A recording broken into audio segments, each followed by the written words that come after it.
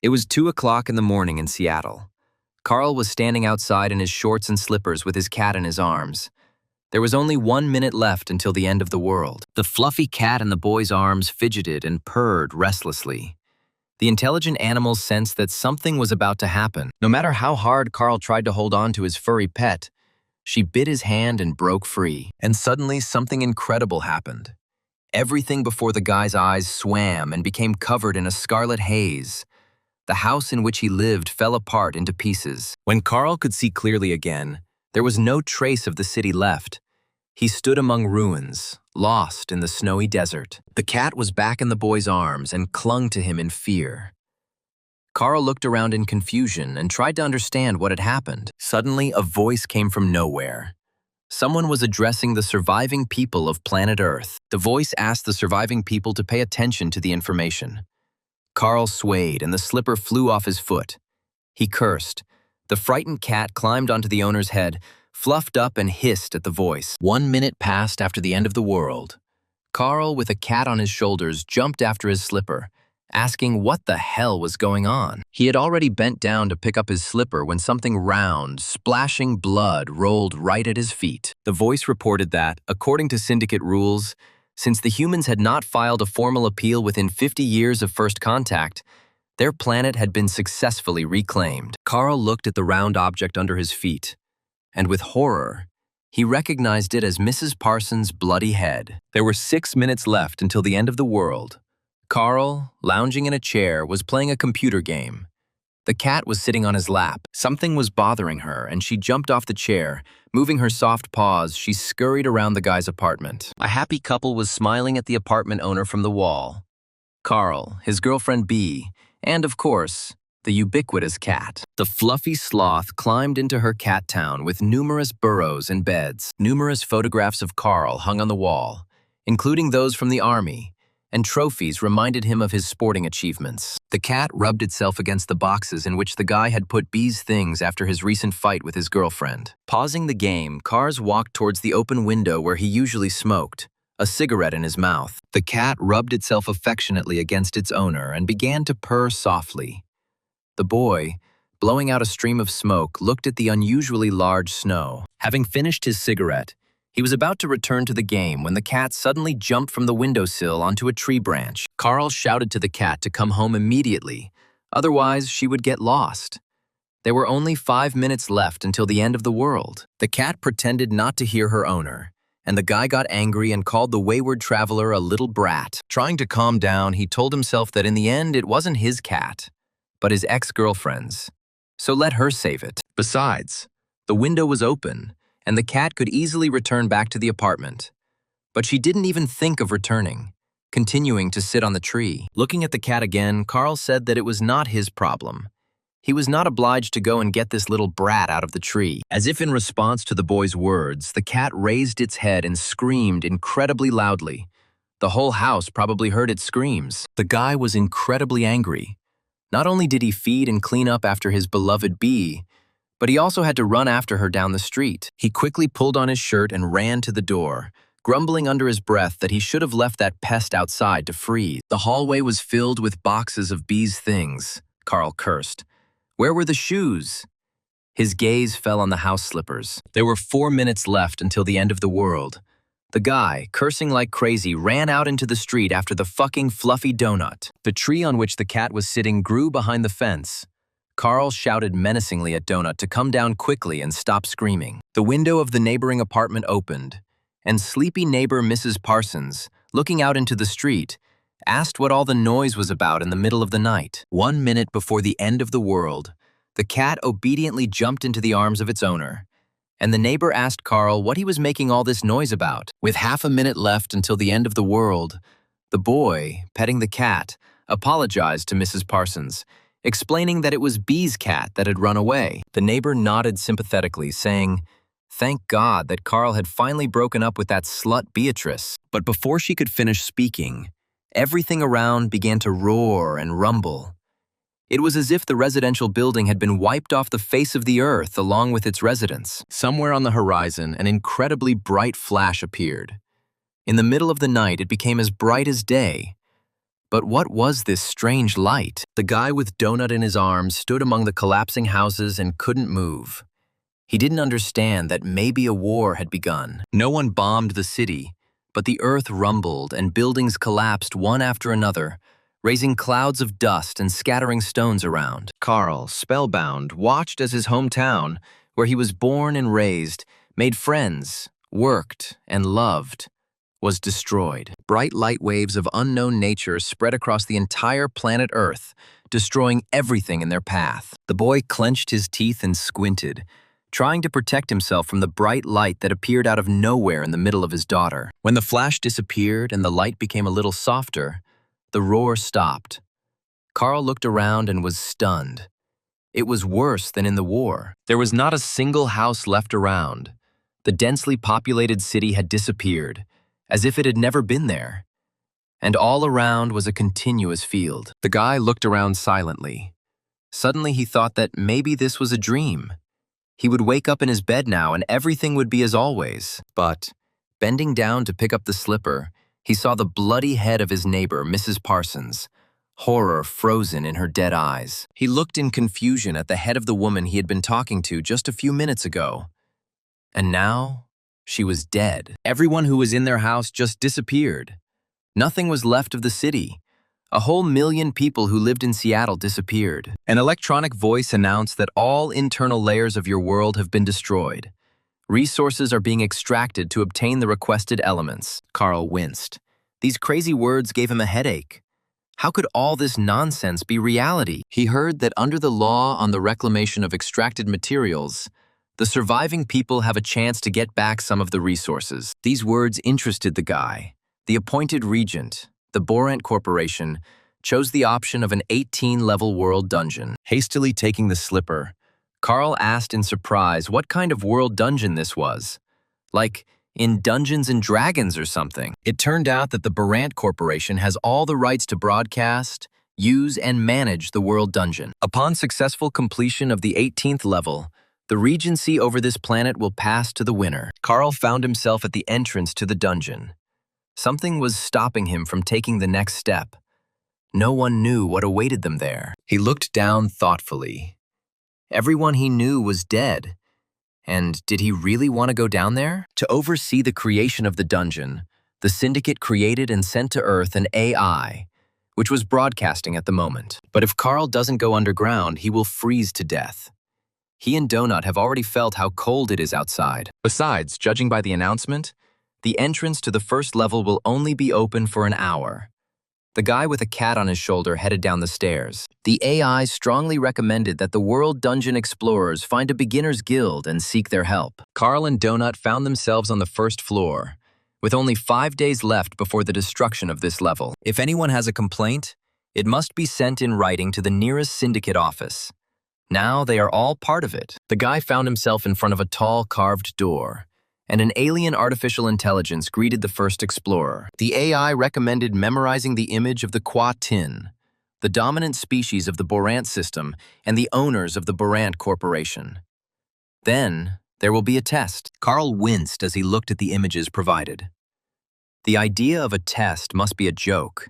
They weren't at school. Just when the guy thought it was a joke, a red cross lit up in the upper right corner, as if Carl was mentally controlling the screen. Soon the screen disappeared.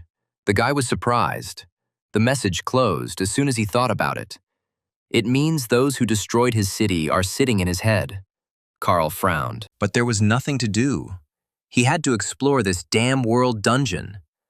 The guy opened the heavy doors and went inside. They found themselves in a long, tiled corridor with a huge number of arches on both sides and torches illuminating the way. Suddenly, Carl's furry companion bit him painfully on the arm, and the boy screamed in surprise and pain. The cat broke free from its owner's arms and ran down the corridor with a speed unexpected for its size, making strange zigzags. Carl, cursing, ran after the fucking nimble donut again.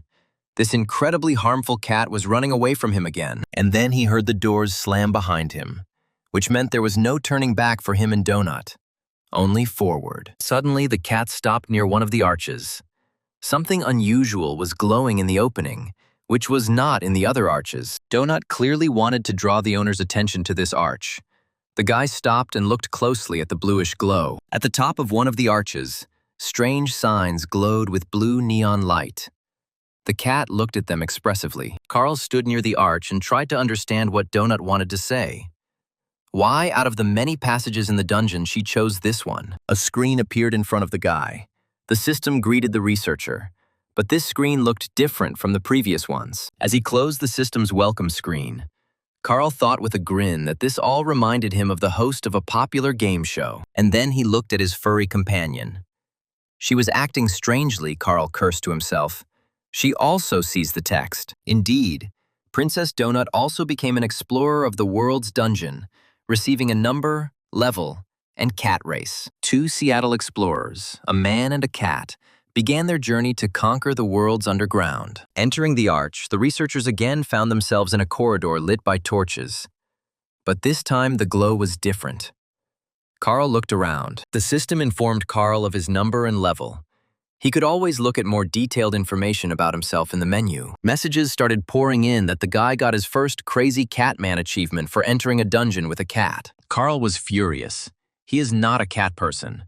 But for his first achievement, he received a bronze pet chest as a reward. Since Carl was the first explorer to enter the dungeon with a cat, he earned the Pioneer Cat Person achievement. As an experienced player, Carl knew very well how important it was to read all the messages at the beginning. So he tried not to miss anything. He was incredibly angry about his cat person status, but for some reason he couldn't close the screen. Perhaps because Donut was also reading the information. The World Dungeon system offered Carl the chance to see the prize he had just received, the legendary pet chest. The guy decided to call up the menu with characteristics, but he continued to receive messages. He was one of the first to enter the dungeon. For being the first of 5,000 surviving people to enter the dungeon, Carl received a silver adventurer's chest. Another achievement he earned was empty pockets for not taking any supplies with him. The reward was a bronze adventurer's chest. The system was surprised why Carl entered the world dungeon without pants. This also turned out to be an achievement. The angry guy shouted that it was enough to make fun of him, but the system gave him a golden chest of clothes for his achievement. Having earned another achievement, hand-to-hand combat, Carl approached the sign that said Beginner's Guild. It looked like he belonged there. For hand-to-hand combat, Carl received a bronze chest of weapons and a silver adventurer's chest. The system was surprised why the guy entered the dungeon without a human companion, since it was safer together. There was no reward for achieving the loner achievement, but the system suddenly reported that Carl was dead. The guy's face lengthened. He had no intention of becoming a corpse in this strange dungeon. Clenching his fists and picking up Donut, Carl walked with a determined step towards the arrow to the Guild of Newbie Explorers. The system cheerfully announced that the guy was dead because he had fallen into an obvious trap. Well, if heaven exists, maybe they'll let him in. A very bright light hit Carl's eyes, which should have blinded him. The guy closed his eyes and turned away. A message came that Carl was about to meet his creator, and a creepy roller with spikes controlled by goblins was heading towards him. The guy swore when he saw the goblins. It turned out that this device was called a goblin kill dozer. The little monsters laughed, their device designed to mow down and chop up naive dungeon explorers. Hugging Donut tighter to himself, Carl ran away from the terrible killer dozer as fast as he could. The small, green, cunning goblins chase the man, hooting and hollering. They lack strength, but they make up for it with pure malice. Having lost both his slippers, Carl ran on his bare feet away from his evil pursuers. But they did not leave him alone, and Donut was to blame. The goblin engineer, a particularly evil incel in the goblin world, having sensed the female, stubbornly sought to catch up with and kill her. Turning into one of the nooks and crannies, the guy asked in confusion if there really were damn goblins here and where they came from. What the hell do aliens look like goblins for? Is this some kind of joke on the inhabitants of planet Earth? The guy was weaving through the corridors, trying to escape the small, harmful monsters that were chasing him and Donut. In one of the corridors, Carl saw a modest door with a sign that the Beginner's Guild was located here, which seemed to be true. This door did not look flashy, but it looked massive and reliable, without any light indicators. Carl started pounding his fists on the door, shouting for someone to open it for them. Donut also scratched at the door and meowed loudly. At this time, a goblin killdozer with monsters on board drove into the corridor following Carl and Donut. The goblin engineer who controlled this hellish device snapped his teeth angrily. They had finally found the escaped researchers. Two goblins, armed with clubs, jumped off the apparatus and headed towards the nimble dungeon explorers. At this time, the guild door opened slightly and a hoarse voice asked with displeasure what he needed. His head was splitting terribly. A large, fluffy ear, similar to Mickey Mouse, appeared in the doorway. It, like a huge locator, was spinning back and forth. Then the researchers saw a furry, whiskered face with a pink nose that was diligently inhaling air. Carl asked, "This is a beginner's guild. Why doesn't he let them in?" The mouse scratched behind his ear and asked in bewilderment, "Is he a researcher or something?" The mouse turned his head and cursed. He didn't even know that the dungeon had opened again, and the goblins were approaching. The little rascals bared their sharp teeth and chuckled, anticipating an easy victory over the novice researchers. Mouse said they used to have a newsletter where they would tell you about everything that was going on, but they shut it down due to lack of budget. After apologizing, the mouse said that Carl was too slow, and that the explorers couldn't be allowed inside while the enemies were too close. "These are the rules of the world dungeon," Carl flared up. "He is the one who is slow." At this time, one of the goblins who had run up attacked the guy, and a stick with a pineapple on the end whistled right past his head. Having dodged the evil dwarf, the researcher asked the mouse to at least tell him how to open the loot boxes that had dropped on him. He replied that the guy had to undergo training, Carl barked. But how could he undergo it if the mouse wouldn't open the door for him? The mouse calmly replied from behind the door that everything that was happening to the guy and his cat was not his problem. Carl cursed.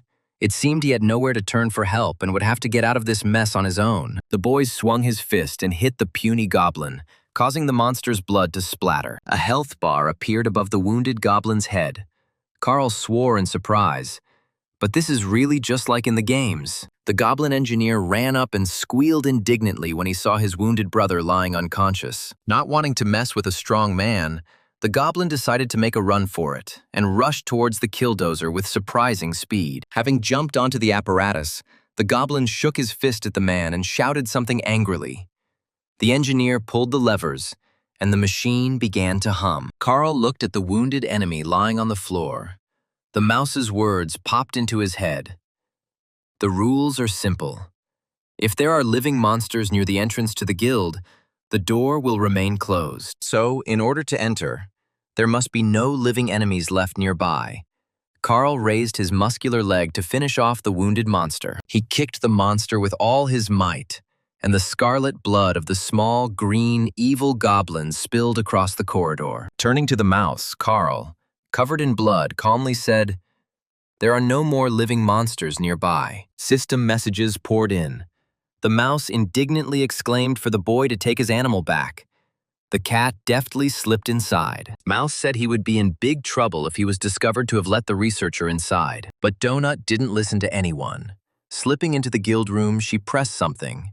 The chain on the door swung and fell. At that moment, a goblin death harvester was roaring down the narrow corridor. The monsters decided to avenge their murdered comrade. Carl instantly jumped inside the room and slammed the door behind him. Another second, and the killdozer would have turned him into mincemeat. The owner of the room was standing on the carpet near the fireplace and snoring discontentedly.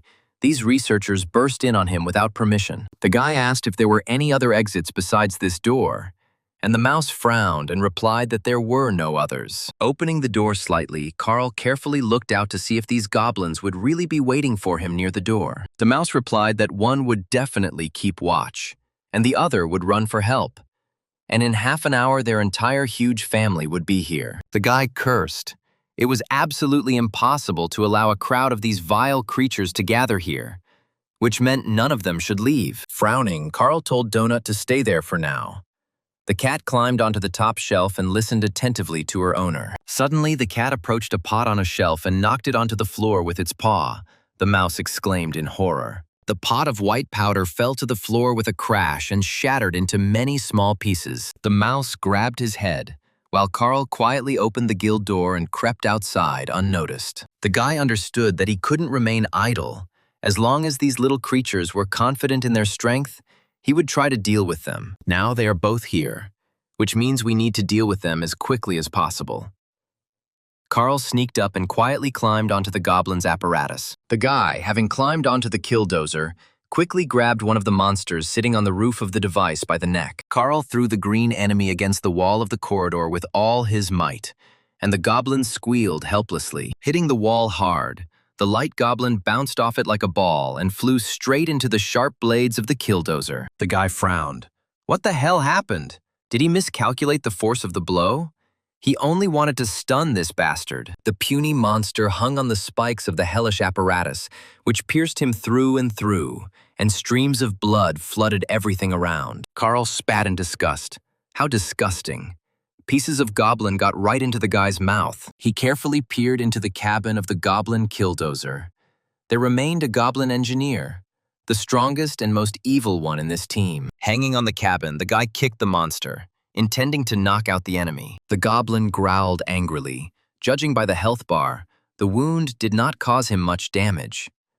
Carl realized that this one was stronger than the others. The guy clenched his fists and dealt the monster several blows to its green face, knocking out sharp teeth and causing goblin blood to splatter. The metal ladle that served as a kind of helmet for the monster flew off the goblin engineer's head. Carl hit the enemy several times with a metal ladle, because he didn't have any other weapon yet. The blows he received sent the goblin engineer flying out of the killdozer's cabin and landing on the flagstone floor. The monster sat down on the floor and clutched his bruised head.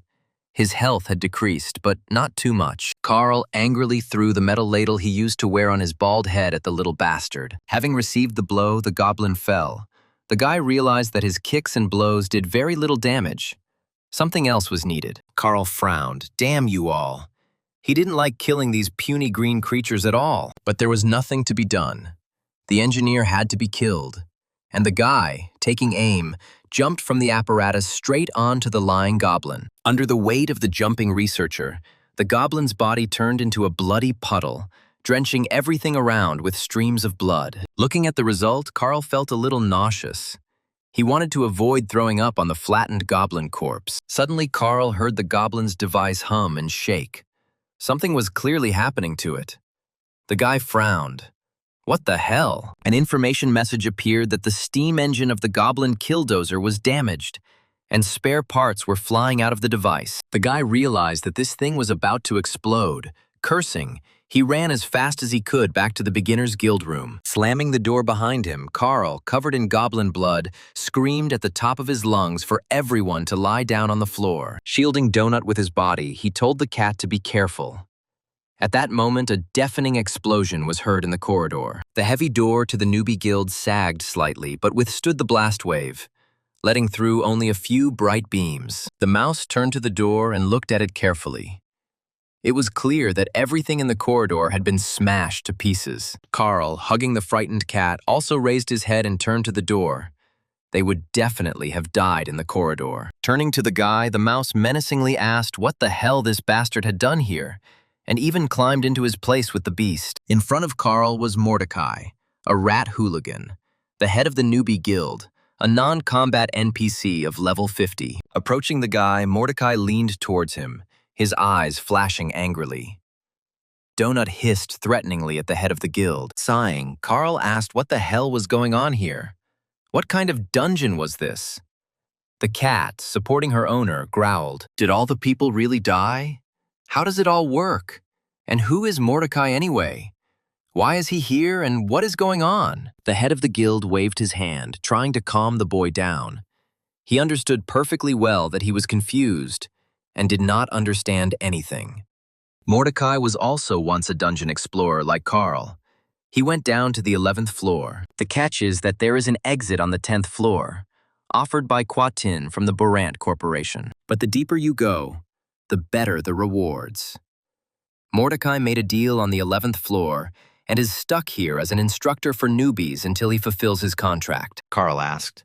So Mordecai is an alien. They are all here from another world. Then how does the dungeon know about incels and other things? The guy frowned angrily. He still couldn't understand what the hell was going on here. Mordecai shook his head. This was the 7th or 8th world inhabited by people, And every time it was the same. The guild leader sadly lowered his head and sighed. People always want an answer to the question why. The mouse asked the boy if he couldn't just accept the circumstances that had happened and move on. Carl's eyes widened in surprise. Could this really be far from the first world inhabited by people? But how is this possible? Mordecai realized that he had shocked the newcomer with unnecessary information and waved his clawed hand in a conciliatory manner and moved a chair closer. The mouse invited the guy to sit down too. Now he would briefly explain to him what was happening here, where and why he had ended up. The first thing Carl needs to understand is that his world is ending. Mordecai knows it sucks, but it's true. Once upon a time in his world, Mordecai was a sky-winged man, and he sighed as he picked up an old photograph in a massive round frame. He showed the photo to the guy, saying that he looked something like this, only more handsome.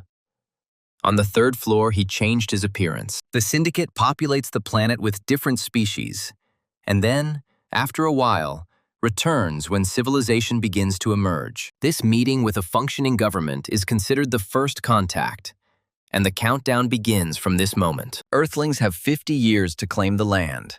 Otherwise, legal mining begins. The Borat Corporation is buying up mineral rights on the planet. They have bought a huge number of worlds, and now it's Earth's turn. Carl remembered.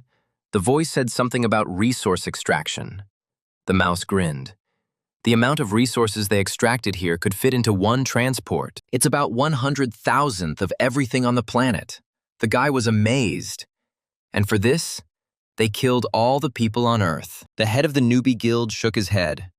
That's not true. In fact, the syndicate needs the planet's inhabitants. Now, this entire planet is dotted with passages into the world's underground, and a huge number of people have already entered them. By entering these passages, people become new participants in a bloody and exciting adventure show. It's the most popular show in the entire universe, watched by billions, and astronomical amounts of money are involved. With the capture of another planet, a new season of this super popular show begins, in which newcomers fight for their lives. Residents of many worlds are glued to their screens, placing bets, arguing, discussing what is happening, and writing comments. And so the new season of the show, called The World of Explorers of the World Underground, Planet Earth, has begun. The guy was stunned. So this was all a show or something, and these goblins couldn't do him any harm. Mordecai objected. No, the guy could die. What fun would there be if the participants were not in any danger? The guildmaster's eyes flashed, and he reminded them that the death of the show's participants was the ultimate entertainment. It has always been this way, and it always will be this way. Doesn't history confirm this? In all civilizations, living beings loved mortal combat. Okay, it wasn't Mordecai's job to explain everything. He suggested they start teaching him how to explore the dungeon. The mouse clicked with the boys, and a screen appeared in front of the guy, giving the participant access to the researcher's menu. Donut waved her paw. Apparently, her personal explorer menu had opened in front of her too. Mordecai explained to Carl that this was his display where he could find all the information he needed. Now the instructor advised the newbie to enlarge his mini-map, where he saw himself, Donut, and the guildmaster. You can also view your menu, where the researcher can see their characteristics and system notifications. Carl looked at his stats. Strength 6, Intelligence 3, Constitution 5, Dexterity 5, Charisma 4. The guy indignantly asked the guildmaster why his intelligence was so low. But Mordecai just waved his hand in response. Intelligence is responsible for the power of spells. For an ordinary person, all characteristics range from 3 to 5, and his strength is 6, which is very good. The next screen is the rating. This is the most important menu in the game. Carl's life will depend on these numbers. The guy opened the rating menu. Now all the values there were equal to 0. Mordecai, seeing Carl's sour face, calmed him down. Spectators cannot access the first floor. But after hunting season begins, the best loot can be obtained from sponsors. If a lot of people look at the guy, then many companies will want to become his sponsors. They will add their advertising to Carl's stream. So the more sponsors he has, the more loot he gets. Borat Corporation will be airing a short highlight reel in about 30 hours. Getting into this cut is tantamount to winning the lottery. In this case, You will literally drown in views. So Carl needs to stand out to be noticed among the many other participants. He can't just kill someone, turn around and leave. No, he has to kill stylishly, brightly, excitingly. During his research, Mordecai managed to accumulate almost 30 million subscribers and 4 sponsors, which is how he survived. Speaking of loot, the newbie guildmaster has activated Carl's inventory system, and he can see everything he's dropped. This season, Barant decided to change the system a little. The guy can hold anything he can lift for 4 seconds, although any living thing he tries to stuff in there will die. So it's definitely not possible to hide a cat there. Suddenly, Mordecai hit himself on the head and cursed loudly. He discovered one very important thing on the Seeker. Carl, who didn't understand anything, covered Donut with his hands and looked at the guildmaster in confusion, asking what was going on. Mordecai exclaimed, "Carl has a legendary pet box. There could be some very interesting items in there." The guildmaster asked the guy why he didn't say anything about it right away. Carl grimaced slightly. He hadn't even realized that it was important. The guy had a desire to hit Mordecai, but he was already level 50, and Carl had recently almost died from a level 3 goblin. The mouse shook his head. Legendary boxing, and almost immediately as soon as he entered the dungeon.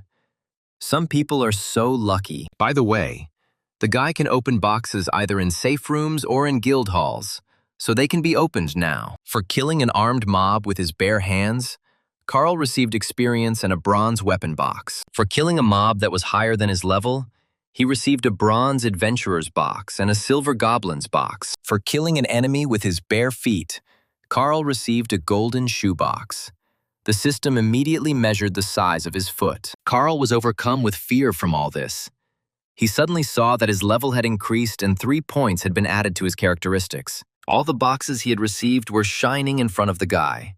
Mordecai said that as soon as he opened one, all the others would open too. The guildmaster smiled. So the guy doesn't have to choose which of the 10 boxes to open first. He can open any one. Carl's desire to hit his mentor grew stronger. He didn't want to take part in this show and entertain the universe. For now, he decided to open these damn boxes and see if there was anything useful in them. And then he would figure out what to do next. First, he opened the pet's bronze box, and 2 packages flew out. One for treatment, the other with food. So now Carl could heal the cat 10 times and feed her pet cookies the same number of times. The next box contained 2 healing potions to improve health and heal wounds, and regular fingerless gloves. There was also a heavy toad club lying there, suitable as a very primitive weapon, but it would do for a start. In addition, the chest contained a forged poker with a pointed end, which could be used as a short spear. The next chest contained a similar set, and the researcher methodically placed the items he had received into his inventory. The chests opened one after another, revealing the useful and not so useful things inside. Now Carl's inventory contains 2 poison antidotes, 100 explorer's cookies, 20 torches, and other small items. The guy sorted out all the necessary supplies and put them in storage. It was still unclear what awaited him ahead. At least the health potions will definitely come in handy. You never know who else they might meet. And they'll need cat food too. The next box contained a supply of arsonist explosive agent, consisting of 5 sticks of dynamite and a regular gas lighter. One of the items received turned out to be quite peculiar. It was a goblin pass. It was placed on the forearm in the form of a tattoo, which could only be hidden with a special concealing sleeve. This pass resets goblin hostility and allows passage through goblin-controlled territories.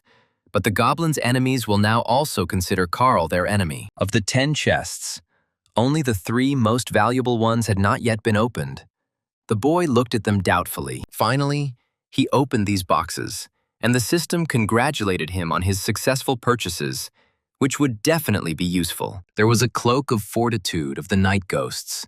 It improved constitution, gave resistance to poison and ice attacks, and also improved armor. Carl also got an enchanted troll skin t-shirt that protects against blows, and an enchanted skunk ring for his leg. The guy immediately put the most valuable things on himself. It all looked pretty funny. All that was left was to open the legendary pet box, and both Carl and Donut looked with interest at the beautiful chest. And finally, a glow came from the box.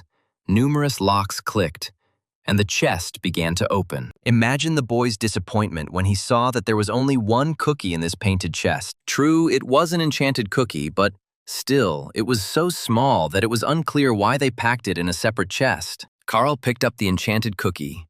It was a little bigger than his fingernail.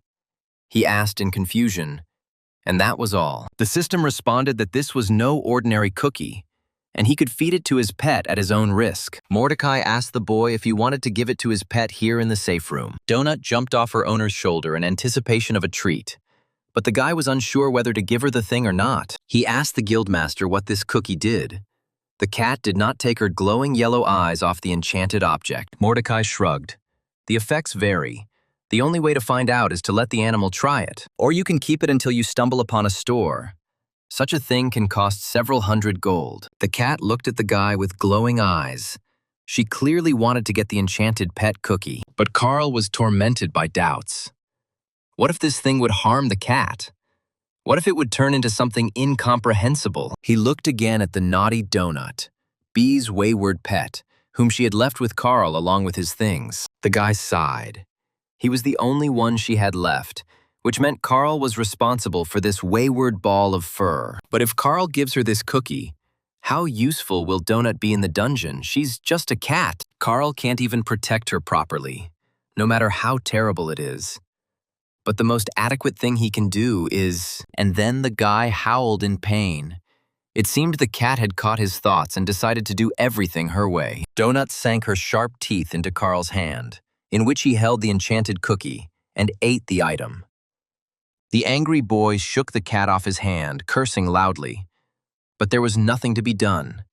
The cookie had already been eaten. Donut, somersaulting in the air, purred contentedly.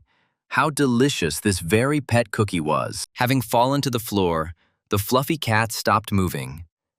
Now she looked more like a rug in the hallway. Carl looked in surprise at what the cat had turned into after swallowing the magic item. Had she really died? He called out Donut's name loudly, but Mordecai took the boy's hand and told him that he needed to wait a little. But Carl, his eyes flashing, yelled what the hell had happened to his cat. What did it all mean? And could it all be fixed? Mordecai explained that the transformation was happening, but it was definitely not bad. Otherwise, the guild would have teleported her out of here immediately. Nothing can harm an explorer or NPC in the newbie guild or safe room. These are the rules of the dungeon. Then Carl and Mordecai saw a hologram of the executive producer. He greeted the explorers and reported that the dungeon was sealed. Almost 13 million human explorers passed through the gate and entered the dungeon. Carl was surprised. So few. The producer added, however, that this number has already been reduced to 10 million people. Also, the entrance to the second floor won't open until the introductory episode of the Dungeon Explorers World program begins, which will happen in about 30 Earth hours. On behalf of Barant Cascadia Corporation, the showrunner thanked everyone for their participation and wished them good luck and happy exploration. The guy sadly lowered his head, which meant that out of all the humanity on the planet, only 10 million people survived. Suddenly, Carl heard someone behind him say that if he really wanted to show everyone his coat, then perhaps he should put on his pants first. Turning around, he saw in horror that Donut was telling him that he couldn't understand why Miss Beatrice had chosen him in the first place. Carl frowned. Such speech always irritated him, especially since the tone was too similar to his ex-girlfriend Beatrice. His cat was alive and well, sitting near the door, looking at Carl with slight disdain. The guy's face lengthened. He swore loudly and dirty and asked why Donut was now speaking like a human. The cat remembered her former life in the apartment with her beloved owner, the beautiful Beatrice, and her strongman boyfriend, Carl. She constantly listened to the senseless conversations of her people. Carl, passing by the sofa, constantly stroked her. Donut loved to sit on the soft sofa and watch movies on the big TV while people chatted about all sorts of nonsense. And yet it was a calm and happy time. The cat sighed.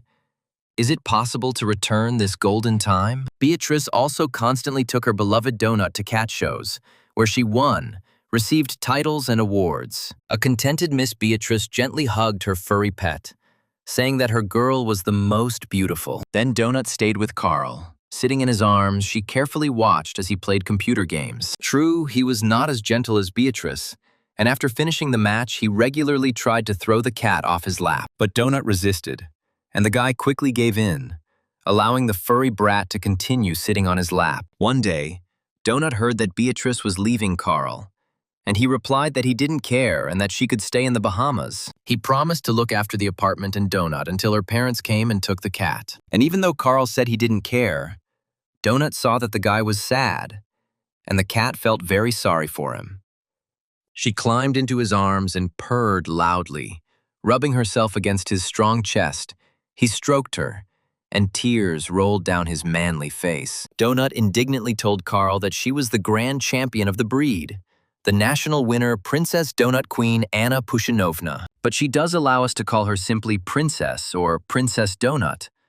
Mordecai and Carl looked at the cat in bewilderment. After thinking for a moment, the cat added that in front of members of high society, she must be called by her full name and with her titles. Donut looked closely at the guy, apparently trying to figure out whether he understood her statement or not. Since no one objected to her, but everyone was looking at her attentively, she added that they would agree on Princess Donut. Mordecai's mouth dropped open in surprise as he looked at this unusual dungeon explorer he hadn't taken into account. Unexpectedly, the guildmaster burst out laughing, suggesting that Carl look at the characteristics of his furry companion. The guy opened his menu and found the Squad tab, where he and Donut were listed, and looked at her characteristics. The cat's strength and intelligence were each 11 points, physique 2, dexterity 8, and charisma 25. In addition, she had buffs for accelerated growth and charisma.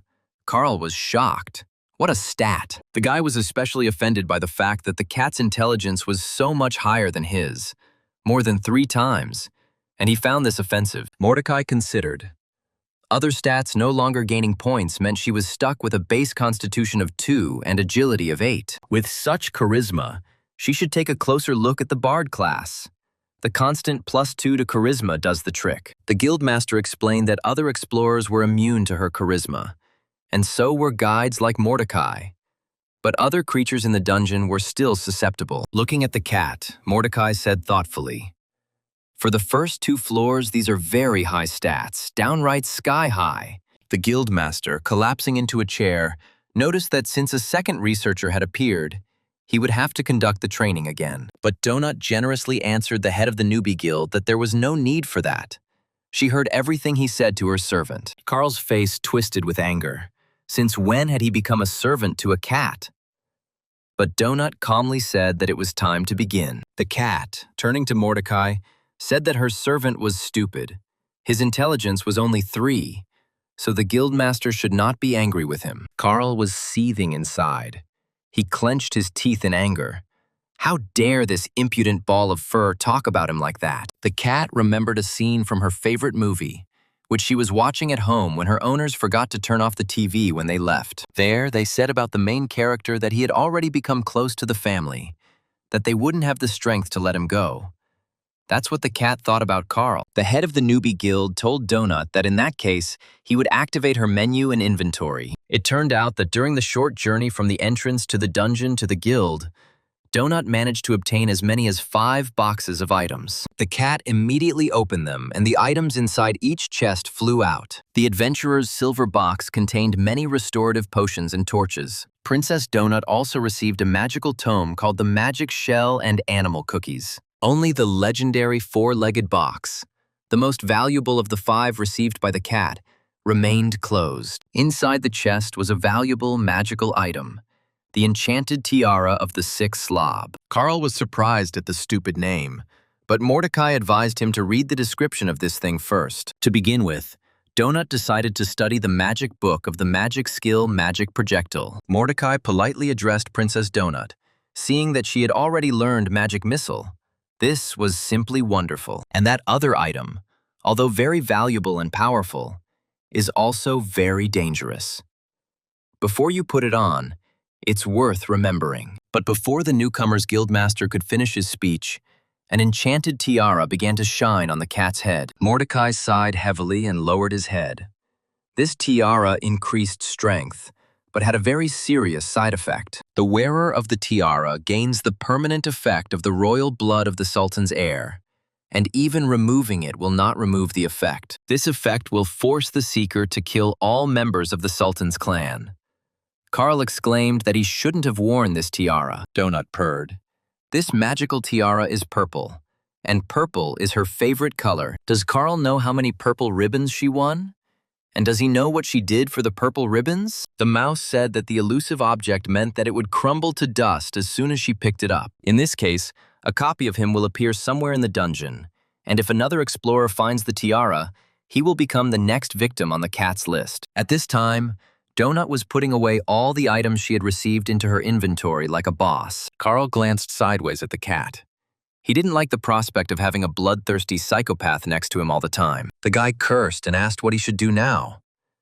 Donut calmly answered instead of the guildmaster. Everything couldn't be clearer. Stretching, she told Carl to help her reach level 18 so she could leave this godforsaken place. The system reported that Donut had named the squad Princess Donut's Royal Retinue and changed Carl's title to Royal Guard. The guy shuddered. Was this serious? Mordecai explained that she had the best stats in the squad, so she was appointed leader. The cat congratulated Carl.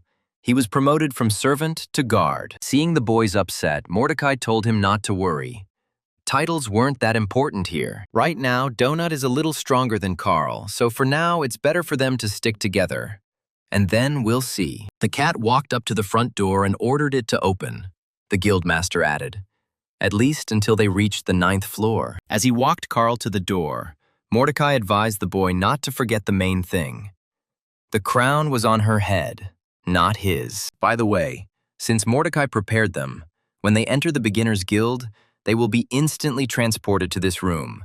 So if they have any questions, he will always help them. Carl nodded his head in agreement and wished Mordecai luck with his damn contract, or whatever he had with that corporation. The guildmaster lowered his large, round ears and frowned.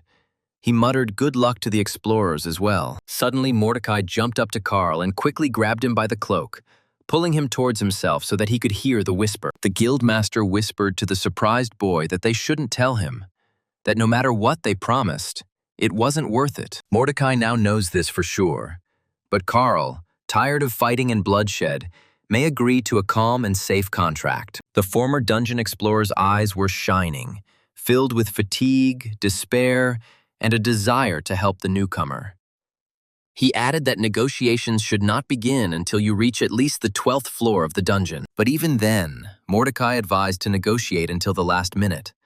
Carl looked at the guildmaster in surprise, wondering what was wrong with him. Mouse let go of Carl's cloak and, slightly pushing the researcher away from the guild door, told him once again to remember this. The puzzled boy took a couple of steps away from the heavy door behind which he and Donut had taken refuge at the dangerous moment. Mordecai slammed the door, and now he and the cat had to continue their journey on their own. Carl remembered what the guildmaster had just whispered to him, but the guy didn't immediately understand what he was talking about. It seemed that Mordecai wanted to say that death was better than agreeing to the proposals on the 10th and 11th floors. The guy lowered his head.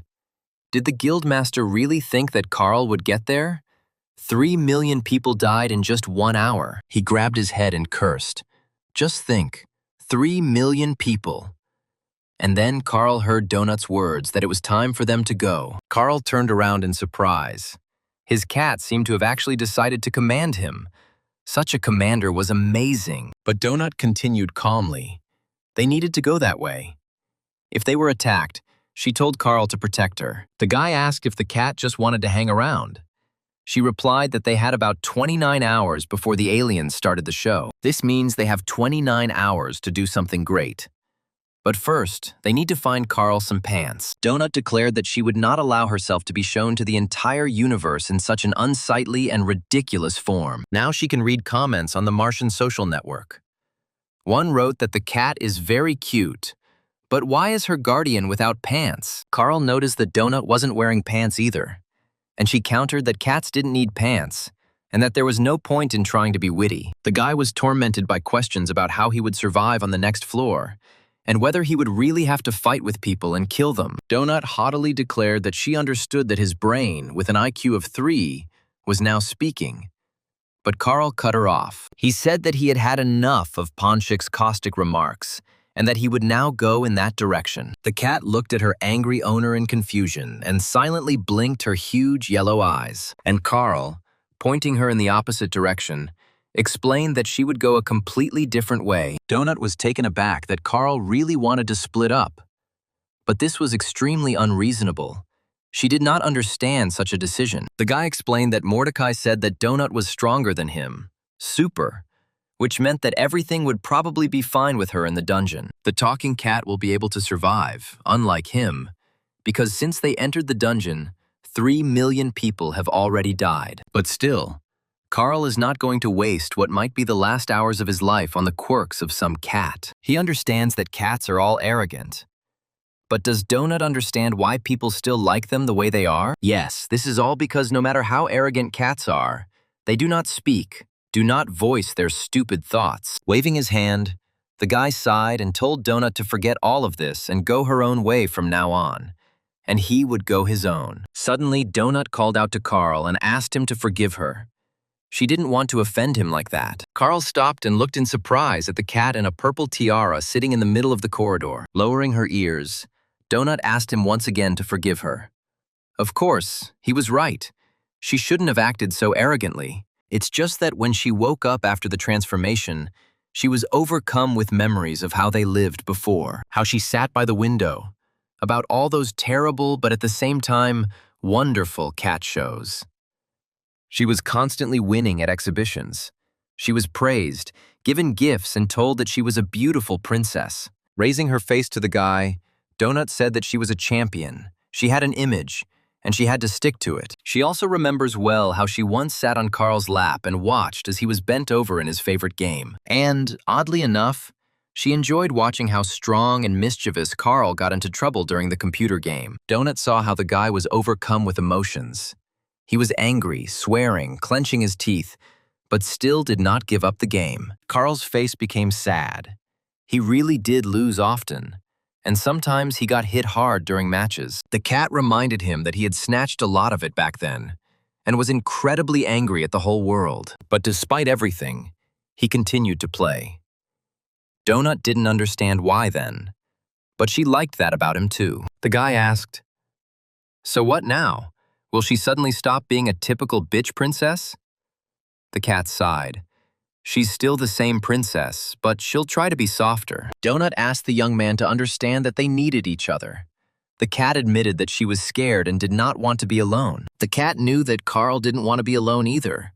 And the guy asked her in bewilderment what she was talking about. Donut jumped onto the guy's shoulders and gently rubbed herself against his head. Carl gasped in confusion. She recalled that on the day the road was cleared, he could have taken her to Beatrice's parents.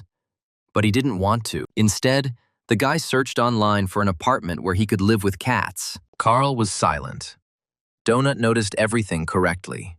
He was surprised at how smart and observant this little animal was. The cat purred quietly, almost in the guy's ear, and then she realized that he wanted to kidnap her. The guy tried to deny it, embarrassed, but he knew that this is exactly what he was actually doing at the time. Donut whispered in Carl's ear, "It wouldn't have worked.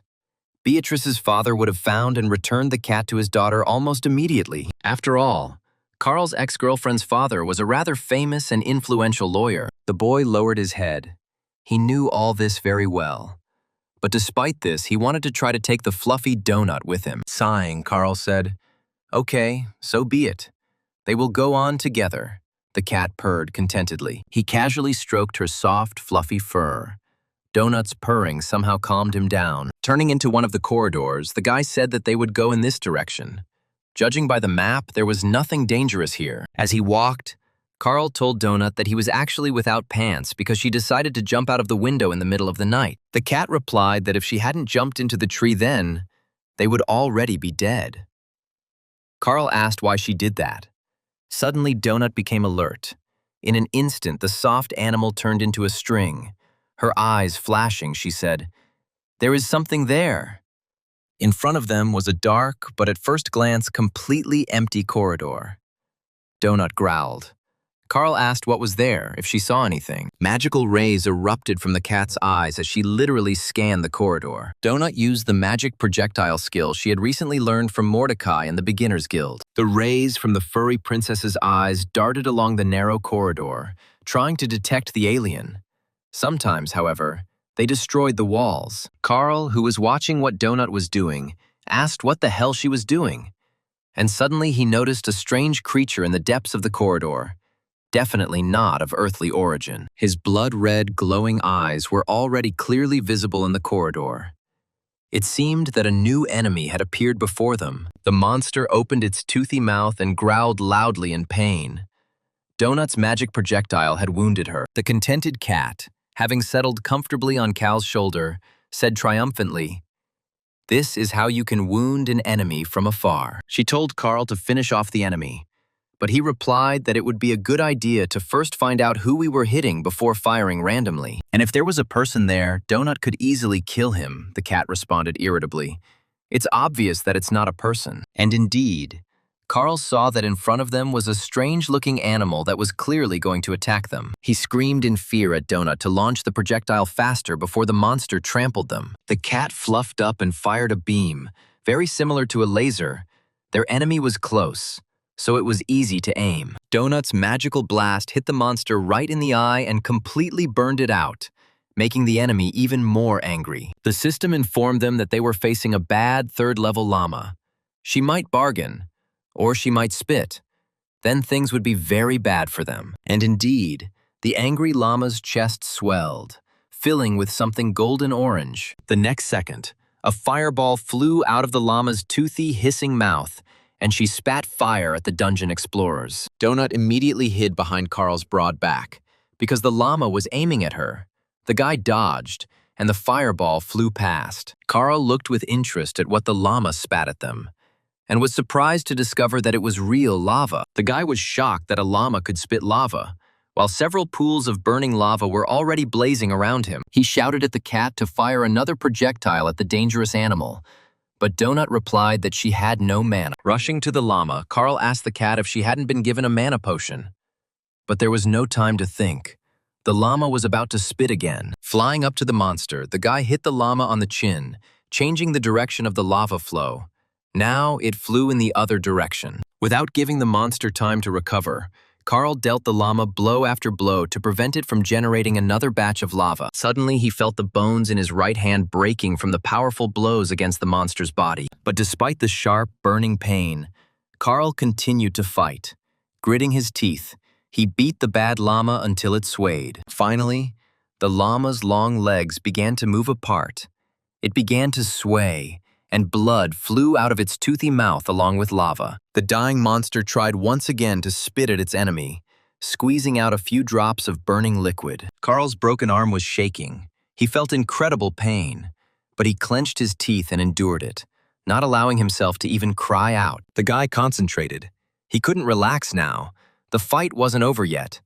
The llama was wounded but still alive.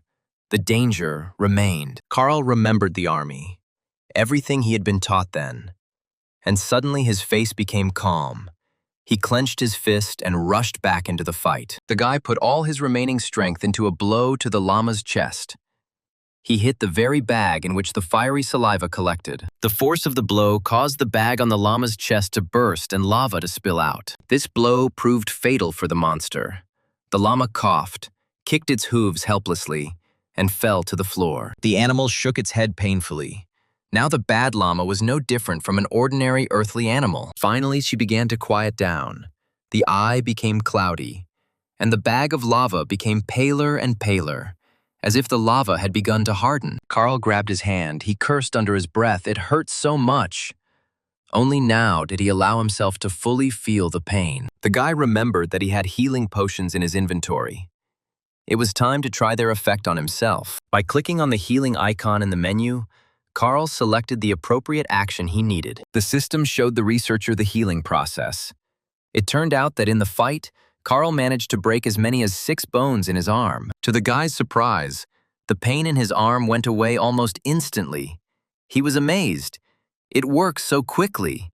But how is that possible? Donut ran up to her wounded companion and worriedly placed her soft paws on his broken arm. She said how careless Carl was. It was bad. He shouldn't allow himself to get hurt like that in every skirmish. The guy was outraged. What a fight! This thing was spitting lava. They need to be more careful, otherwise they will die very quickly. Donut approached the dead llama. She thoughtfully said that what they really need is to raise their levels. The cat opened her inventory and replenished her food supplies with the meat of the killed animal, as well as the fluffy skin of a llama. A satisfied Donut informed her companion that she had dealt 71% damage, so she should be the first to loot. The fluffy princess waved her tail, and on the floor of the corridor lay the already skinned carcass of a llama, and part of the meat was cut off. Having taken all the most valuable things, Donut turned to Carl and said that now it was his turn to replenish supplies. The system told Carl that he could get 1 piece of raw steak and 2 packets of low-grade amphetamine. The guy moved all of this into his inventory without much enthusiasm. He didn't like the fact that Donut had won the victory over the llama. The cat jumped up and down with joy, exclaiming that she had made new achievements after defeating the bad llama. For killing a mob that was higher than her level, the cat received a bronze adventurer's box and experience to level up. For using the magic projectile and hitting the target, Donut received a bronze magic box as a reward. Having received the awards, the cat happily trotted forward, purring. She must admit, the awards really inspire her. However, the wide halls did not seem like a good place for movement or fighting to Donut, and she ducked into one of the side corridors. Seeing the cat run forward, Carl shouted at Donut to stop. But she didn't listen. The guy ran after her, fearing that she would unexpectedly encounter some powerful monster in the back alleys. He saw the tip of his wayward pet's fluffy tail flash around the next corner. Carl shouted to the cat again not to run far. It could be very dangerous. It was unknown who else was wandering around here. Suddenly, Carl heard someone calling for help. It was clearly a human voice.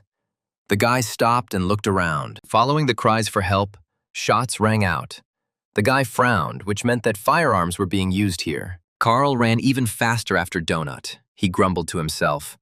And where was this stupid cat rushing headlong? In one of the corridors, Carl saw his cat ahead, walking slowly on its short legs. In a few jumps, the boy found himself next to the cat and quickly grabbed her small, furry body. Lifting her from the floor, he grumbled, "Why did she run away if she herself wanted them to go together? What kind of willfulness?" Donut frowned and said that grabbing the princess like that was the highest degree of humiliation. But she would forgive Carl. He told his fellow traveler that they did not know who or what awaited them ahead, and asked her not to run away headlong anymore. The cat jumped onto her guard's shoulder again, and he added that running through the corridors alone was very dangerous. Suddenly, they saw a disgusting creature crawling into the corridor, looking like a giant house cockroach. Seeing a person, the huge insect hissed. It turned out to be a first-level sprinkler. For it, people are disgusting insects. Donut immediately climbed onto Carl's head and hissed, "What a disgusting thing!" The cat asked her guardian to kill the cockroach. Heading towards the insect, Carl told Donut that she could have simply charged it with magic, and that was it. The guy stomped on the nasty sprinkler, and the insect shattered into tiny pieces, covering everything around with green liquid. In fact, this abomination was not only disgusting, but also dangerous. But the cloak on Carl's shoulders gave him immunity to the poison. Looking at the green puddle, Donut snorted contemptuously, and Carl said with disgust that a cockroach of any size is disgusting. Donut happily exclaimed that she received experience for killing the cockroach. Carl was indignant, but she did nothing. The cat, smiling contentedly, declared that she had led the operation to destroy the nasty sprinkler. She was very pleased that her efforts were appreciated by the organizers of the Universal Show. And then Donut fell silent in surprise, her gaze falling on a sign that she had never expected to see in the dungeon. Carl was also very surprised to see a door in front of him and a sign next to it for a men's restroom, the kind you usually see in public places. The guy, dumbfounded, asked why the hell there were toilets in the dungeon. Or was this another trap for researchers? They stopped near a door with a sign indicating a toilet. Carl scratched the back of his head in confusion. Donut, jumping off her guard's head, exclaimed, "Oh, great, I need to pee." The guy tried to stop the cat. The fluffy princess ordered the door to open. In the toilet room, there was a large cat litter tray filled with filler. The contented cat jumped into the litter box. Carl didn't understand what the hell was going on here. The guy didn't want to watch the princess do her natural cat thing. He slammed the door and decided to wait for his companion outside, hoping that nothing terrible would happen to her in the toilet. Soon, a characteristic scratching sound was heard behind the door, which Carl had heard more than once at home, after which the door opened. Donut jumped out of the restroom, smiling blissfully and shaking the stuck litter off her paws. She told Carl that it was his turn now, and the boy imagined himself with horror sitting in the cat litter box. He shook his head. No, this definitely doesn't suit him. He hasn't used a litter box yet. And anyway, why is there a toilet room with a cat lock in the dungeon? Are there crowds of cats walking around here? But as soon as Carl opened the same door, instead of a tray, he saw an ordinary toilet and paper. He asked where the sink and soap were, how they should wash their hands. The guy shook his head, wondering why the room had changed so much. If it was because he was the one who opened the door. Coming out of the toilet, Carl thoughtfully repeated that he didn't understand anything. But then Donut exclaimed that they were being attacked by monsters. Indeed, a large guardian of a 4th-level sprinkler brood with smaller cockroaches was approaching them. The cat noticed that this cockroach was healthy. She was perplexed. And why make these disgusting bugs even bigger? Like its smaller brethren, the guardian is a giant cockroach that wants only one thing: to kill a person. Unlike its smaller brethren, it is dangerous. Carl pushed off the floor and rushed towards the monsters, hoping to catch them off guard and prevent them from attacking the researchers themselves. Donut, realizing that this opponent was stronger, fired her magic charge at him. This time, Donut and Carl attacked the monsters together, the cat shooting magical bolts at them, and the guy kicking them mercilessly. The cockroaches didn't seem to expect that the dungeon explorers would attack them first, and even kick them. However, the enemies remained unharmed. The cat asked if Carl wanted her to pop a mana potion and hit the cockroach again, but the guy replied, "No need." He quickly opened his inventory and pulled out a toad club. Armed, he told Donut that he would deal with the guardian of the sprinkler brood himself. It was a cockroach, just a big one. Carl hit the nasty monster on the small head with his club as hard as he could. There was a ringing sound, but the cockroach was safe and sound. Judging by the health bar that appeared above the monster's head, the guy did practically no damage to the guard. This result puzzled Carl. He never expected that this nasty insect would have such thick and durable skin. The donut on the guy's shoulder frowned, because her magical blows also did not cause any damage to this abomination. But the cockroach, having received a blow to the head with a club, became seriously angry and hissed threateningly at the person. Carl was at a loss as to how to deal with this armored cockroach, so he quickly took a metal poker out of his inventory. The guy poked the sharp end of the weapon into the cockroach's head, but it responded by hitting Carl's weapon with its small head. The insect's blow caused the poker to bend, jingle, and, springing back, fly off in an unknown direction. Carl got angry and, running up to the huge cockroach, hit it on the head with all his might with his bare foot with the ring on his finger. To his surprise, the blow blew off the sprinkler guard's head. Green liquid flowed out of him, and the giant cockroach was dead. The system congratulated Carl on his new skill, Leg Soldier, which added 10% to the damage of his kicks. The dungeon explorers went further, and surprisingly, they came across a toilet again. But this time, it was a paid one. Carl read the sign that the corporation was a private company and was not obligated to provide free toilets to everyone. The guy opened the door of another toilet and looked inside with curiosity. He had a feeling that he had been here before. Having closed the door, he chuckled in confusion. In fact, everything here seemed rather strange to him. But what did the toilet have to do with it? As soon as they emerged from another toilet, they were again attacked by giant cockroaches, and the researchers fought back together. It seemed that all the doors in this corridor led to toilets, and the signs on the toilets were written in a variety of languages. They even found a toilet door with hieroglyphs. Carl was amazed at how thoughtful the organizers of this show were. Above one of the doors, there was a sign that this was the hall of the Beginners Guild. Carl knew that if he opened it, he would end up with Mordecai. Another door stood out in a bright scarlet color. It turned out to be a special toilet for shepherdesses. The guy opened one of the next toilet doors again, and it turned out to be the same thing as in the very first toilet. He opened another one, this time with hieroglyphs. And again, it was exactly the same as what was in the first toilet they visited. Opening the door to the newbie guild, Carl saw a familiar room with a large fireplace and the guildmaster Mordecai standing there. The dungeon explorer looked into another toilet and saw the same thing again. And then he realized that his guess was probably correct. Donut asked Carl if he really didn't want to go to the toilet, and he responded by asking why there were so many toilets here. The guy activated his minimap and looked at the corridor they were in. There were toilets everywhere. Carl said that every door to the newbie guild leads him to Mordecai's room, and it might be the same with the toilets. He tore off a piece of toilet paper and hung it on the toilet to check whether all the toilets led to the same toilet. Having closed the door of the toilet he had marked, Carl walked on, eager to check if he had understood correctly. He was curious how the aliens were able to program all of this like that. Perhaps their physical laws worked differently. Opening the door of the next toilet, Carl saw a piece of toilet paper, so it was the same toilet, although he still didn't understand what it gave him. The guy closed the door and thought, Donut, looking worriedly at her guard, told Carl that she was worried about him. The cat narrowed his big yellow eyes. His obsession with toilets was clearly unhealthy. It would be better if he squashed cockroaches again.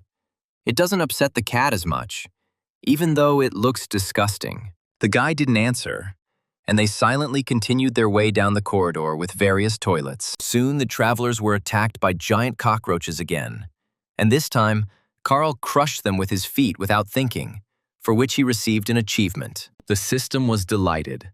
Carl kills with his feet. With his bare, beautiful human feet, he places his bare foot on a living creature and presses with all his passion until it dies. The guy read these comments and was shaking with anger and disgust. His legs were already covered in green slime from the cockroaches, and the cockroaches kept growing in number. And since there was no other way to kill them, Carl had to crush the vile creatures with his feet. The amount of pressure Carl can apply to enemies with his bare foot increases by 10% with each skill level. Donut said thoughtfully that they probably wouldn't buy Carl shoes. His bare feet worked much more efficiently, but the guy didn't agree with the cat. They would buy him shoes, and as soon as possible. He was already fed up with these comments about bare feet. The cat pointed out to her companion that the show's organizers seemed to like him just the way he was. Well, or at least they like Carl's legs, which he uses so skillfully to kill his opponents. Ponchik was sure that this sympathy should be taken advantage of. If the organizers liked them, perhaps it would be easier for them. Carl understood that there was some truth in Donut's words, and perhaps that was what he should do. But it was very unpleasant for him. The cat objected. He was wrong. Being eaten by a bad llama. That was really unpleasant. And the rest was bullshit. Jumping into the guy's arms, Donut purred that Carl was probably just very tired, which is why he thought so. Once he gets some sleep, all these jokes about bare legs and the like will seem like nonsense to him, because they didn't sleep all night. Carl thought, God, it's not even morning yet, but it feels like several days have already passed in this damn dungeon. He told Donut that they needed to find one of those safe rooms Mordecai had told him about and get some rest. Perhaps in this room, they will also get more answers about where they ended up, what awaits them, and how best to behave. Soon the guy found what they were looking for. Donut was delighted. She asked her companion what this magical place was. The cat's eyes sparkled, she exclaimed happily, and squirmed in Carl's arms, clearly eager to explore the room. The boy let go of Donut, and she rushed towards her intended target, her fluffy tail flashing among the tables and chairs. Leaning against the glass wall, she exclaimed, "This is the biggest cat tree house she has ever seen." Having opened the door, the cat jumped around the structure with joyful squeals, rolled around, and hit the toys with her paws. Carl looked around. It looked like he could eat here in peace. Besides, there were several screens hanging on the wall that looked like televisions. The guy walked up to the bar counter. There was someone there, but only the owner's hat was visible from behind the counter. Carl leaned over and looked behind the counter. A stocky gnome stood there, looking intently at the guest with large, sad eyes. The guy greeted Tally, the keeper of this safe room, a non-combat NPC of level 63. Tally looked sullenly first at the guy, then at the frolicking cat, then asked Carl if they wanted to eat. Carl smiled. What? Tally is inviting them. Maybe there is some kind of menu here. He is new here and doesn't know anything yet. Tully knows the guy is new because the dungeon just opened. but it opened without warning. So Tully didn't have time to prepare. But he can cook food for a human explorer, but not for a cat. But he has milk.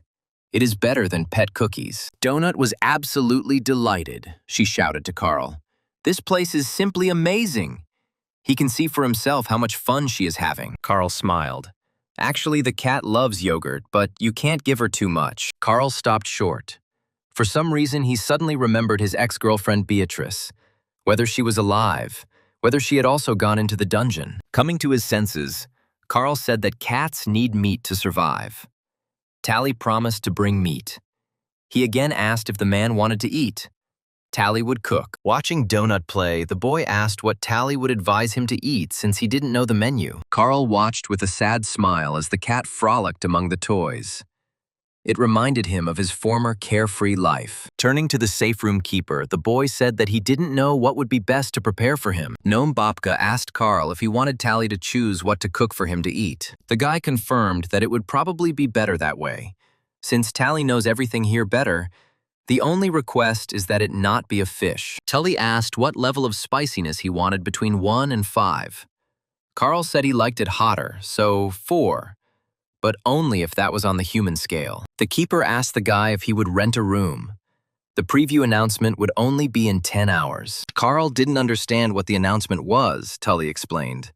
An announcement of the show World of Earth Dungeon Explorers. They'll explain everything there. After thinking for a bit, the guy decided that they would take the room. By that time, Donut had played enough and returned to Carl. Tully said that everything was fine. The human researcher could go take a shower and get some rest. Just when the guy wakes up, Tully will prepare food for him and he will be able to eat before the show announcement starts. Carl thanked Tally and headed to the room indicated by the keeper. Donut jumped into the guy's arms as he walked. As he left the common room, the boy wished the sullen Tully good night. Perhaps this would be their last good night. Tully looked after his guests and also wished the dungeon explorers good night. The lights went out in the common room. The researchers went to their rooms, and Tally headed to the kitchen to prepare a treat for his guests. Babka's eyes were very sad. He sighed heavily. He clearly did not like being in the dungeon. The first thing Carl did was take a shower. The hot water had a calming effect on him, and he wanted to wash the cockroach blood off his feet. Everything fell on him so suddenly that he didn't even have time to think about it all properly or comprehend what was happening to him. But it's very hard to think about what happened. It's hard to imagine that all this crazy nonsense could be true. Coming out of the shower, Carl asked where the towels were. It turned out that he had nothing to dry himself with. Donut stared wide-eyed at her wet owner as he emerged from the shower. The guy looked for something to dry himself with, but found nothing. Carl shook the water out of his hair. The cat closed her eyes and said contemptuously that only dogs shook off water like that. But the guy didn't pay attention to his furry companion's caustic remark. He said that this place was as wonderful as it gets. Having dressed again, Carl fell onto the bed. He remembered that with all these events, he had not slept for about 2 days. He hugged the pillow and whispered tiredly that it was time for them to take a little nap before this damned universal show began. As he fell asleep, Carl thought that maybe when he woke up, this would all be over and would turn out to be just a long, drawn-out nightmare. As soon as he began to snore, Donut jumped out of her bed and lay down next to the peacefully sleeping Carl. The cat curled up into a ball, pressing her warm, fluffy side against the guy's back and began to purr loudly. Several hours passed. Donut woke up first. Carl continued to lie down, and the cat became worried whether he was alive. Finally, Carl woke up. Unfortunately, everything around him remained the same, and the guy suggested going to breakfast. The keeper of the safe room, seeing that his guests had woken up, hurried to put 2 cups of food on the table. Carl breathed in blissfully. The smell was simply amazing, and it looked very appetizing. It was not for nothing that he trusted Tully. Armed with a spoon, Carl began to eat his breakfast. He didn't even notice how half of the portion ended up in his stomach. Licking the spoon, the guy exclaimed how delicious it was. He hadn't eaten anything like it for a long time, even in a restaurant. Jumping towards Tally, Donut told her dear keeper that it was simply divine. She wanted more. Tally looked sullenly at the furry, mischievous glutton. Donut tried hard to smile at the keeper and made eyes. 25 points of Donut's charisma did the trick, and Tully, his eyes flashing, said, "Yes, Your Majesty." At that very moment, Princess Donut received another portion of a very tasty breakfast from the usually gloomy Tally. Having emptied their plates, the dungeon explorers sighed contentedly. Delicious food can improve anyone's mood. Carl looked at the information screens. It said that the leaderboard would appear after the third level crash. There were 3 days and 17 hours left before the level collapsed, and there were just over 4 million dungeon explorers left. The guy almost jumped. Why are there only 4 million people left when just recently there were 10? Carl was in shock. 2/3 of those who entered the dungeon died before even reaching the start of this damn show. Finally, the screens came to life, and the announcement of the new season of the most popular reality show in the universe began to air. Donut settled down on the table and watched attentively. Maybe now they would be able to find answers to all their questions. The host welcomed everyone to the official preview, warning everyone to watch until the end to see the teaser. The dungeon has a colorful history, and the syndicate's most trusted companies will tell it to viewers. Tully grumbled from behind the counter. It's not interesting to watch. There's no deep immersion into the atmosphere. The show's host was confident that many viewers still remember the stunning finale of the show's last season. The keeper of the room didn't like the competition last season. The Squim conglomerate presented the battle for the planet Errol. Tully said the planet's inhabitants were divided into groups and told that their loved ones would survive if they killed each other. And naturally, the Aurelians began to do this. Blood flowed like a river, mountains of mutilated corpses, incredible cruelty. As a result, the strongest and most bloodthirsty became the winner of the show's season, killing all the other inhabitants of the planet. Carl asked if it was true that their relatives survived, and that the syndicate had not deceived the winner of the show on that planet. Tully sighed. Yes, that's true, but Squim completely sucked the atmosphere out of the planet. Everything there died anyway. The safe room keeper said that a quick death was better. Borant at least gave people a chance to survive. The show's host smiled widely before they began the preview, giving the floor to their sponsor. A serious voice began to praise the Borant Corporation in every possible way, as the most reliable partner in the entire universe. This is not the first season of the show World of Dungeon Explorers, which is presented by the Borant Corporation. All seasons have been a great success. The corporation's administration hopes that this season will bring all viewers a lot of emotions and exciting adventures. Carl winced. He hated commercials and tried not to watch or listen to them, but there was no way around it. The commercial ended, and the show's host said he had been convinced and was ready to trust Borant Corporation in any matter. And now, a short educational program about planet Earth awaits the esteemed viewers of this fascinating show. The Syndicate once selected humans to populate this planet, but this particular batch has some interesting characteristics. However, the results of the research are still ambiguous. The structure of Earthlings differs from that of other people. Carl was stunned by what the presenter was saying, and the alien on the screen excitedly told us that Earthlings are known throughout the universe for their fighting spirit. They constantly conflict with each other, even over the most trivial matters, causing bloody fights. People on this planet are very primitive in their technological and cultural development, but they are very creative. The creativity of Earthlings is expressed in their horrific cruelty. They even surpass the well-known Empire of Skulls in this regard. Carl watched in horror as the little girl stepped on an anti-personnel mine and died instantly. The presenter continued. Fortunately, Borant made sure that the children were placed in a safe place on the surface of the planet, Carl exclaimed. But they are showing a frame from a film. The showman also said that Borant also took care of preserving the Earth's important cultural heritage. The rules are similar to those of Borant's last season, with ladders located throughout the floor, but some have bosses assigned to them. Suddenly, the broadcast was interrupted, and only color-setting tables flashed on the screens. Carl asked what the hell was going on. The broadcast was restored. The presenter announced that this was the entire teaser. I wonder if any of the researchers will be brave enough to challenge the boss. The alien was sure they would find out everything at the premiere of the new season of the show World of Underground Explorers Earth. Donut was surprised. She didn't think that Earth was so terrible, Carl objected. Half of all this was from the movies. They try to make it look like they are saving Earthlings from themselves. The cat sighed. It wasn't that important anymore. They needed to find the boss and kill him. That way, they would definitely get into the show. Jumping down from the counter, Donut said that while they were in a safe place, they should open the chests they had received. The cat smiled affably at her companion and said that if Carl wanted, he could open his boxes first. The guy received a few more torches, healing potions, bandages, and a ring that added points to his constitution. Carl didn't want to take any of these items right now, so he carefully moved everything into his inventory. Donut exclaimed that for being among the first 100 who raised the level of her magic projectile, she was given mana restoration potions. And in another of the cat's chests, there was a slate decoration in the shape of a small butterfly.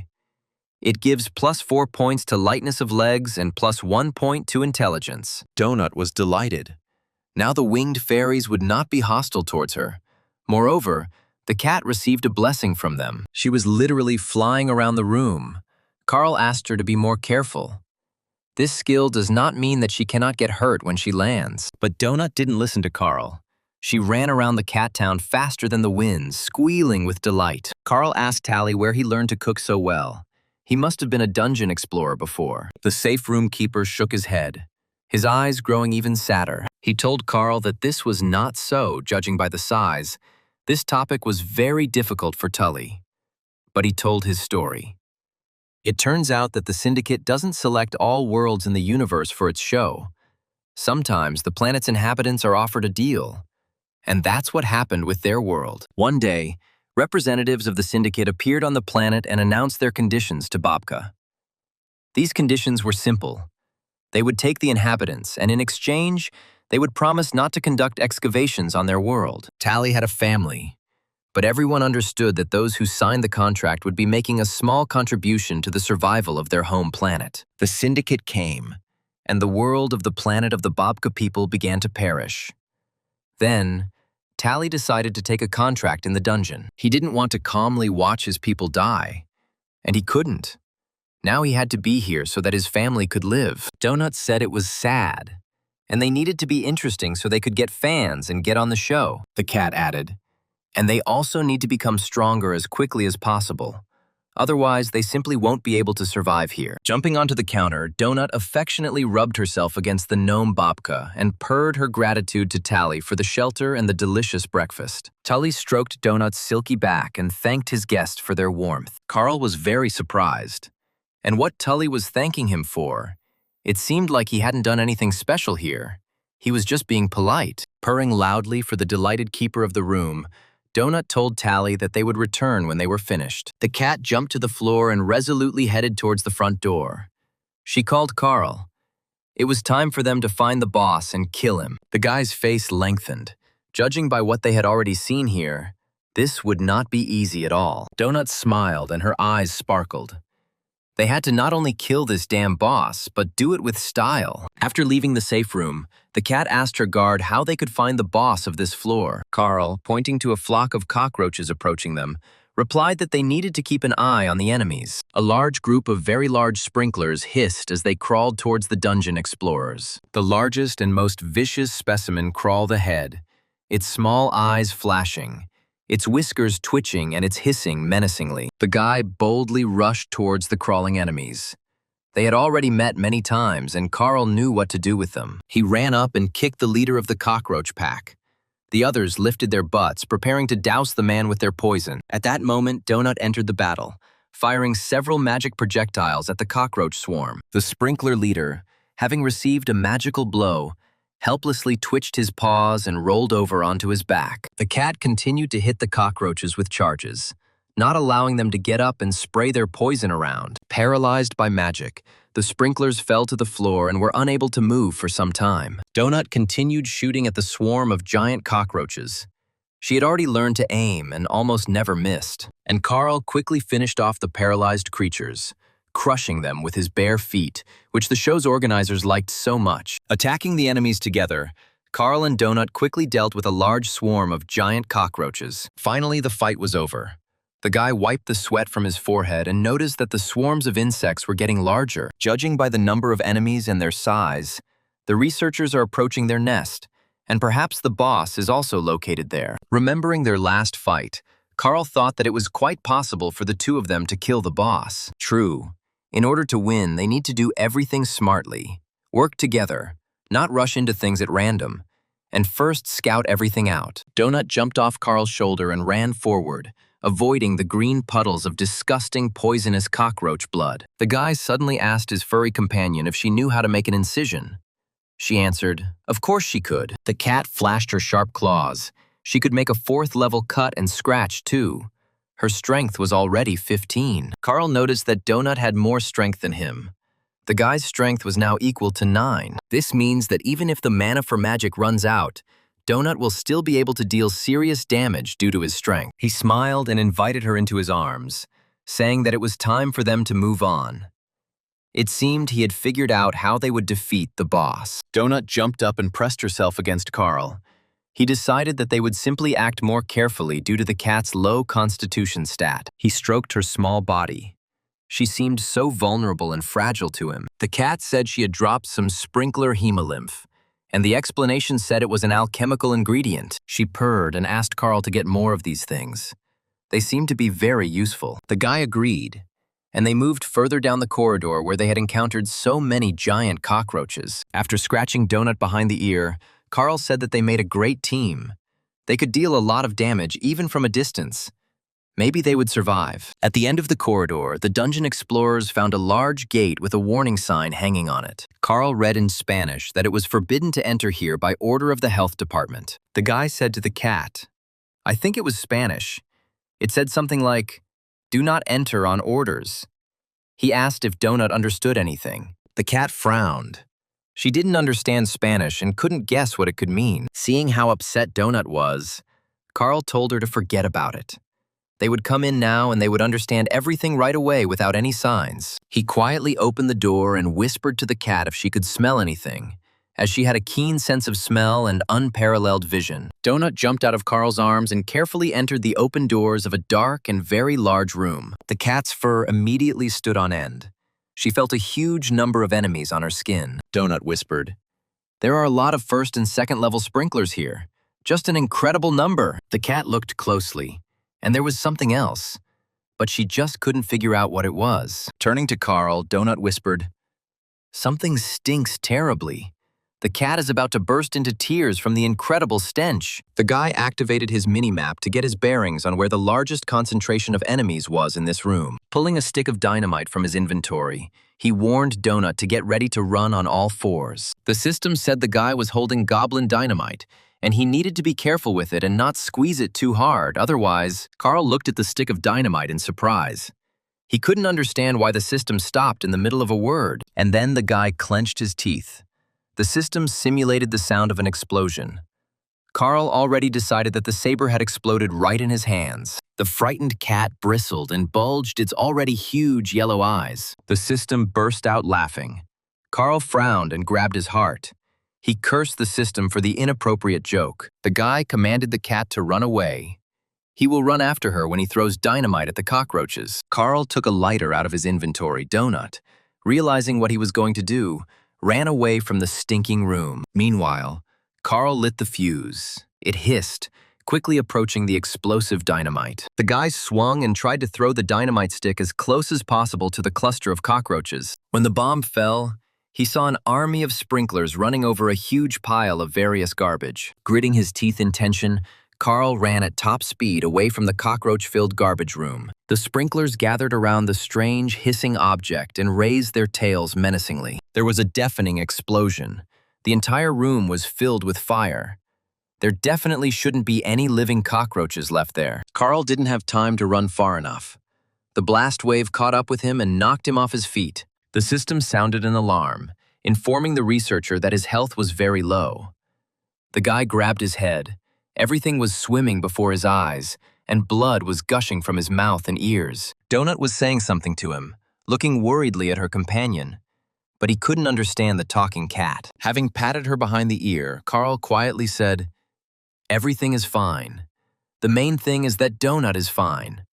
The cat answered him something, but he did not hear what. Opening the menu, Carl saw that his health was extremely low. But after a successful attack on the sprinkler nest, the guy had already reached level 5. His skill with explosives also increased, and the level of the goblin explosives themselves also increased. Half an hour later, Carl's health was almost completely restored, and they returned to the room. It seemed they had killed all the cockroaches. Donut didn't see anyone inside. Entering the room, the guy stepped on a can. He wondered why it was necessary to rake all the trash here. It looks like he really needs shoes. Donut asked if Carl could hear the music. The system informed them that they had dealt damage to the dungeon boss, but they would find out about the reward in a couple of minutes. And then the massive doors slammed behind the seekers. The bolts on the doors closed by themselves, and heavy chains appeared on top of the bolts. Donut jumped onto Carl's shoulders in fear. The guy was holding a burning torch in his hand and looking around, expecting an attack. There was a huge pile of rubbish right in front of him. It hadn't been damaged much by the dynamite explosion, only smoldering a little on top. Suddenly, Carl noticed that the edges of this pile of garbage were engulfed in flames. The garbage began to hiss and catch fire. Soon, the room became as bright as day. The system announced that the seekers had found the lair of the local boss. Now, it was time to play seriously. Donut jumped off Carl's shoulder and ran to the exit, babbling that she didn't like it and asked him to take her away from here immediately. The cat scratched the gate with her paws and capriciously told Carl to quickly open the door and let her out. The boy walked up to Donut and silently took the fluffy princess into his arms, calming her down a little. He turned to the trash heap and told the cat to get ready for a fight. Apparently, a boss was about to emerge from the heap. There was an explosion. The trash caught fire violently, flying in all directions, and the room was filled with a terrible stench. And then, from the burning garbage, an incredibly dirty man of unknown gender appeared, with cockroaches crawling all over his body. In this battle, on one side was a team of 5th-level dungeon explorers Carl and Princess Donut. On the other hand, there was the local boss of the 7th level, Plyushkin, a homeless woman who lives in the trash along with the cockroaches. A terrible woman, herself resembling a huge cockroach, crawled out of the burning garbage, her tattered clothes already beginning to smolder. Her hands were covered in tiny sprinklers, apparently where they had hatched and grown in the warmth, dirt, and debris. Carl pulled out another stick of dynamite from his inventory, preparing to blow up this disgusting, stinking creature along with the cockroaches. Suddenly he frowned and cursed. Unexpectedly, Carl heard human speech. It was not a monster in front of him. This woman really looked terrible. She seemed to be homeless. She looked up and asked in Spanish for help. Carl lowered his hand with the stick of dynamite. He realized that it seemed the organizers were using Earthlings as opponents. These are the people who were inside the houses at the time of their collapse. The Borant Corporation is using them. The woman spoke Spanish. She didn't understand what was happening. She had a very painful stomach. Carl was sure there was a person in front of him. She extended her dirty hands with bitten nails to Carl and asked him to help her. Her whole body was covered in sores. The guy told Donut that they should help her. Of course, this woman is probably a tramp. She looks terrible, but she is a person. Suddenly, the Spaniard began to vomit, spewing out a stream of green poison from the sprinklers along with small, crawling monsters. When Carl saw this, he shuddered with horror.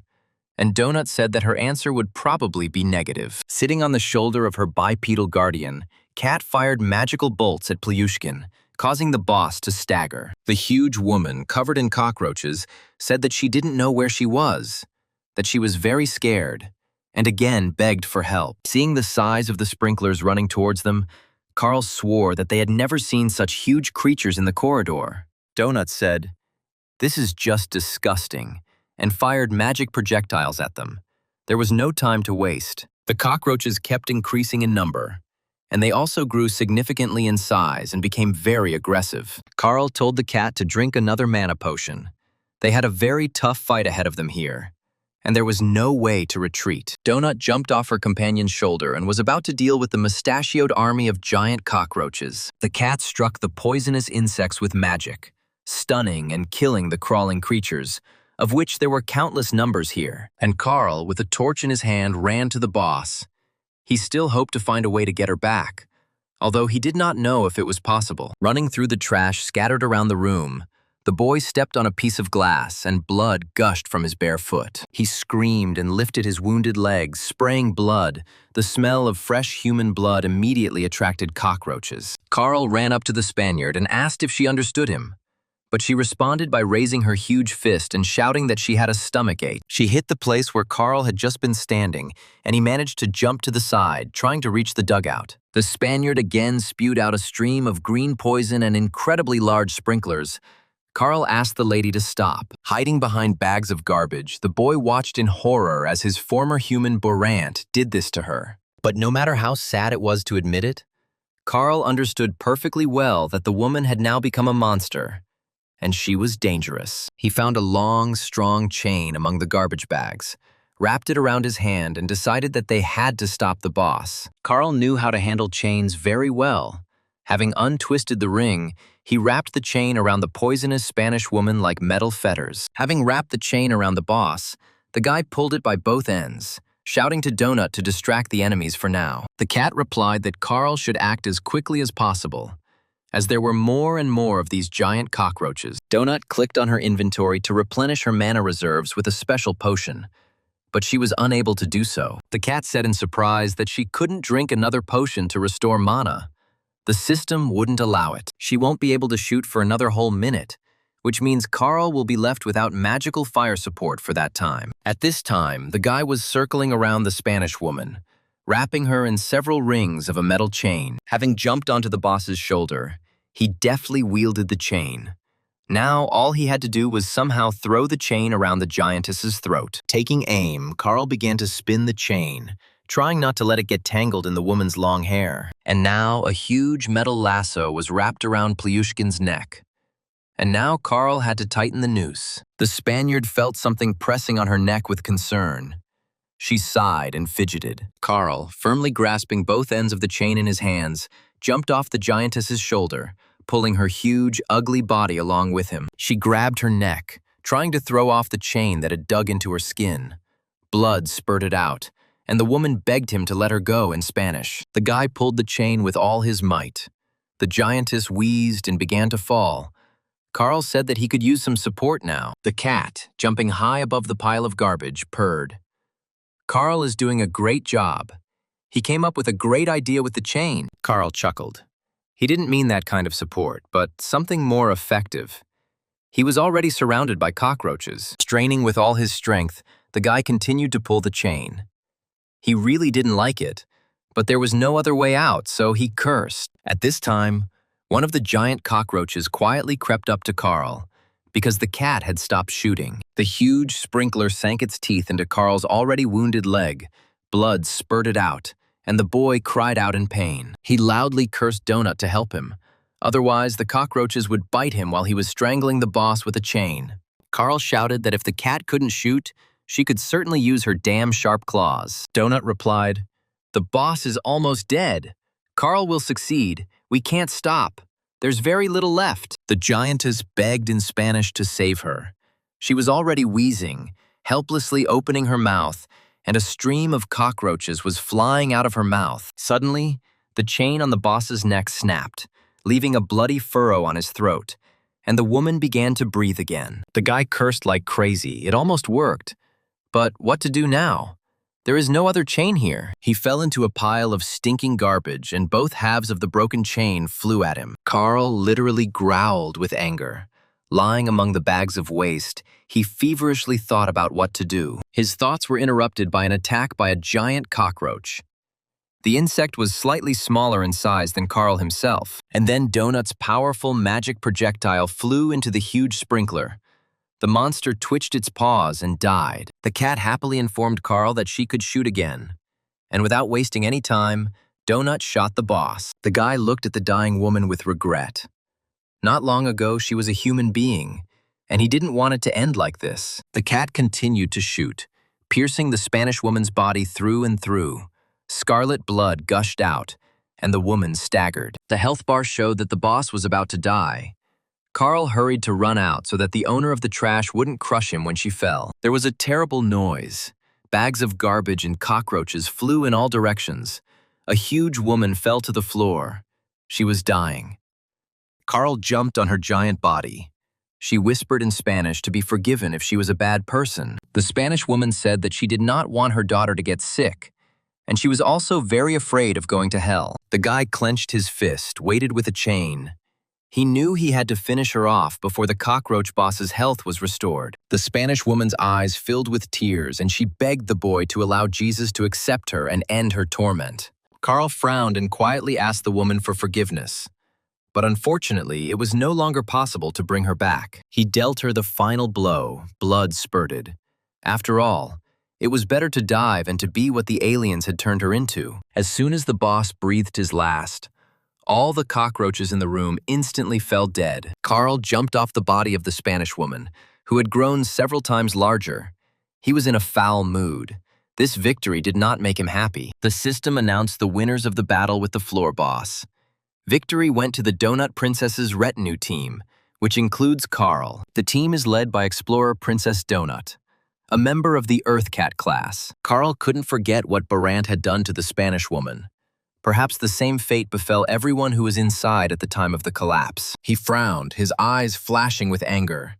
The aliens want people to suffer and kill each other like other races. They want to break the inhabitants of the Earth, turn them into clowns to entertain the universe, or into obedient slaves like Tully. But Earthlings are accustomed to freedom.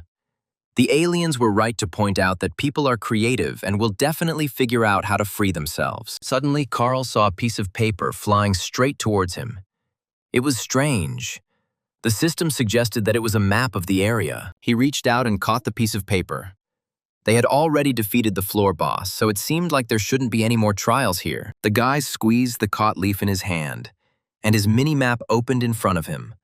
But now, it was a little bigger. Carl realized that after defeating the boss, his mini-map had expanded, and he could now see what was happening around him. Taking a closer look, he asked in confusion, "What's this?" It seemed like someone was approaching them. He called Donut to also look at the expanded map of the dungeon area. It seemed there was a person there, but upon closer inspection, the boy realized that in front of him was the corpse of Level 3 researcher Rebecca. Carl's face fell. He sighed heavily. They were too late. The girl was already dead. There were no living people nearby. A message came from the system that for advancing up the career ladder and killing the first boss, they receive a bronze boss chest. Donut snorted in displeasure. Why only bronze? It was not an easy fight at all. She was even scared. An expanded map of the first floor of the dungeon also fell on the disgruntled cat's nose. Throwing the card off her face, Donut grumbled. She thinks that she deserves at least the legendary boss chest. Carl, without looking away, looked at the red cross that marked the dead girl. What a pity. She was already dead. Apparently, she went to rest or open chests and died right next to the safe room. What a shame. She didn't quite make it. Donut suggested searching the dead girl's body. Maybe she had something valuable. But Carl replied that it was too early. Her killer could be nearby. Looking at the map, he said that they were not far from the guild. It was better to go take a rest and open their chests. Carl also really wanted to chat with Guildmaster Mordecai about everything he had seen here. Soon, Carl and Donut found themselves near a door marked Beginner's Guild, which would take them to Mordecai. Entering the familiar room, the researchers saw that the Guildmaster was sleeping, and next to him stood a whole battery of empty bottles. Mordecai clutched to his chest a portrait of the same Skywing that he had shown Carl at their first meeting. The guy cursed. It seemed the Guildmaster was tormented by his inner demons and was trying to drown his sorrows in alcohol. Carl started shaking the leader of the newbie guild until he woke him up. Mordecai was embarrassed to be caught like that. Waking up from his sleep, Mordecai fell into his chair and began to tell the story of how there were 6 main types of bosses in the dungeon. They vary in strength and size. There are local bosses, district bosses, city bosses, regional bosses, country bosses, and floor bosses. There are also elite super strong ones, but it's too early for them to worry about them. They won't meet them very soon, Carl asked. So they killed the easiest boss. Donut couldn't believe that they fought the easiest boss. Mordecai grabbed his head. How loudly they speak. Yes, it was the easiest, the guy asked. And which side is easy? The guildmaster reassured him. In fact, even against bosses like these, researchers usually go in a large crowd. Looking into the bottle, Mordecai said that such things have certain rules, and that they would meet other bosses at the premiere. By the way, to watch the premiere, they need to find a safe room. Donut said that now she will open the chests and then they will go straight away. The cat sighed in disappointment. She received a whole bunch of torches again. But she didn't need them. She was a cat and could see in the dark. Carl asked Mordecai if it was normal that he got like 15 achievements in 7 boxes in just one fight. The guildmaster replied that it was unusual to receive a legendary crate at the entrance. But the first 3 floors were designed specifically to be filled with loot, achievements, and skills for beginners. Donut dove into the pile of torches to see if there was anything truly valuable underneath. The cat exclaimed joyfully. She found a book of spells. Now she will study it in a moment. The fluffy princess sat down in front of the spellbook and began to absorb the magical information contained within. But as soon as she mastered it, Donut's face lengthened. It was clear that she did not like the acquired skill. Mordecai morally advised the cat to make it a habit to read the description before using something. Carl asked what it was. The cat grumbled. "One stupid spell," the guildmaster objected. "It's a very useful spell. It's called Torch. It creates a ball of light that follows her. The more she uses it, the stronger it becomes." The guy stroked the upset cat and said, "This is a really great spell." She sighed in displeasure. Having activated the menu, Carl decided to see what he got there. Perhaps there was something useful. The guy received the Iron Fist skill at level 3 and spiked cestices to protect his hands and increase damage to boot. Carl opened the received bronze boss chest, silver goblin chest, and gold crowd control chest. The boxes contained a lot of useful things. Among other things, the guy became the owner of the Spirit Armor spell. His supply of dynamite sticks was replenished. He now had a spare gas lighter, and he also received a large bag of gunpowder. Carl liked the magical spiked knee pads of the Shadow Knoll Brawler and the scrolls of confusing fog, in case he had to run away. The Iron Skin potion also seemed useful. I'll have to drink it before the next boss fight. He decided to put on the magical spiked knee pads right away, just in case. You never know who they might meet along the way. At the same moment, knee pads appeared on Carl's legs, adding damage reflection to all armor he was wearing. The spikes could extend, and this item also cancels all impulse attacks. A useful thing overall. Mordecai told Carl that his spellbook was indeed good, but it required 5 mana points, and he only had 3 right now. The guildmaster advised him not to rush to use it until he had decided on a build, or maybe give it to the princess. Donut exclaimed that she would take it. Carl grinned. She doesn't even know what kind of spell it is, but she already wants to take it. The Spirit Armor spell surrounds the body with pillars of light, offering little protection from physical attacks but virtually negating incoming magical damage. This spell also provides temporary immunity to mind control and provides illumination and a mystical effect. After reading the description of the spell, Carl decided that he would keep this thing for now. And then, we would see. Donut lowered her head sadly. She really liked all sorts of magical things. They really attracted the cat to them, Mordecai said about the explorer's corpse. The mobs can certainly loot it, but they can't get into her inventory. There really could be something valuable there. Carl and Donut returned to the room that was in charge of Tally. The cat rubbed itself affectionately against the little keeper, just as the premiere of the World of Dungeon Explorer Earth began. The presenters said that the herd instinct initially sharply reduced people's chances of survival in the dungeon. Looking at the mass murder of Earthlings, Carl whispered, "Many people were simply beaten like dumb cattle." The showman smiled cheerfully, but those who survived were among the lucky ones. They will become real explorers. One group of Earthlings even managed to kill the district boss, which certainly speaks of their strength and promising abilities. These researchers were able to equip themselves well, train themselves, and organize themselves into a well-coordinated team. There are other successful teams that manage not only to survive, but also to kill many monsters and increase their level. The monsters had a hard time meeting such fighting Earthlings, and many monsters were brutally killed. The show's host congratulated the new dungeon explorers on their first victories over bosses and regular monsters. Carl and Donut watched the footage of various battles between Earthlings and monsters, but they were not among the heroes. They recalled their numerous encounters with hordes of vile sprinkler roaches spitting green poison. The first battle with the evil goblins, which almost cost them their lives due to the explosion of the goblin death machine. And of course, The giant cockroaches that attacked Carl while he was strangling the cockroach trash boss with a chain. Suddenly, the broadcast of the premiere was interrupted. Black stripes ran across the screens, and viewers looked at the screens in confusion. The broadcast has been restored. But now an advertisement for this season's main sponsor, the Borant Corporation, has reappeared. Donut indignantly asked, "Is that really all? Their epic battle wasn't even shown." This is an unforgivable disgrace. The dungeon explorers looked up and saw a hologram of Cascadia, who exclaimed that the guys had done a great job. The general producer reported that 15 district and 1,500 regional bosses were killed today. There was also a duet of risk-taking explorers, Donut whispered. It's probably he who wants to tell about them, but it turned out that the duo had run into the city boss, and their end was quite predictable.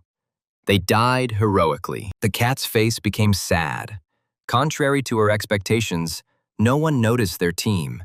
They were not shown on the news. Bad. The news ended. Carl and Donut decided to go and look at the body of the recently killed female researcher. The boys' bare feet were already habitually stomping on the stone slabs of the first floor of the World Dungeon. Cascadia calmly reported that the number of human research casualties did not exceed the expected value. He announced several patch notes that fixed the ability to kill mobs by moving them to your inventory. Listening to the messages from the general producer of this season of World of Dungeon Explorers, they approached the body. Cascadia reported that a bug with the bathroom has also been fixed. If you open the door and someone else walks in, they will no longer explode.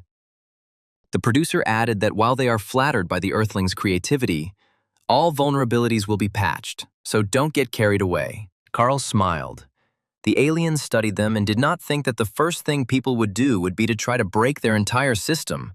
Such is human nature. Suddenly he heard Cascadia tell him to now go where he was in such a hurry and kill. The guy suddenly stood rooted to the spot. The picture he saw was terrible. He spoke in confusion. This can't be. Donut also stopped in horror and looked in confusion at the torn and naked girl. Everything around was covered in the blood of the murdered dungeon explorer. She didn't even have any underwear left on her. The system informed Carl that Level 3 researcher Rebecca had been killed by researcher Frank Q, leaving her with only an apple core. The guy was confused about what could have made one person kill another. Could it really have been a simple robbery? Looking closely at the body, Carl noticed that there was a gaping bullet wound in Rebecca's chest, meaning she had been shot with a firearm. The cat gasped. My God. It seems that this Frank Q cannot be considered a good person, since he did such a thing. Carl glanced at the mini-map, but there were no other blue dots, meaning there were definitely no human dungeon explorers nearby. I wonder if it is possible to hide yourself from others on the mini-map. Carl didn't know the answer to this question, but perhaps there is such a way. He grabbed his head. Oh my God, here we have another headache. Why did they even come here? Donut carefully approached the body of the murdered girl, and suddenly she said, maybe this Frank is not a person at all. Perhaps this cruel killer cocker spaniel. The cat couldn't stand these nasty, noisy dogs. Now Donut was absolutely sure. This was definitely the work of some vicious cocker spaniel. Carl also approached the body. He objected to his furry companion, he said. There is definitely a bullet wound here. It is the work of a man. But Donut didn't back down. Maybe this dog had a gun with him and he shot the poor defenseless girl. The cat noticed that if she had a weapon in her inventory, she would also shoot, especially at the nasty, disgusting dogs. Carl looked at Donut in surprise. Mordecai said that her inventory works differently. She can even open the door with it. The guy told the cat that she couldn't use a firearm, so it wasn't a cocker spaniel. Donut narrowed her eyes. Carl just underestimated what these dogs were capable of. He asked with a smile if it was because of Angel that she was so angry. One day, Beatrice's friend came to visit them with her dog, and the dog rushed after the frightened cat. Donut remembered very well how she climbed to the very top of her house and hissed, and the dog pissed on the floor in contempt. The cat snorted and asked not to say that name in front of her. Carl stroked Donut and said that they needed to be careful. He asked the cat not to tell anyone what equipment they had. No one could know until they joined their group. Donut sighed. Carl probably forgot. They are in a dungeon full of killer cockroaches and drug-dealing llamas. That's why some oaf with a gun doesn't scare her. And he shouldn't scare Carl either. He's probably a coward since he attacked a girl. The cat was sure that they had to track down and punish this murderer who had raised his hand against a person and even robbed her. Carl wasn't afraid of the killer researcher at all. He was just a vile, cowardly bastard with a gun, and that's it. A daredevil wouldn't attack a girl. He remembered how his stepfather had once pressured him. He had told the teenager that Carl was a bully and a hooligan, and that was why no one liked him. And it was precisely because the young man was so bad that his own mother left him that Carl hunched over from these painful words. The grown man grabbed the boy by the head and, looking at him angrily, said that Carl shouldn't like him at all. But despite this, the little bastard Carl should respect him, because he is an adult and strong, unlike the kid. Seeing that the guy was lost in his thoughts and frowned, Donut hastened to bring her companion back to reality. He stroked the cat's soft, silky fur and said that Donut was essentially right. They should track down and punish the villain. I wonder who this woman is and what she was doing in this corridor at 2:30 in the morning. They will probably never know. Judging by the expression in her wide, dead eyes, she was very scared. And perhaps the attack came as a surprise to her. Carl remembered the system's message that she had been killed by researcher Frank Q. Yes, to survive that and be killed by another person. Someone had already searched and robbed this girl's body, taking everything she had, but leaving this fucking apple core as a mockery. Frowning, Carl told his furry companion that he wanted to find this Frank Q and punish him for betraying the man. Donut, hearing this, became worried. Was Carl really not afraid of this guy? Seriously, without jokes and showing off. Carl furrowed his thick eyebrows. A stubborn expression appeared on his face, and he firmly replied that he was not afraid of him. The cat noticed that her companion was a complete psycho, and they needed to stay as far away from him and his kind as possible. The guy jumped in surprise and stared at Donut in amazement. 2 seconds ago, she had said that the oaf with a gun didn't scare her. The cat snorted. Then she thought that Carl was scared. But she did not expect that he had already managed to become Charles Bronson from Death Wish. The guy was extremely surprised how the Donut knew about all this. She explained that the owners always left the TV on when they left for work. Beatrice kept the Home Improvement channel on, and Carl kept the channel that played the A-Team and Bronson movies non-stop. Carl smiled, picked up the cat and stroked her affectionately. He asked her not to worry and promised that they would act carefully. Suddenly, a dark screen appeared in front of the guy. It turned out to be a researcher's chat. Carl typed a message to Donut that if necessary, they would use the chat to communicate with each other. Donut was absolutely thrilled with this new opportunity. She sent the message again, like they were spies on a secret mission. Having figured out the functionality, Carl discovered that it would be possible to type in the chat without using his hands if he disabled the keyboard input function. Donut was happy. It meant the guy would stop shaking his fingers in the air like a fool. He remembers how she feels about shaking. Having figured out how the chat worked, the guy clicked on the map. He decided to wander around the area for now, since they now had a large map. They can deal with the remaining red dots, because they need all the experience they can easily get here. And then, as soon as the door to the next floor opens, they'll head to the stairs to hunt for the killer researcher Frank Q. Thanks to her acquired skills, Donut could easily hover in the air and fire magical projectiles at enemies from a safe distance. The researchers encountered several aggressive rats with sharp claws along the way, but the cat easily dealt with them. Carl said that because of the use of magic projectiles, Donut runs out of mana very quickly. She should use Cleave. The cat replied sheepishly that she had never done anything like that before, so she had no idea how to use it. What if the enemy hit her back? The thought sent goosebumps down Donut's fluffy back, and his eyes widened in horror. She doesn't want that, she sighed, looked at Carl and quietly admitted that she was very afraid that she might get hurt. This confession really surprised the guy. How Ponchik manages to be so lively, even aggressive and timid at the same time. But a cat simply cannot control its instincts. Just a few generations ago, its kind were wild tigers stalking prey in the jungle. Carl took the cat in his arms, saying that he knew its pedigree, that nothing had changed for several generations, and that there were no tigers there. And Donut's uncle was also her grandfather. The cat looked around and said that they had already been here. The guy recognized this place. From here, they entered the dungeon and accepted the first battle. Here, they met the guildmaster Mordecai. The cat wouldn't mind killing a few more goblins, but she didn't think the stairs to the next floor would be placed so close to the edge of the map. She reminded Carl of the diagram shown in the show. Each floor of the dungeon is smaller than the previous one. Maybe they should move east. The boy smiled and told his furry companion not to worry. He had a plan to find the stairs. He looked at the map. They were surrounded by red dots on all sides, which meant there were 3 enemy squads around them. The frightened cat, looking at the map, told Carl in a trembling voice that there were a lot of goblins here.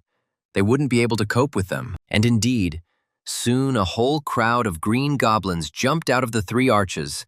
The monsters surrounded the dungeon explorers. The sound of motorcycles could be heard.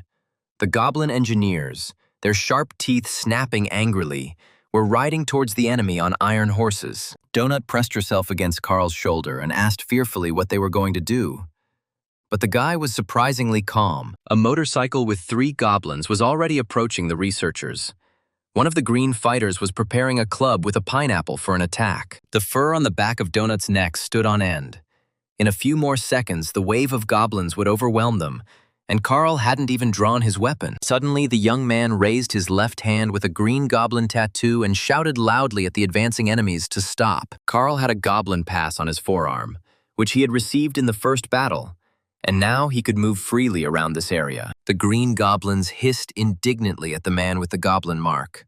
Now they could not tear him into small pieces. The motorcycle, which was flying straight towards the dungeon explorers, braked sharply and stopped in front of Carl and Donut. The guy looked calmly at the small, evil green monsters. No matter how much they clicked their teeth, they couldn't touch them anymore. The sudden braking caused parts to fall out of the motorcycle. It seemed the green goblins didn't use the brake system very often. Having jumped off the motorcycle, the goblins decided to confer about what to do. Carl did not understand a word, but stood calmly and waited. He breathed a sigh of relief.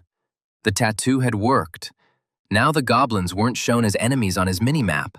Their color was neutral. Finally, one of the goblins approached Carl and, frowning, asked where the man got this goblin pass mark. The guy knew that this question would definitely be asked when meeting the goblins, and he had been preparing an answer for a long time. But suddenly, Donut intervened in the conversation.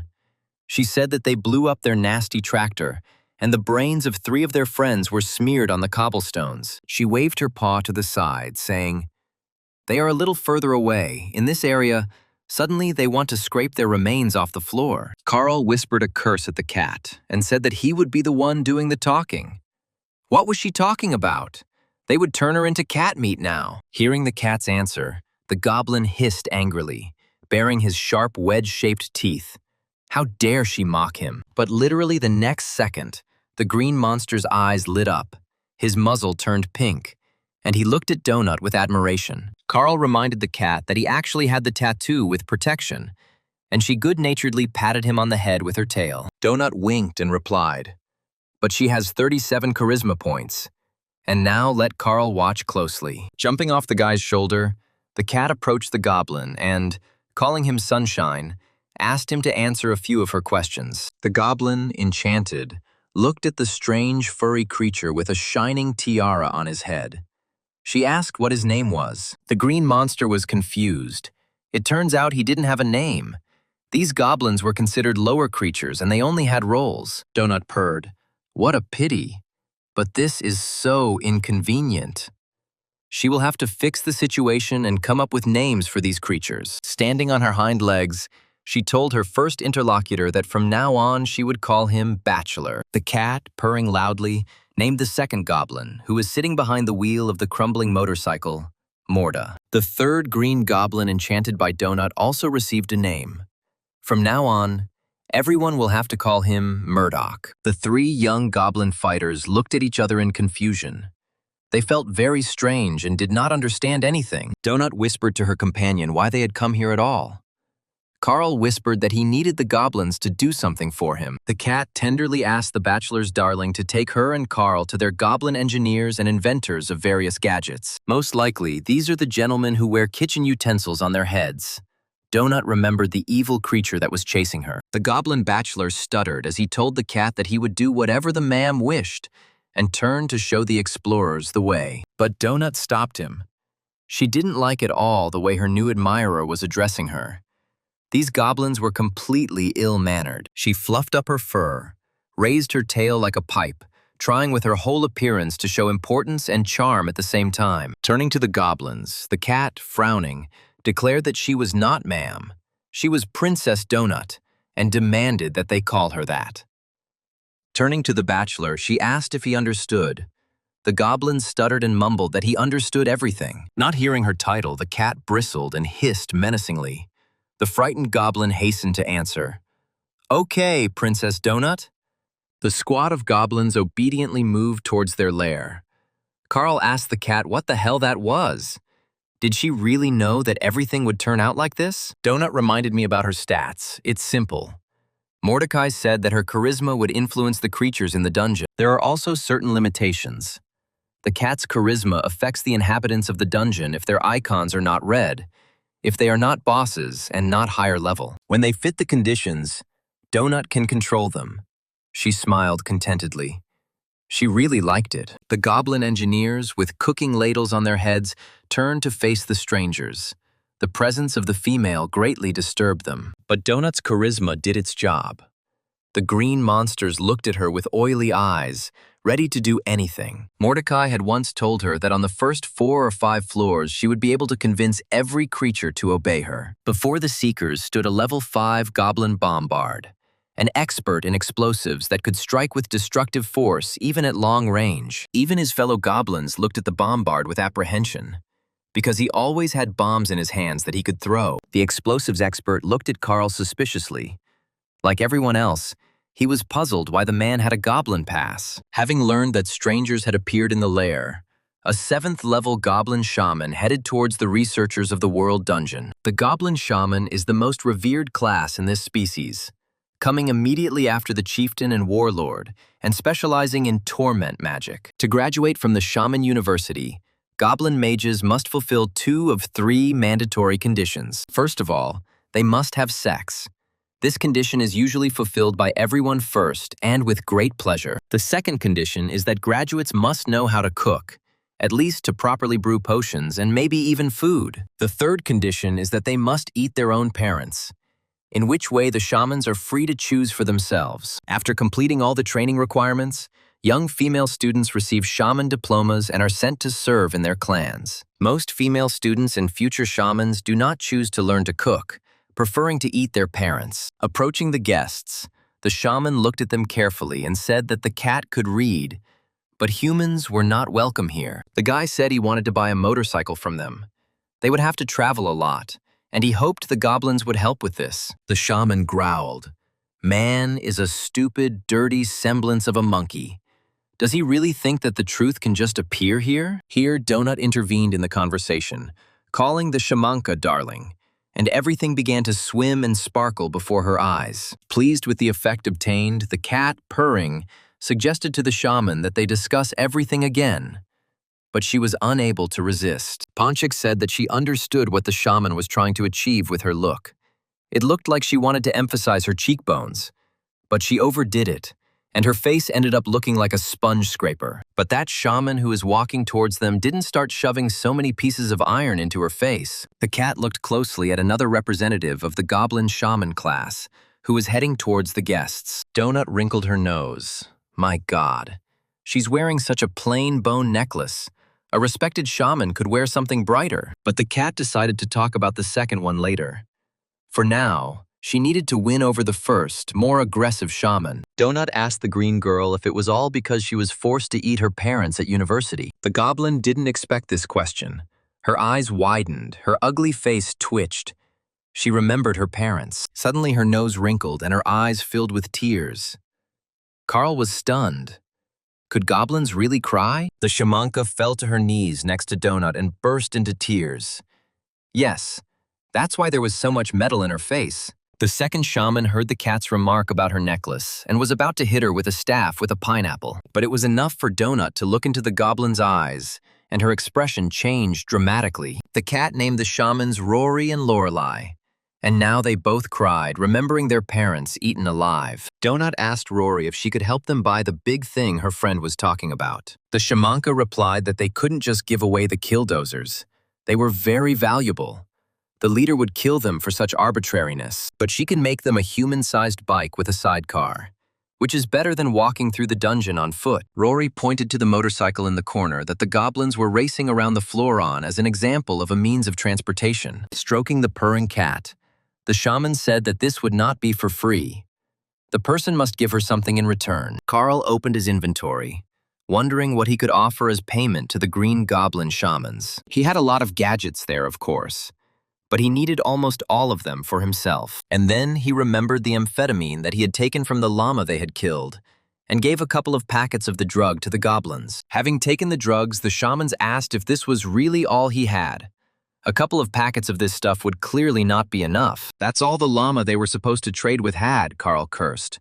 Maybe she was a friend of the goblins. Lorelei tried the resulting amphetamine. She immediately realized that it was made in the dungeon. The person did not bring it from outside. Frowning, the shaman angrily asked the guy where he got it from, where he could have gotten the local drugs. Carl was at a loss. He understood that it was dangerous to admit to killing the bad llama. The goblins and the llama could be partners. The guy stubbornly said that he would tell the goblins everything in detail about these drugs after they got their bike. Rory doubted whether she should agree to such strange conditions.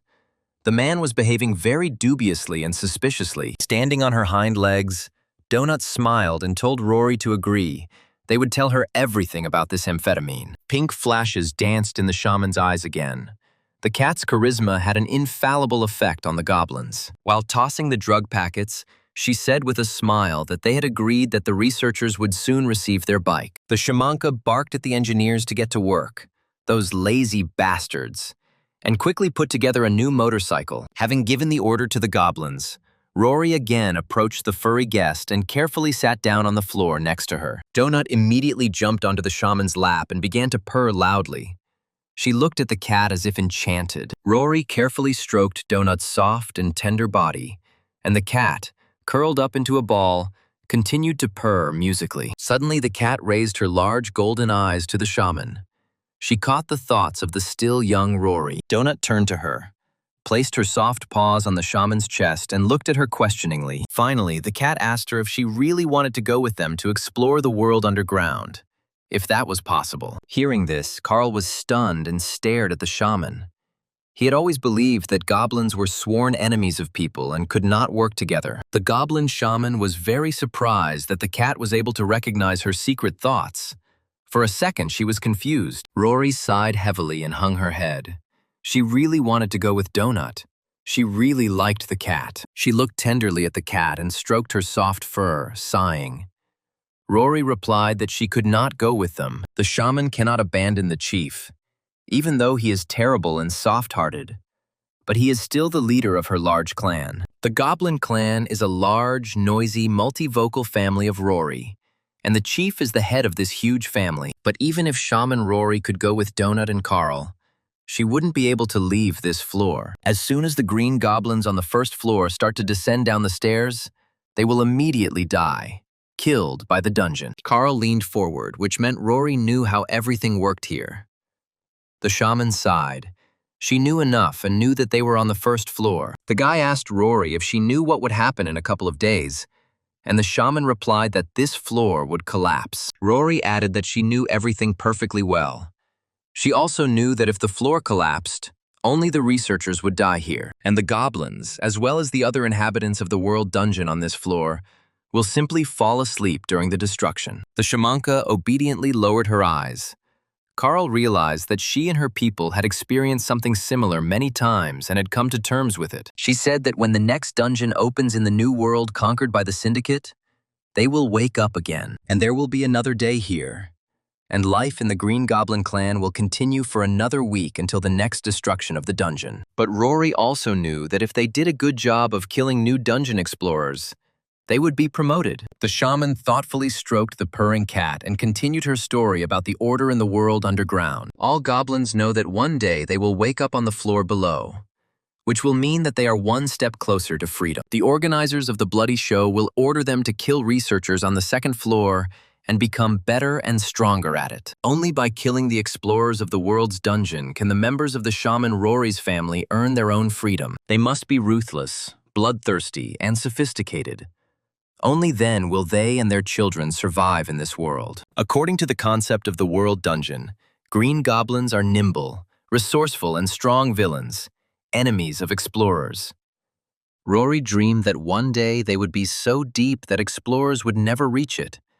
And that's when they would find peace. She stroked Ponchik and dreamed that they would have peace and a place where they could live and reproduce without worries, and give their babies a childhood. The shamanka hoped that someday her kind would be able to stop thinking about killing researchers for the sake of their own survival. Meanwhile, in the hangar of the Green Goblin engineers, work was in full swing.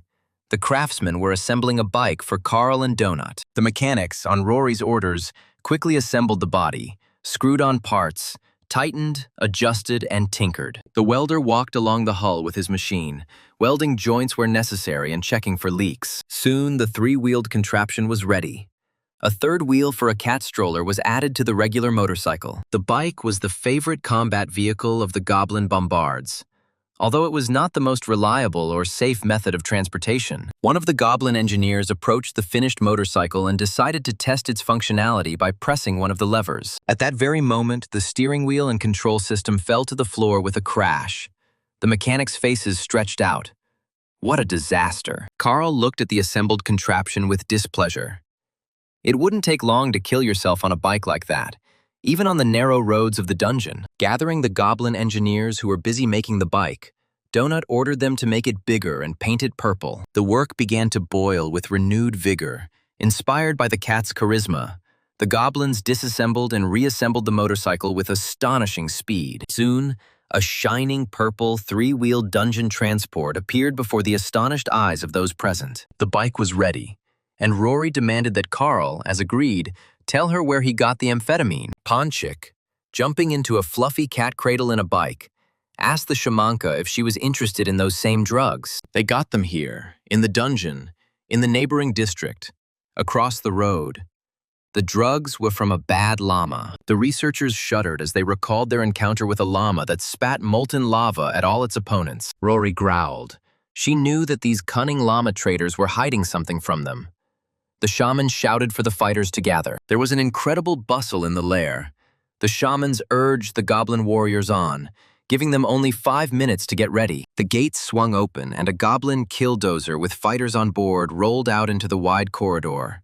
The rest mounted their bikes. The hangar was filled with smoke from the goblin combat vehicles, and no one paid any attention to the visiting researchers. Carl, who had been watching this hasty preparation with confusion, asked if they had provoked a drug war between the green goblins and the llamas. A few minutes later, only Carl and Donut, who had already settled into her place on the bike, remained in the goblin hangar. She purred contentedly that this was indeed the case, and that now the goblins and llamas would cruelly kill each other. Everything happened exactly as the cat had planned from the very beginning. Donut was incredibly pleased with herself. She asked Carl if he wanted to go and kill their leader. She could really use another boss box. The guy looked thoughtfully at the door from which both shamans were leaving. Most likely, that's where the tribe's leader was. It was very tempting to loot everything there was to find here. But something still held Carl back from opening that very door. Of course, they are all alone here now. They all went off to fight the drug-dealing llamas.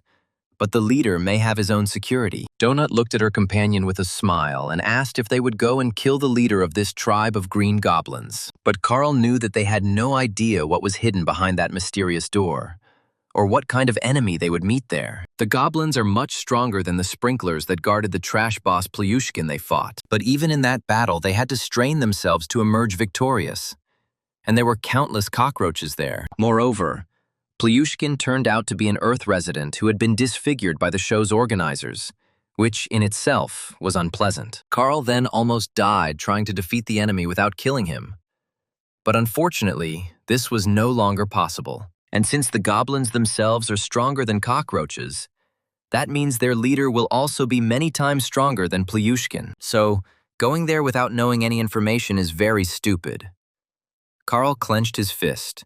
He didn't want to fight with the leader of the goblin tribe. It was even more vile to act in such a way after the goblins had helped them so much by assembling a bike with a sidecar for them. The guy sighed and lowered his head, saying that he did not want to go and kill the leader of this tribe, even though the rules of the show required it. The cat's eyes sparkled with excitement. She smiled and said that everything was working out just fine for them. She jumped happily on the side of the motorcycle and screamed that if they killed the goblin chieftain, it would just blow up the show's ratings. Carl walked around the large room where goblins were crafting all sorts of weapons and mechanisms, keeping an eye out for anything that might come in handy. The guy threw the items he liked into his inventory. The goblins had a lot of useful explosive gadgets here. The cat left her cozy cradle on the motorcycle and joined her companion. We need to prepare for an attack on the leader. Carl's attention was drawn to an explosive cart with 4 barrels filled with metal elements. This cart was equipped with a remote detonator that set this hellish mechanism of death into action. Carl and Donut peered cautiously out into the hallway to make sure the goblin clan hadn't returned home yet. The guy decided to first move the bike he got from the goblins into his inventory so he could quietly leave this place. Donut asked Carl if he thought Rory and Lorelei would be upset with her if they killed their clan leader. Lifting the heavy goblin thing, the guy replied that the shamans would probably be offended by it, since they trusted the cat so much. Finally, the bike was moved into inventory. Carl wiped the sweat from his forehead and added, "Rory seemed to dislike the chief." The guy hoped that they would never know whether they were offended or not. A bike sign lit up in a special inventory compartment, and now Carl could get it from there at any moment. Looking at the cart, Donut asked if this was enough.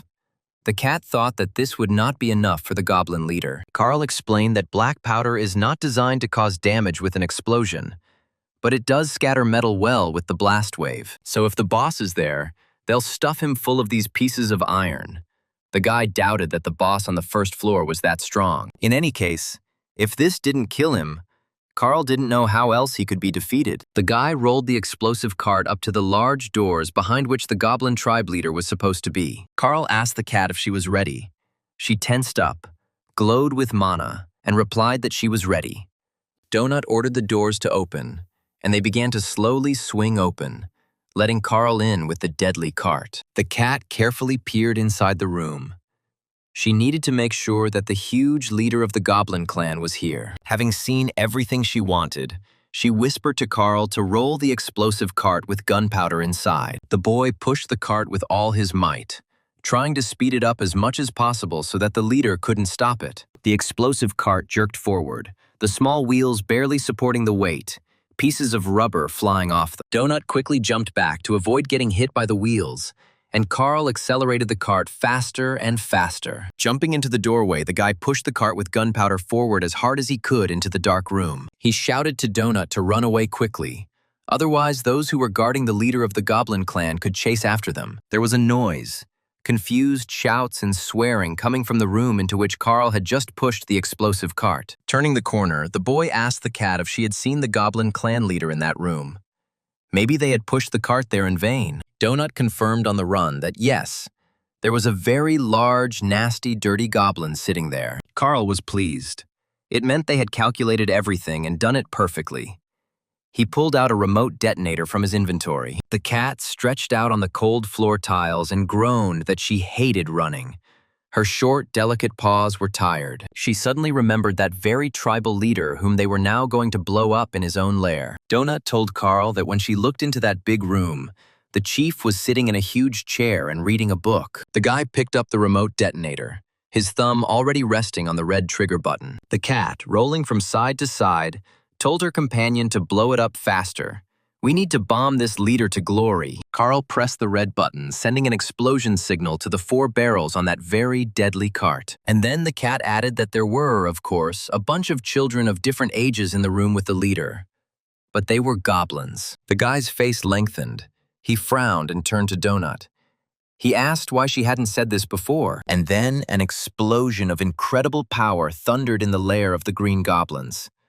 Most likely, this explosion destroyed everything. The fire from the explosion filled the entire long corridor leading to the goblin workshop where Carl had recently assembled his motorcycle. The guys swayed from the powerful blast wave that reached them, and Donut pressed herself to the floor. Pieces of ash and dust raised by the incredibly powerful explosion fell on Carl's black cloak, and the guy felt uneasy. He cursed, cursing at Donut.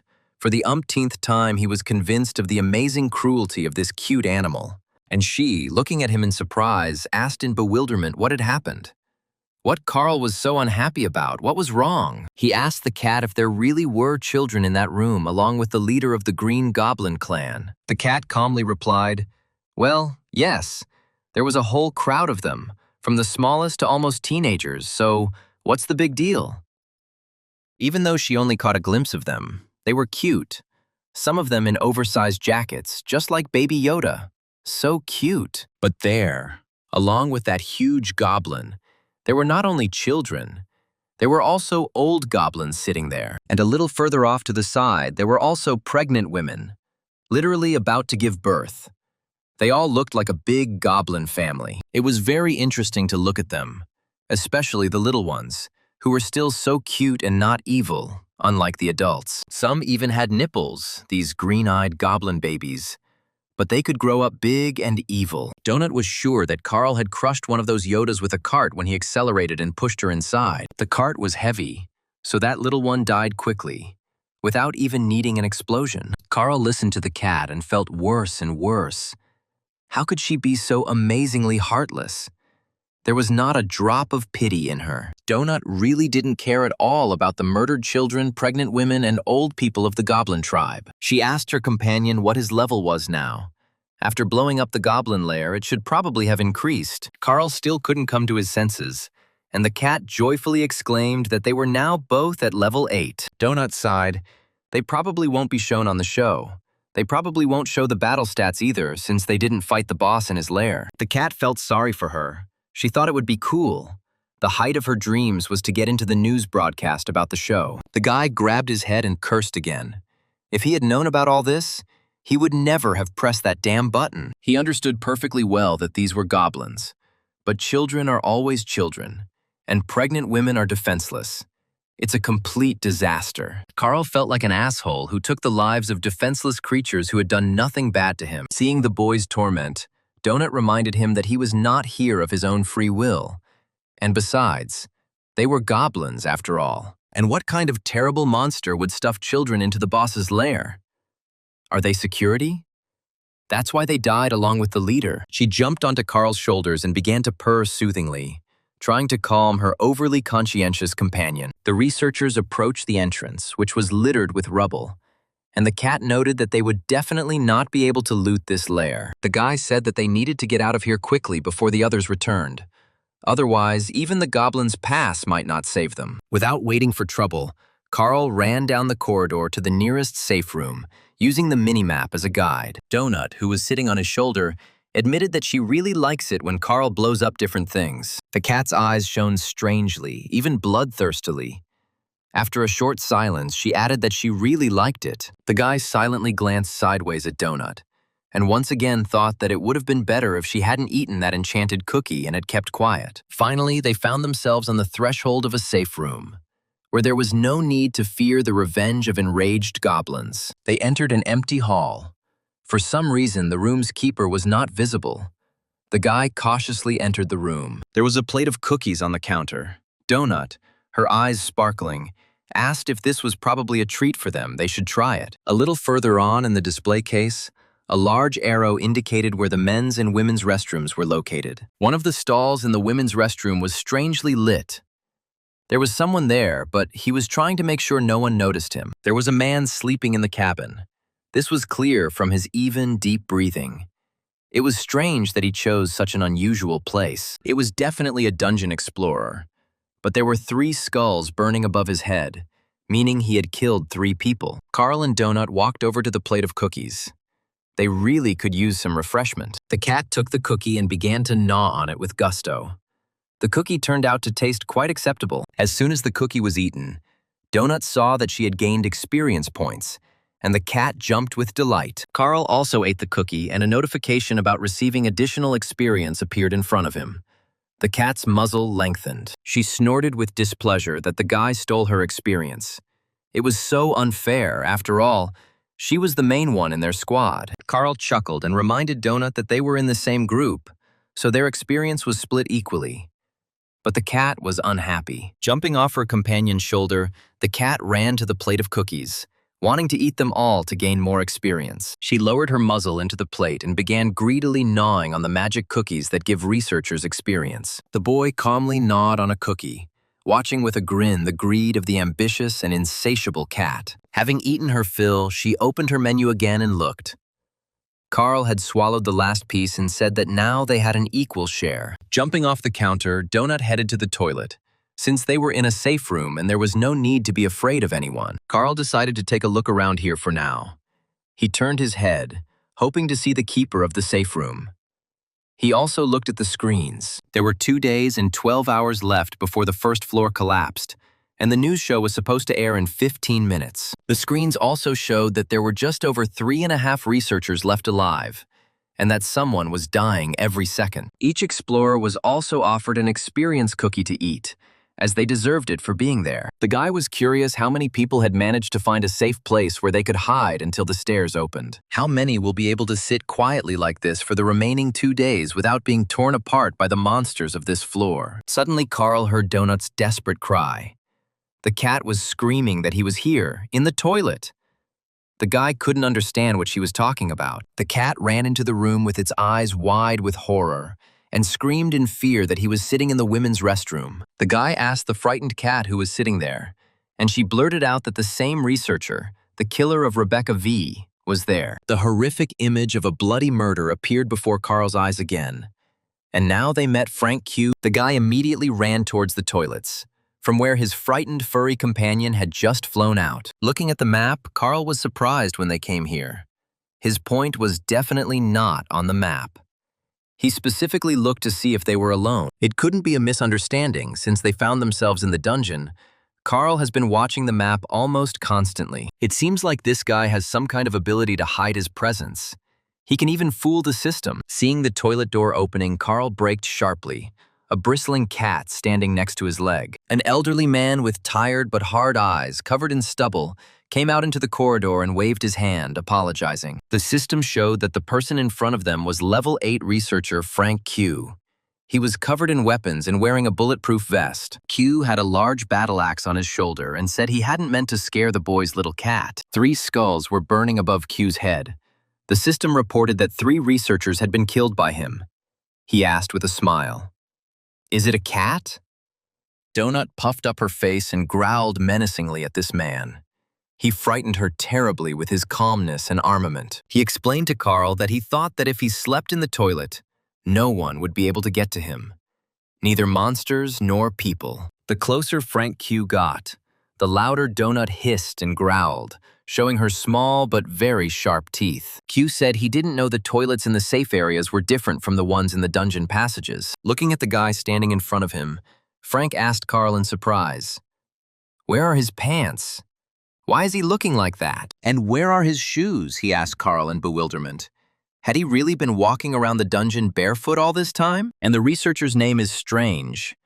The system called him the Royal Protector Carl from Princess Donut's retinue. And the cat's name was the greatest dungeon champion, Princess Donut, the commander of Princess Donut's royal retinue. Carl noticed that this Frank Q spoke like a cop or someone who was used to everyone obeying him unconditionally. The guy asked Q if he was currently sleeping in the women's restroom of this safe room, trying to hide from everyone. The man didn't answer right away. It all looked, to put it mildly, not very nice and somehow not quite manly. He replied, "Well, yes, that's true. He needs to rest somehow. No one had ever found him in such a shelter before." Carl said he didn't see Frank Q's dot on the minimap when they entered that safe room.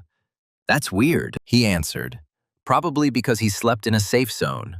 Probably done to protect the researchers." Frank Q took another step towards Carl, and Donut turned into a hissing, growling ball with teeth and a tiara. Q asked if they were from Seattle too. He almost returned to the place where he went down into the dungeon, but he still couldn't find the descent to the second floor. Suddenly, Donut hissed and growled and shouted at Frank Q that he was a damned murderer. He had killed the girl Rebecca V. Q's face fell as he stared at the hissing ball of fur, unable to believe that she could speak. Finally, he cursed. He thought that it seemed so to him in his sleep, but it's actually true. Who would have thought? The man looked at the raging Donut and was surprised. "Wow, a talking cat. What else can you see here?" He closed his eyes and muttered, I could go nuts in this godforsaken place. Not only are there monsters all around, but also this. Q asked Carl if he had known the murdered Rebecca Wong before everything happened, or if he had met her here. Donut screamed that Frank Q confessed to the murder. The criminal confessed he is not hiding what he did. The cat said that she was going to fire a magic projectile at him. But Carl warned her that this could not be done in the safe room. Realizing what the cat was about to do, Frank Q raised his hand and asked Donut to stop.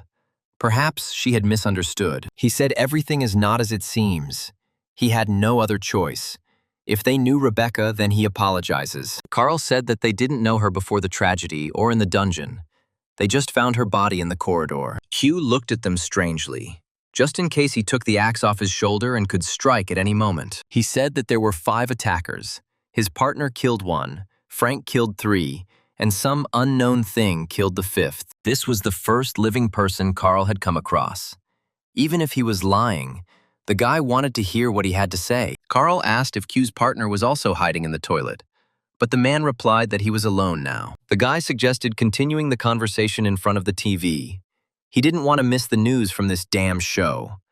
Their lives depended on it. Moving to the common room, Carl asked Frank Q what had happened to his partner and where he was now. Taking a cookie from the plate to increase his experience, the man replied that his partner was dead. She had been shot. He crunched on a cookie, involuntarily interrupting his story. An oppressive silence hung in the room. Everyone felt the tension. Finally, Frank Q added that his partner had been shot by Rebecca Wong, and now it was just him and his trusty axe. After listening to the man's story, Carl said meaningfully that everything was clear. The guy did not take his eyes off the researcher. Everyone in the safe zone was staring at each other, and the guy was watching Q's expression very carefully, and he was trying to understand what impression his chatter had made on the boy. A predatory expression flashed in Frank Q's gaze. Donut sat on Carl's shoulder, looking with her big yellow eyes at Frank Q, who was hung with weapons. The show's host announced that they would next show a wonderful, bloody battle with the local boss. A whole horde of brave explorers of the world's underground from planet Earth came to fight him. The cat finally managed to go to the toilet and flew into the common room. Hearing the voice of the host of the show, World of Dungeon Explorers. Jumping up on the counter, she exclaimed in disappointment that they had missed the start of the show's news broadcast. The cat turned to Frank Q and snorted at him. It was all his fault because he was such a jerk he was sleeping in the toilet. Carl sensed that Q was preparing to attack them, which meant the guy needed to act very, very carefully. The only exit from the safe zone is also the entrance through which he and Donut entered. Carl asked Frank Q if he had seen the latest episode of the show, as they had been delayed and hadn't been able to see what it was. He replied that he had seen it and recounted to the guy in detail the contents of the previous news broadcast, who had been recognized and why. There is also a safe room 5 kilometers from here, where Frank Q was able to watch the previous episode of the show. The man gripped the edge of the counter tightly, tensing like an animal about to pounce, choosing the right moment to attack. Carl noticed this movement and was convinced of his suspicions. This scoundrel was going to kill and rob them, like the rest of the people. This man's entire appearance betrayed cruelty. Most likely, before all these events, he was a common criminal. The guy asked Frank Q to tell him how he got into the dungeon, and how he managed to survive when everything collapsed. And on the screen was the most popular show in the universe, World of Underground Explorers, where Earthlings were killed by the thousands for the amusement of the public. Q involuntarily looked to the right and up. He was making things up, Carl realized. Frank had said that he and his partner were working at customs at the time. Q means they worked for immigration and customs enforcement. And judging by Frank's behavior, that could be true. While the man spoke, the screen showed a bloody battle between human explorers and a giant rhinoceros boss. Frank said they'd been monitoring a warehouse for a while, trying to disrupt a Chinese human trafficking operation. The man lowered his head and said that when it all started, they found themselves there, but not alone, but with those same bandits. 15 bandits at that very moment decided to leave the building for a smoke break, and that's how they were saved. But the rest disappeared. He and his partner involuntarily exposed themselves and were fired upon. But then an entrance to a dungeon opened right under their feet. Many bandits fell right there, unexpectedly finding themselves in this terrible place. But there was nowhere to go. They had to go. Among the 15 bandits who attacked them near the warehouse was Rebecca Wong, whom he killed. This graceful and pretty girl at first glance was the leader of their gang, the worst of the worst criminals. Frank Q said that the time they encountered each other in the hallway, she shot him 3 times, and only then did he respond. He shot back and immediately hit her right in the heart. He didn't feel sorry for her, because people like her are always a threat. Pressing his hand to his heart, the man admitted that he thought he was going to die from his wounds because he was bleeding. Continuing his story, he admitted that he had searched her body. Frank Q did not take his cunning eyes off Carl. The man chuckled, saying that he searches every world dungeon explorer he kills for loot. Carl stood near the exit from the safe zone, and from there talked with Frank Q, carefully pretending to be a simpleton. The boy had long understood the man's plan, but Carl had learned Mordecai's lesson well and had figured out how he and the cat could escape. Q had already made up his mind. His ally was somewhere nearby and was just waiting for his signal so that they could attack together. Finishing his story, Q said that his partner Maggie grabbed one, and the other decided to escape. Frank expected to die, but surprisingly quickly healed. Meanwhile, the big screen showed the boss dealing with a large group of researchers, blood flowing like a river. Q said that he once saw a giant monster crawl out of some pod and simply devour a man. The bloody battle on the screen was coming to an end. The boss was wounded, but there were almost no more dungeon explorers left who had attacked him. In the end, the giant monster fell dead among the bloody corpses of people, and the system declared a draw. And Frank Q continued to tell how he found a guild for newcomers, and then tried to survive in this monstrous world. He assured his interlocutor that he had run out of ammunition long ago, so now he was using a battle axe. Donut, touched by Frank Q's fictitious story, stood up on her hind legs and looked sympathetically into the killer's face. She purred to the man what a poor thing he was, how hard it had been for him, and what a good fellow he was for being able to get out of it. The cat said that the story of his deceased partner Maggie brought tears to her eyes. The killer looked with distrust at the cat reaching out to him. Being a liar, he himself did not trust a single word of others. But realizing that the cat had fallen for his crude lie, he broke into a satisfied smile and thanked her for her sympathy. Carl asked Q if, since he was searching those guys, he might have some pants or shoes that fit the guy's size. The man looked at Carl doubtfully. Was this guy really such an idiot? Or was he just pretending? But there was no point. Frank laughed dryly and cheerfully answered the guy. Of course he would have something. It was not proper for a man to walk around like that. Carl thanked Q with a smile. So far, everything was going exactly as the guy planned. Now he needed to warn Donut. He discreetly sent the cat a message in the chat, telling her not to say anything or shout, but just to read the messages. Donut's expression immediately changed.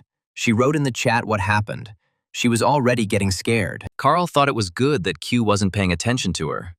He again asked the cat not to write in caps.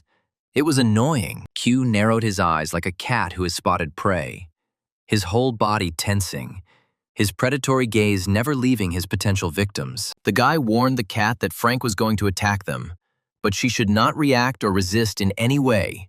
This is important. Whatever happens, Donut shouldn't shoot magic missiles.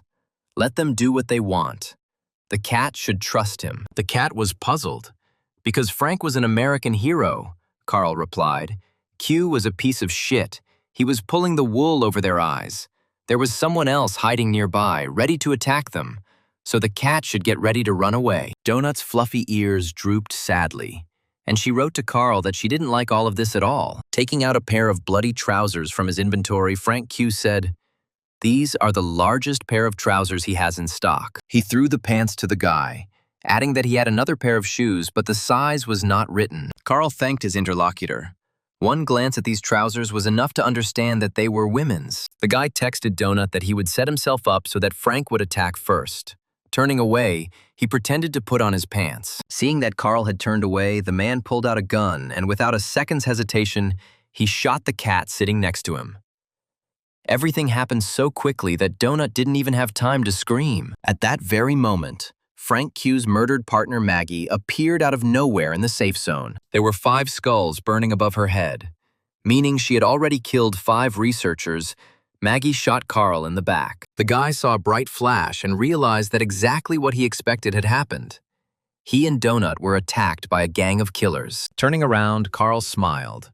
They fell for his provocation and rushed to attack them right here. He beat them. The boy remembered his horror when he saw Donut helplessly sprawled on the floor in Mordecai's room. He then thought that she was dead. He was furious and yelled at the guildmaster, asking what the hell happened to his cat because of that enchanted cookie. Mordecai then replied, "There is a transformation going on, but it's definitely not a bad one.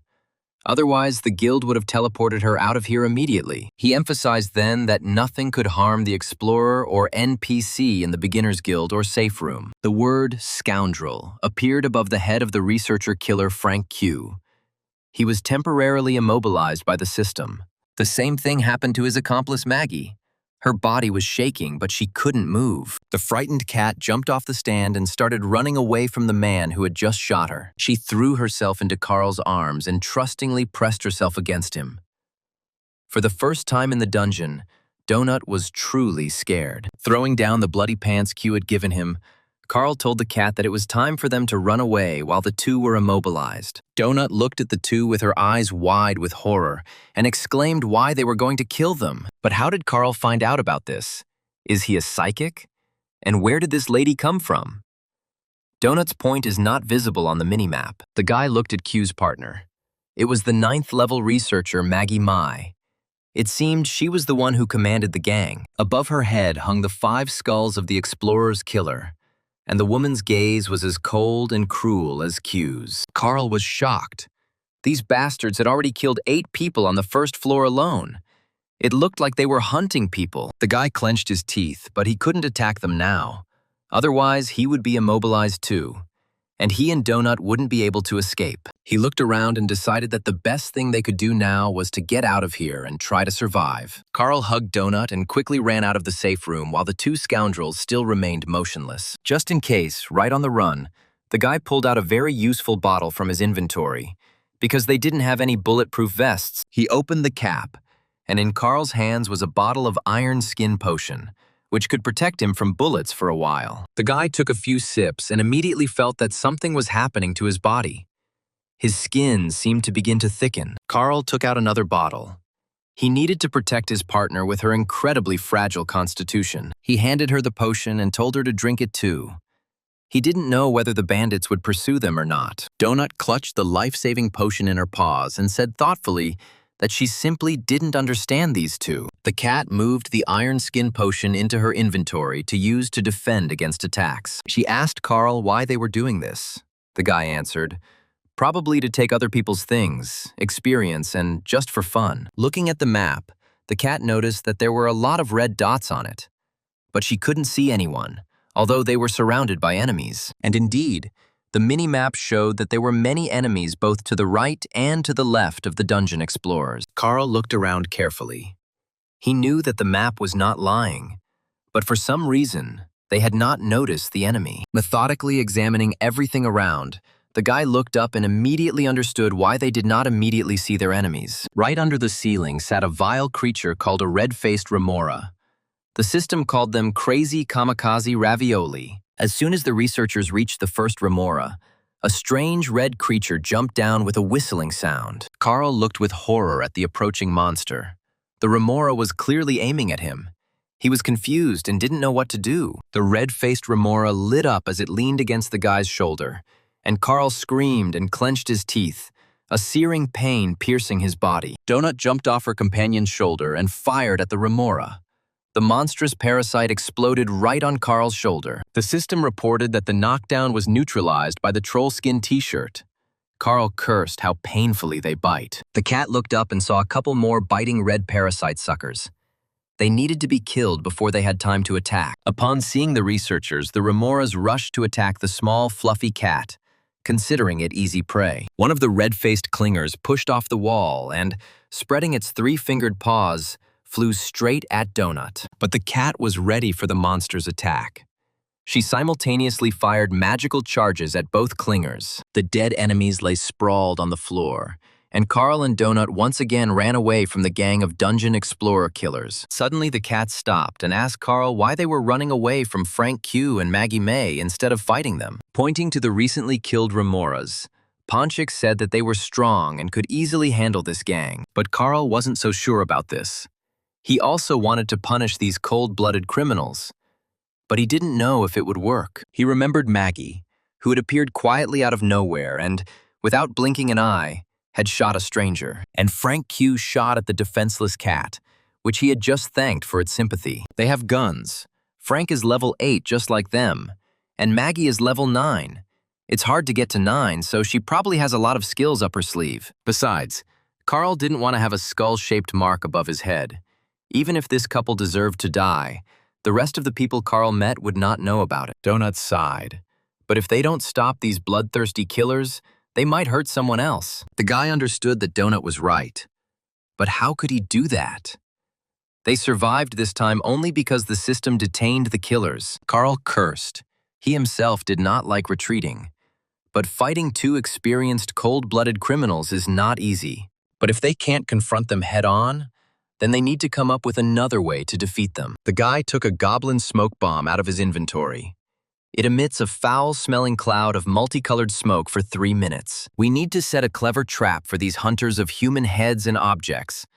It seems they are not particularly bright. Carl can't see the bomb status directly from his inventory, so it shouldn't be displayed in the general information. He placed the smoke bomb in the inventory of the dead remora cat. He looked at the status. Nothing was visible. That's good. The guy decided to check if the fuse was burning, and in just a couple of seconds, the stink bomb's durability status dropped 3-fold. Carl remembered Frank Q.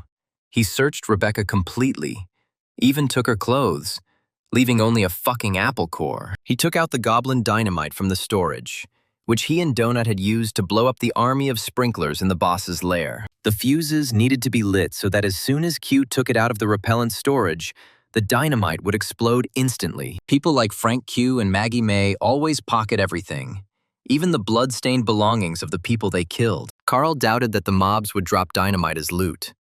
But if he was lucky, Frank wouldn't even think about it. As soon as he got the dynamite, it would explode.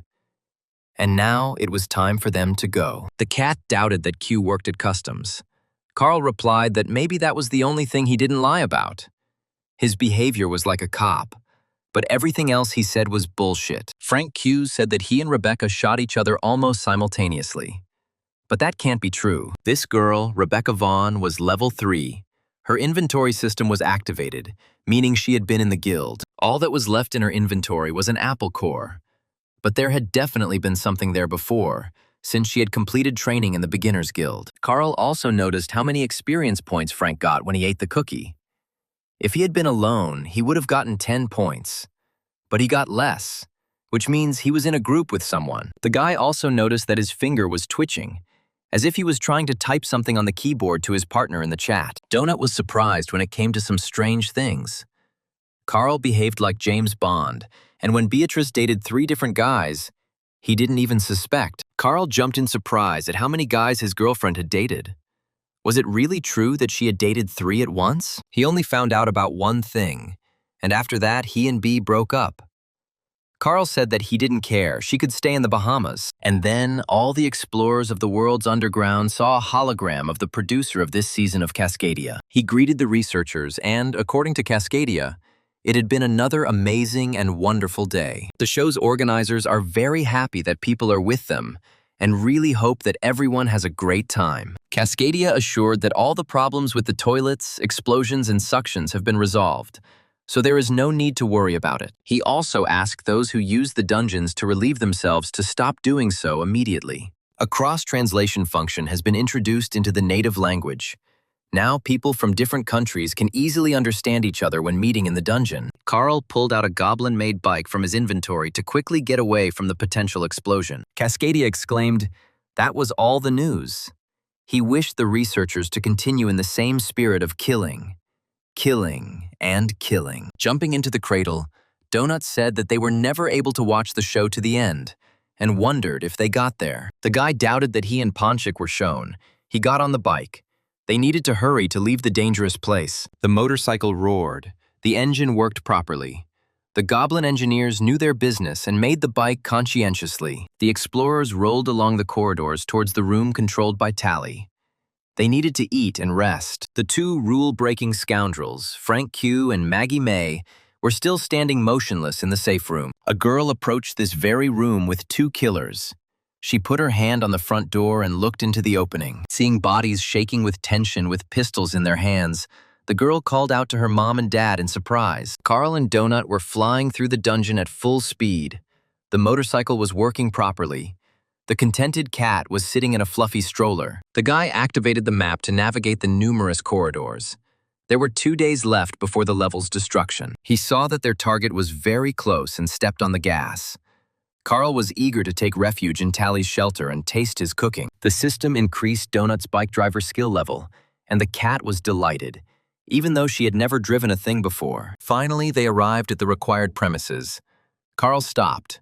It was necessary to put the vehicle into inventory. They greeted the silent little keeper with pleasure, Donut jumping up onto the counter and rubbing herself against Tally. Carl sank tiredly into a chair. They hadn't had a chance to rest since they had been here. The guy lost count of how many days had passed since they last slept. Time flows differently here, but at least a day passed, and maybe two. While they were here, Carl decided to open the chest to see what he got. The system gave the boy a new achievement, calling him a monster for killing the goblin babies in their own house. Then she calmed the guy down, saying that the mob's children don't die, but are transported to a safe zone, where they wait for their parents. After the end of the next season of the show, the mob families meet again and continue their long, happy life. Laughing, the system mockingly told Carl that it was a lie. Those children were dead, and dead because of him, so he would definitely burn in hell. Carl clenched his teeth, sick of the constant bullying of this stupid show program system. It was clearly trying to get to him, and for this ugly and bloody deed, the guy receives a bronze chest of the Ass Smasher as a reward. For killing over 20 civilians in one attack, Carl received the achievement called War Criminal. It was he who prevented innocent children from growing up and enjoying a happy and fulfilling life with their parents. For being so cruel and unforgiving, the dungeon explorer was rewarded with the golden chest of the Ass Smasher. The guy keeps a ton of stuff in his inventory, and for this, he gets a golden loot chest, so there will be even more of it. Carl's explosives handling skill has also been increased to level 5, and he now has the skill to make IEDs. He was surprised to see a new tab appear in his menu, called Destruction Workshop. Carl clicked on it, but it turned out that he could only access this menu when he was standing in front of the sapper's table. It was interesting, the guy thought. A sapper's table can be bought in a safe room store. Donut also began opening chests and examining their contents. As always, she had plenty of potions and torches. The cat, like a child, was delighted with all the items she received, her eyes shining when another thing jumped out of the chest. Among the numerous other boxes, the cat also received a bronze boss chest, which always contains interesting items. Here was an enchanted scaly fairy steel tail cap for the swift four-legged explorer. The Charmer's silver chest contained a very useful spell book that could turn enemies into allies. She received this spell, Minion Army, for charming all the goblins, which allowed her to make enemies fight for her for 1 minute. The contented cat opened the next chest. There would probably be some beautiful bottles of potions there, but in the chest there was a special weapon oil called Weeping Wounds. It is applied to weapons to make wounds bleed longer. Like Carl, she received the Ass Killer's chest for the mass murder of peaceful and defenseless goblin children. The chest contained a Thug's Pass, which allows you to get a pass to the Thugs Club, but prevents you from getting a winner's pass. Donut was horrified that a tattoo would really appear on her well-groomed body, but it was simply unimaginable. She was not a criminal. She felt a burning pain. The brand dug into her neck to leave a mark in the shape of a dagger. The cat growled indignantly. Donut ran around the room, jumping from table to table, and was indignant at who gave them the right to defile her in such a way. Her eyes were burning with anger. The place where the tattoo was applied was bleeding, and in anger the cat tore the banners on the walls of the room with her claws. Tired of running, she stopped near Carl and moaned that now there was a disqualification mark on her beautiful body. Donut, her ears drooping sadly, lamented that this tattoo, this terrible mark, had caused her serious harm. The guy tried to calm Donut down, saying that everything was fine, All these marks would come in handy one day, just like his goblin pass had come in handy. Carl hadn't seen Donut this upset since Angel the Cocker Spaniel ate one of her favorite bells. Carl looked carefully at the cat's body. A tattoo was visible among the silky fur. Now, Donut had become a thug. To distract her from unpleasant thoughts, he asked if she would like to try on her new enchanted thing. The cat still replied sadly that it would be great, but the thought of a new thing soon took hold of her. When the enchanted scaly fairy tale cap for the fast four-legged friend ended up on Donut, she smiled again. She twirled around in front of Carl and asked how it looked, how she looked in it, and whether it covered her crotch tattoo. The guy stroked Donut. The thing doesn't even come close to covering the tattoo, but it looks absolutely great on the cat. The cat frowned.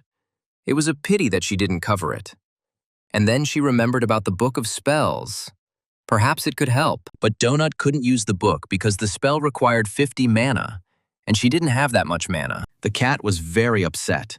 She cannot learn such a useful spell now and cannot use it. The guy continued to open his chests, of which he had accumulated a decent amount over all this time. He opened a couple of goblin chests, which usually contained all sorts of explosive goodies that the guy often used. And this time he received healing potions, goblin dynamite, stinking fog bombs, and confusing fog scrolls. The boss's bronze chest contained only one item. Carl received an enchanted ring for his finger. It was a physique ring. It improved his body by 20%.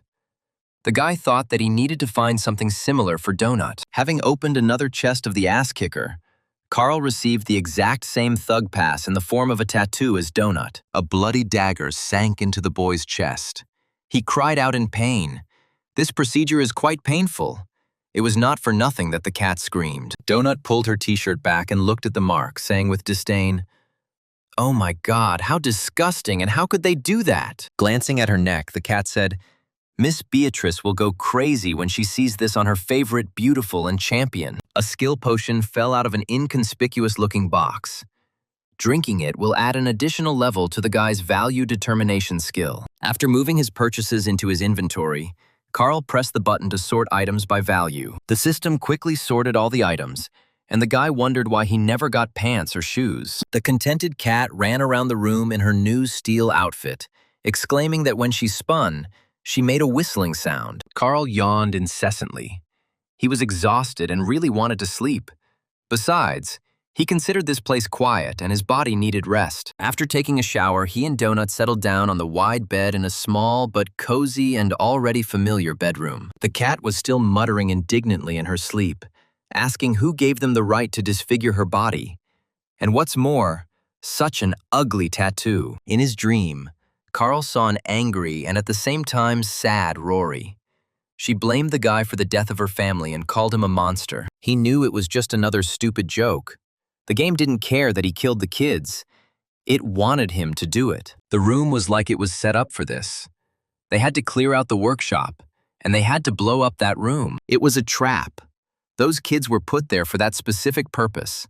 They only existed to die. Carl cannot and should not blame himself or feel remorse for the explosion in the goblin lair. Donut was right. It wasn't his fault.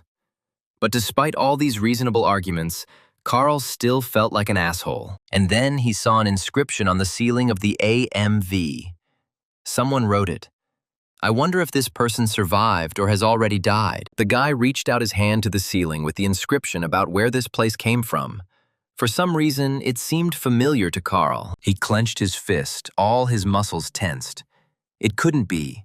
This place, it was from his world, and the aliens wanted to steal it from them. Carl stubbornly pressed his lips together. He swore to himself that the aliens would not break him. They could wound or kill him, but not break him. Nearby, the fluffy Princess Donut purred peacefully, a living reminder of that world and that life that had been not so long ago. The guy's eyes flashed menacingly. He would do everything possible and impossible, not only to avoid breaking down, but also to get his world back. There were 40 hours left before the level was destroyed. Carl saw an inscription. 2 crossroads to the east, 3 to the south, a staircase plus people. The guy looked at the inscription in confusion. He was at a loss to guess who had made it. Enemies or possible friends and comrades. Donut asked him if he thought it was a trap. Carl thoughtfully answered, "Maybe this way, maybe that way." He ran his hand over the inscription, and fresh paint remained on his fingers, meaning the inscription had been made only a few hours ago. They decided to take a risk, got on motorcycles, and the researchers headed in the direction indicated on the sign. The road was littered with the corpses of Level 4 ice goats, killed by researchers Brandon N. and Chris Andrews. Carl told Donut that they would go look for these very researchers who cleared the way to the stairs for them. The guys stepped on the gas and they sped forward with the wind. Carl couldn't wait to find normal people here. The system reported that Carl's driving skill had improved, and he could now step on the gas with complete confidence. Along the way, the same inscription was found here and there. It seemed the guys were showing the researchers the way to the stairs. The messages were on the walls and on the floor slabs in the corridors. Suddenly, Donut yelled at Carl to stop. As they drove, the cat watched the mini-map very carefully. She showed Carl a staircase that had appeared on the map. Although it had definitely not been there before, it seemed to have opened recently. The boy asked the cat if there was anything else there. Maybe he could see anyone nearby, other explorers or monsters. Donut replied that there was something written on the ground. She suggested getting off the motorcycle and reading. After all, it was very dangerous near the stairs. Carl put the bike back in his inventory. They were going to go on foot from here. The guy didn't want to show the transport to anyone. The explorers of the world dungeon slowly and carefully moved forward. Judging by the video, the bosses here are very serious. They saw another sign on the floor. The road is safe. The parking lot is 2.5 kilometers away. They can't go any lower. Otherwise, the district boss will be activated. Carl cursed. How could they even defeat this district boss? All these monsters were simply terrible and strong. Donut pressed herself against the stone slabs. She felt a very slight vibration, as if someone was approaching them. She told Carl that there was some movement up ahead, but she couldn't yet figure out what it was or whether it was dangerous for them or not. Now the guy, too, could hear noise and a slight rattling of the floorboards far away in the corridor, which meant that someone big and heavy was walking. Soon, dust began to fall from the ceiling, and the dungeon explorers realized that it was definitely not a friend moving towards them. Carl told Donut that whatever it was in the hallway was very fast and extremely large and heavy. He added that this was something very, very big, and perhaps they had never encountered such a giant in the dungeon before. Above one of the entrances, they saw a raised grate. Carl understood perfectly well that this grate would fall as soon as they entered. The guy walked up to the grate and looked inside. It turned out that there were more passages further on, like some kind of labyrinth. Suddenly, they heard something rolling noisily down the corridor right next to them, and a huge brown ball appeared. It rolled right up to the grate where Carl and Donut were standing, and the researchers felt that the ball stank. The guy winced and said that it smelled terribly of sewage. Donut's eyes filled with tears from the stench.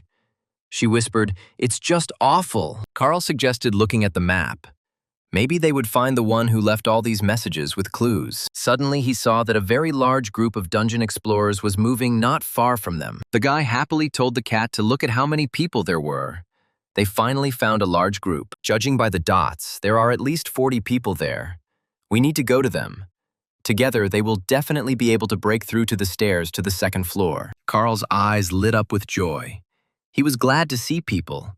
And Donut was also glad that they wouldn't have to fight the terrible boss themselves. The guy was sure that with that many people, they could easily take down the district boss, although it depended on their level. Turning the corner, Carl and Donut entered a corridor where, judging by the map, there were people. The guy greeted them warmly, but when he looked closer, his face lengthened. He certainly didn't expect to see this here. These were indeed people, and there were a lot of them. Donut turned to Carl in confusion.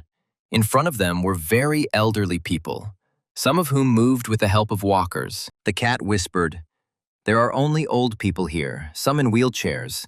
With them, they will definitely not defeat the district boss." Carl thought, these aren't just old people, but, oh my God, I love you, Grandpa, but damn, how come you haven't crumbled into sand yet? A strange old woman sat near a large cart with things and looked around with big, crazy eyes. She muttered that she didn't take those sandals, and there was no need to slander her.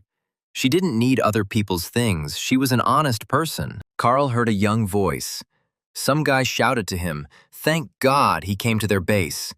Two young men were walking towards Carl. One of them asked if he had probably seen their messages. Carl answered yes.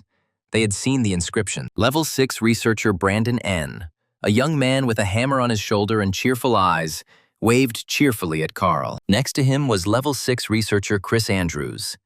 And it was these guys who cleared the way for him and Donut to the stairs. Brandon didn't understand why Carl said we. He asked the guy who else was with him.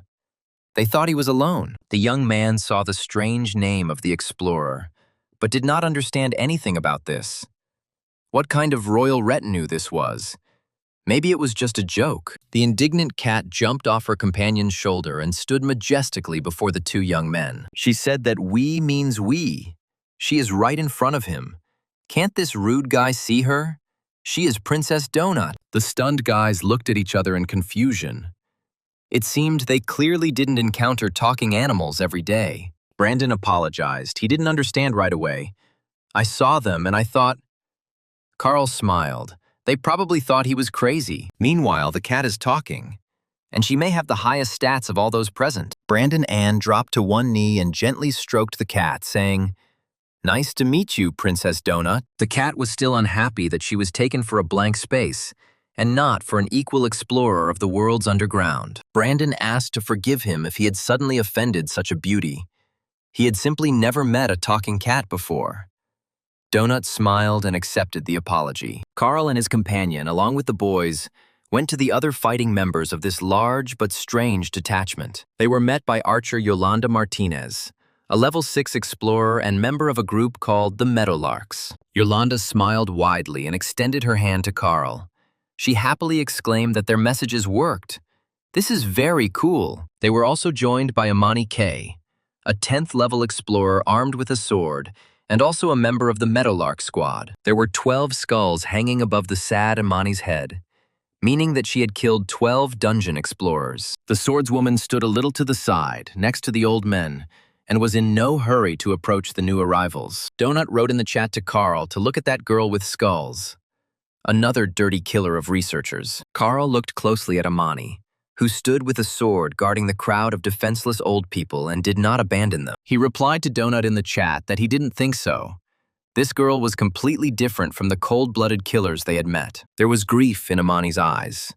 Apparently she was forced to kill these people, and this lay like a heavy stone on her clear conscience. Still, Carl looked at Imani warily, and he told the cat not to write in caps, as it felt like she was screaming. The frightened cat replied that she was screaming. The skulls above her head frightened her very much.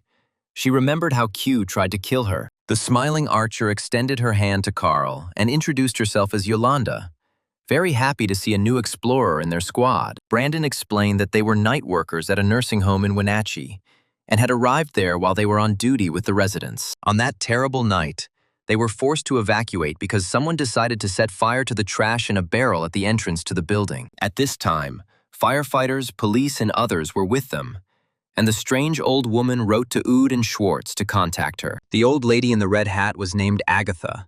She took a can of red paint and headed towards the nearest wall. The guy added that, in general, everything was going in one place.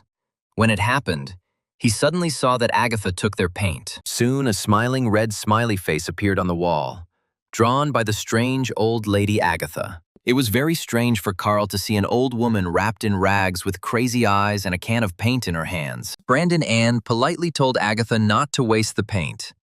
The old woman grumbled that it was her paint. They stole it from her. Brandon reminded her that Agatha had stolen the paint from Stan, and he asked her to just not waste it on nonsense. Chris said most of the cops and paramedics scattered as if they knew the place better. Carl was surprised how they got down. It turned out that Agatha simply took a running start and jumped onto the stairs with a cart. No one knows what she was thinking, but the stairs turned into a long, smooth ramp. Apparently, something really wanted this strange old woman and the other residents of the nursing home to come down here. Carl asked Brandon if he had considered gathering them all in a safe room, which would certainly be more comfortable than the hallway. Donut was surprised to see a cat in the arms of one of the old ladies.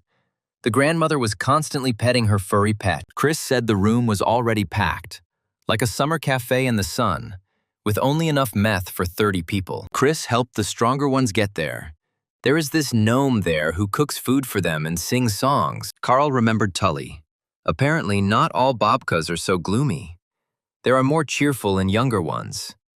But it seems they are all very kind. The old people really like that room. There is nothing to be afraid of there. They remember their previous life, their youth, and among themselves they decided that they would never leave there again. That they would all die together in this place, to the cheerful songs of the keeper of the room. Now they sit there like they're at a big party, well-fed, happy, and calm. It gives you goosebumps. The guys plan to take the old people to the 3rd floor, thinking that there they could change their class or specialization, and it would be easier for them to survive. Carl stared at the toilet, next to which there were pools of blood. He suddenly remembered Cascadia's message about toilets. He asked Brandon if this was really because of the same bug that the producer had talked about, and the guy sadly confirmed. Carl remembered the message that if you open the door and something or someone comes in instead of you, they won't explode now. Brandon N. told Carl that they found Lady Tiata from the Newbie Guild, who really helped them get settled here, and then they brought people to her in groups for training and activation of the menu, inventory, and adaptation to this strange place. During one of these expeditions, they were attacked. Several residents of the nursing home were injured, and there were no healing potions. Imani had a sword. She killed the wounded at their request, but she still cannot recover from that terrible incident. Everyone understands perfectly well that it was necessary to do this so that they wouldn't suffer, but it doesn't make anyone feel any better. Damned place. And those fiery skulls above Imani's head are a constant reminder of what happened. It's just terrible. Carl listened and looked at the old people. If it was difficult for him, a young man, to live here, then what must it be like for them, old and infirm people? And he suddenly thought that things weren't so bad between him and Donut. They were young, fast, healthy, and now they could even chat. He asked Brandon what happened to the cops and paramedics who stayed with them after they went underground, and lowered his head. Most of them went into the spiral. The gate closed after they went inside. About 5 minutes later, the gates opened again, but none of the guys were there anymore. They had simply disappeared. No one knows where. The rest went to look for other survivors in the world dungeon, and a less difficult descent to the 2nd floor. They were very strong and brave guys. Everyone was confident that they would be able to find people and a ladder. The 2 squads went their separate ways, and no one has seen them since. Not even a message from them about what happened. Brandon whispered, "They are all dead. Their deaths are shown by icons in the squad."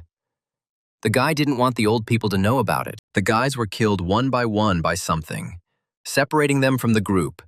Even Dr. Gracie died, and she was an MMA fighter. Seeing Donut, the old woman with the cat extended her hand to her and greeted the cute cat in a trembling voice. Donut jumped into the arms of her grandmother in a wheelchair, who, even in this situation, did not abandon her furry pet. Brandon concluded that they were the last 4 who were not residents of the nursing home, plus Agatha. Carl thought, what a nightmare. And he thought that everything was bad for him. But here, everything is much worse, just some kind of darkness. He looked at these feeble old men in the corridor of the world dungeon. They shouldn't be here at all. But they are here. The world of Earthlings has come to an end. There is no place for the sick and the old in this bloody show. But what to do with them if they still end up here? Of course, it would be wiser for those guys to give up and abandon those old people. But they don't do that. They take care of them. The cat caught the sad thoughts of her companion. She sadly lowered her soft ears and asked what Carl was thinking about. The guy understood perfectly well that this was a hopeless business. But how could he abandon them? Would his conscience be at peace if he did so? He closed his eyes, frowned, and firmly decided to stay with the guys and help them save these frail people. It would be the humane thing to do. Carl looked again at the old people. Many of them were moving with difficulty but still tried to encourage each other. The guy thought that if he died saving them, at least he would do it for a good cause, and not for the entertainment of the show's viewers. Carl asked the boys what they had learned about the area, and whether there were any safe rooms that weren't packed to capacity. He suggested doing this. He and Donut would go level up by killing various local monsters on the floor. If there was a chance to borrow a couple of cans of spray paint from Agatha, Carl would take them with him just in case. Hearing this, Agatha anxiously pressed her supply of spray paint cans to her skinny old chest. Carl said that he would try to improve his skills as much as possible in the remaining time, and it would be good for the guys to do the same. He warned them to beware of other explorers, especially those with skulls. They met too, Frank and Maggie. They were killers. Carl promised the guys that they would watch the next episode of the show Dungeon World, get some sleep, and come back here again. Donut, hearing Carl's words, jumped off her grandmother's lap with the cat and headed towards her companion and guardian. The guys said that when they returned, he, Donut, and 4 guys would go there. Carl pointed towards the stairs. The 6 of them will definitely defeat this boss that the bloodthirsty aliens, lovers of bloody murders, have prepared for them. By winning, they will give the old people the opportunity to go down and continue living and moving further underground. Imani asked incredulously, how was Carl going to do this when so many people had already died fighting terrible bosses? Carl smiled. They don't need to worry. He has an interesting idea. He will tell them everything later when they return. When they were alone, Donut asked Carl what his great plan was. She was curious to know what he had come up with. How will they kill the terrible boss of this floor? After everything that happened, the cat unconditionally believed in the genius of her companion. But the guy casually replied that he had no idea how they would do it, but he would definitely try to come up with something. They have to force the others to train. It's the only way out. There's very little time left. Better to fight a familiar enemy than God knows who, Donut objected. But they don't know who will be there. Carl, taking paint from his inventory, began to paint over the sign indicating the way to the nursing home base. Donut asked why he was doing this. He asked if she had seen Imani's level 10. Partly because she had to kill those people from the nursing home. The cat was surprised. Did Carl really think that someone would show up who wouldn't hesitate to kill those old men just for the sake of experience? Donut sighed heavily. She was sure that the guy was greatly exaggerating. There are no people that evil. But then a memory of the recent attack on them came to her mind. She timidly asked Carl if she was right about the people. The guy knew perfectly well that she was wrong, but he replied that he didn't know and didn't want to know. And in any case, it wasn't worth the risk. Carl remembered Frank Q's cold, predatory eyes, and without blinking an eye, he would chop down defenseless old people with his terrible axe. Donut asked what if some good people like them showed up and walked past because Cal had painted over the messages. He replied to his companion that they were very lucky to find them. These guys are very good, kind people and real fighters. The good guys don't wander around in crowds. Not in these places. Don't forget where they are. The system encourages players to kill. So here you are either a small fish or a huge shark that is trying to eat these small fish. The cat asked Carl in confusion. Who are they then, small fish? She didn't like that at all. The guy silently turned the corner and walked away. He knew for sure that they were small fish, and many would like to gobble them up. As they wandered through the corridors, they constantly encountered enemies. But these rats were much larger than those they had encountered before. This means only one thing.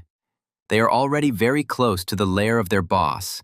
The guy constantly asked himself if he was ready to fight him. Brandon N. told Carl that they had destroyed the 2 bosses closest to them, securing the area somewhat. Some guys tried and killed the first district boss. They don't know them. They didn't have time to get to know them. The 4 of them defeated the 2nd district boss, which increased their level and allowed them to arm themselves and level up a bit. N warned Carl that they needed to be wary of the lizard-like creatures. They were extremely dangerous in combat. Carl and Donut fought another squad of large rats. The cat successfully extinguished them with magic projectiles, and the guy finished them off. He asked Brandon to tell him more about the lizards. He replied that they jump. Some creature even bit his hand. He thought it would die. It was good that the poison wore off quickly. Otherwise, it would have killed Brandon. And now, Carl and Donut were facing those very same lizards. The poison of these hideous green creatures is so strong that healing potions have difficulty neutralizing it. You need to drink many vials to survive. Donut took out from her inventory a potion of iron skin, given to her by caring Carl, to protect her body from bites. The cat swallowed the protective liquid and felt as if her fragile body had suddenly become filled with metal and strengthened. Carl also opened his inventory and took out a piece of chain that he found during the battle with their first boss. He wrapped the chain around his fist to increase the force of his blow against the vile, poisonous enemies. According to N, They are very nimble. One of the second-level pygmy troglodytes had already rushed at the researchers. The system warned that they were fast and poisonous. Donut immediately fired magical projectiles at the approaching poisonous and biting enemies. The cat's spell level increased, and now she could not stun but immediately kill enemies with her shots. The green lizard, having received the magic projectile, bulged its yellow eyes in surprise and helplessly opened its toothy mouth. Carl tested his iron fist by hitting the jaw of one of the green lizards that jumped up to him. It worked perfectly. The blow sent the monster flying up and somersaulting in the air. As soon as the monster was close enough to the floor, Carl jumped up to it and delivered another blow to the head. The lizard couldn't survive this blow. It was torn into small pieces, and everything around was covered in scarlet blood. The guy shook himself off. He didn't like the bloody splashes. He wondered why there was so much blood on all the creatures here. Carl approached one of the green lizards killed by Donut with a magic projectile, and it literally fried. The guy was very surprised. This didn't look at all like the 3-mana projectile the cat had previously fired at enemies. The system informed Donut that her magic projectile had reached level 5, allowing her to spend between 3 and 6 points per projectile. Looking at the stats, Carl saw that Donut's intelligence was now 24, and she could fire as many as 8 projectiles if she reduced the spell's cost to 3 mana. Approaching the roasted pygmy lizard, the cat said that she had spent 6 mana on this green, toothy freak. Carl noted that Donut would probably be able to kill second-level monsters with 1 projectile for 3 mana. The cat objected that if some monster was going to bite off her face, she would fire 1 projectile every 6, so as not to take any risks. The guy noticed that only a few days had passed, and he could already barely feel the pinch under his feet when he walked. They were getting stronger. Now they faced a fight with stronger lizards. They were larger and more muscular, but just as fast and no less poisonous. The guy had long ago noticed that the strongest mobs in this area were at most level 4. Carl really hoped that the boss would be only slightly stronger than them. 7th, maybe 8th level. Then they would be able to deal with him easily. The guy noticed a tongue appearing from the lizard's mouth. He remembered Brandon's warning. The monster jumped up and threw out its poisonous tongue. Carl turned around, covering Donut with his body. He smiled. The troglodyte trickster cast poison on him, but the poison was neutralized by the protective magical cloak of the night ghosts. Peeking over Carl's shoulder, Donut responded to the lizard's attack by firing a powerful magical projectile at him. This fight was harder than the previous one, but it also ended in victory. Carl sighed with relief, beads of sweat streaming down his face. They only have a little bit left to level up to the 9th level. Then all their stats and skills will also increase. But with each level, more and more experience is required to move on to the next one. So for now, they are marking time in one place. Although Carl can't distribute stats, his combat skills are steadily increasing, meaning his attacks are becoming stronger. He understood perfectly well that the real difficulties would begin when they went down to the floor below, where everything would start all over again. Donut approached the recently killed troglodyte lizard. She usually tried to stay away from even dead monsters. Carl mentally corrected himself. All these problems would occur if they could go down lower, which was not at all certain to happen. Suddenly, the cat hit the dead enemy in the face with its paws several times. It seemed that it decided to test its strength on the corpse. She struck the lizard with her claws, and streams of blood immediately gushed from its body. Donut watched the result with interest. Suddenly, from the blow of the paw, the body of the large lizard spun in the air and the head burst, flooding everything around with pools of blood. Carl told her again to practice hitting with her claws. His strength is 9, and Donut's is 18. She is twice as strong as him, and Carl hits pretty hard. With that kind of strength, Donut could probably easily pierce a steel sheet, even some low-level monsters. The cat winced and said capriciously that fighting with claws was inelegant, an activity not for a true lady. The guy grinned, and shooting lasers from the eyes is graceful. Is that an activity for a lady? Donut replied, well, of course, yes. Using magic projectiles, she doesn't get covered in blood like a ragged alley cat. God, she can't even imagine that. Otherwise, he will look like Ferdinand. Carl asked who this Ferdinand was. It seemed like he had never heard such a name before. The cat was a little embarrassed. Carl doesn't know him, The guy even thought that Donut blushed. Who would have thought? She has secrets. Carl knew that it was useless to put pressure on the capricious cat, so he asked her to just think about it, because this was her strength. Donut frowned. She understood that the guy was right, but she really wanted to remain a princess and not stoop to fighting with her claws. A new group of enemies appeared ahead, even larger and stronger than the previous ones, meaning the researchers were close to the boss. Grabbing a club, the green troglodyte lizard rushed at Carl and Donut, moving surprisingly quickly. Another bluish-colored lizard opened its toothy mouth and thrust forward an incredibly long, poisonous tongue. Donut, as always, fired magical charges at the enemies, staying at a fairly safe distance from them. Carl used his feet and fists, smashing the monsters' heads, especially since he was immune to the creature's poison because of his cloak. Soon, this battle was also over. The researchers won, leaving huge red pools of lizard blood in the corridor. They approached the room where the lizard boss was located. Carl opened the minimap and looked carefully. This room layout will not allow the guy to use the bomb makes a boom method on the boss, as he did last time. They stood in front of the doors of the gym, and Carl could feel in his bones how dangerous this undertaking was.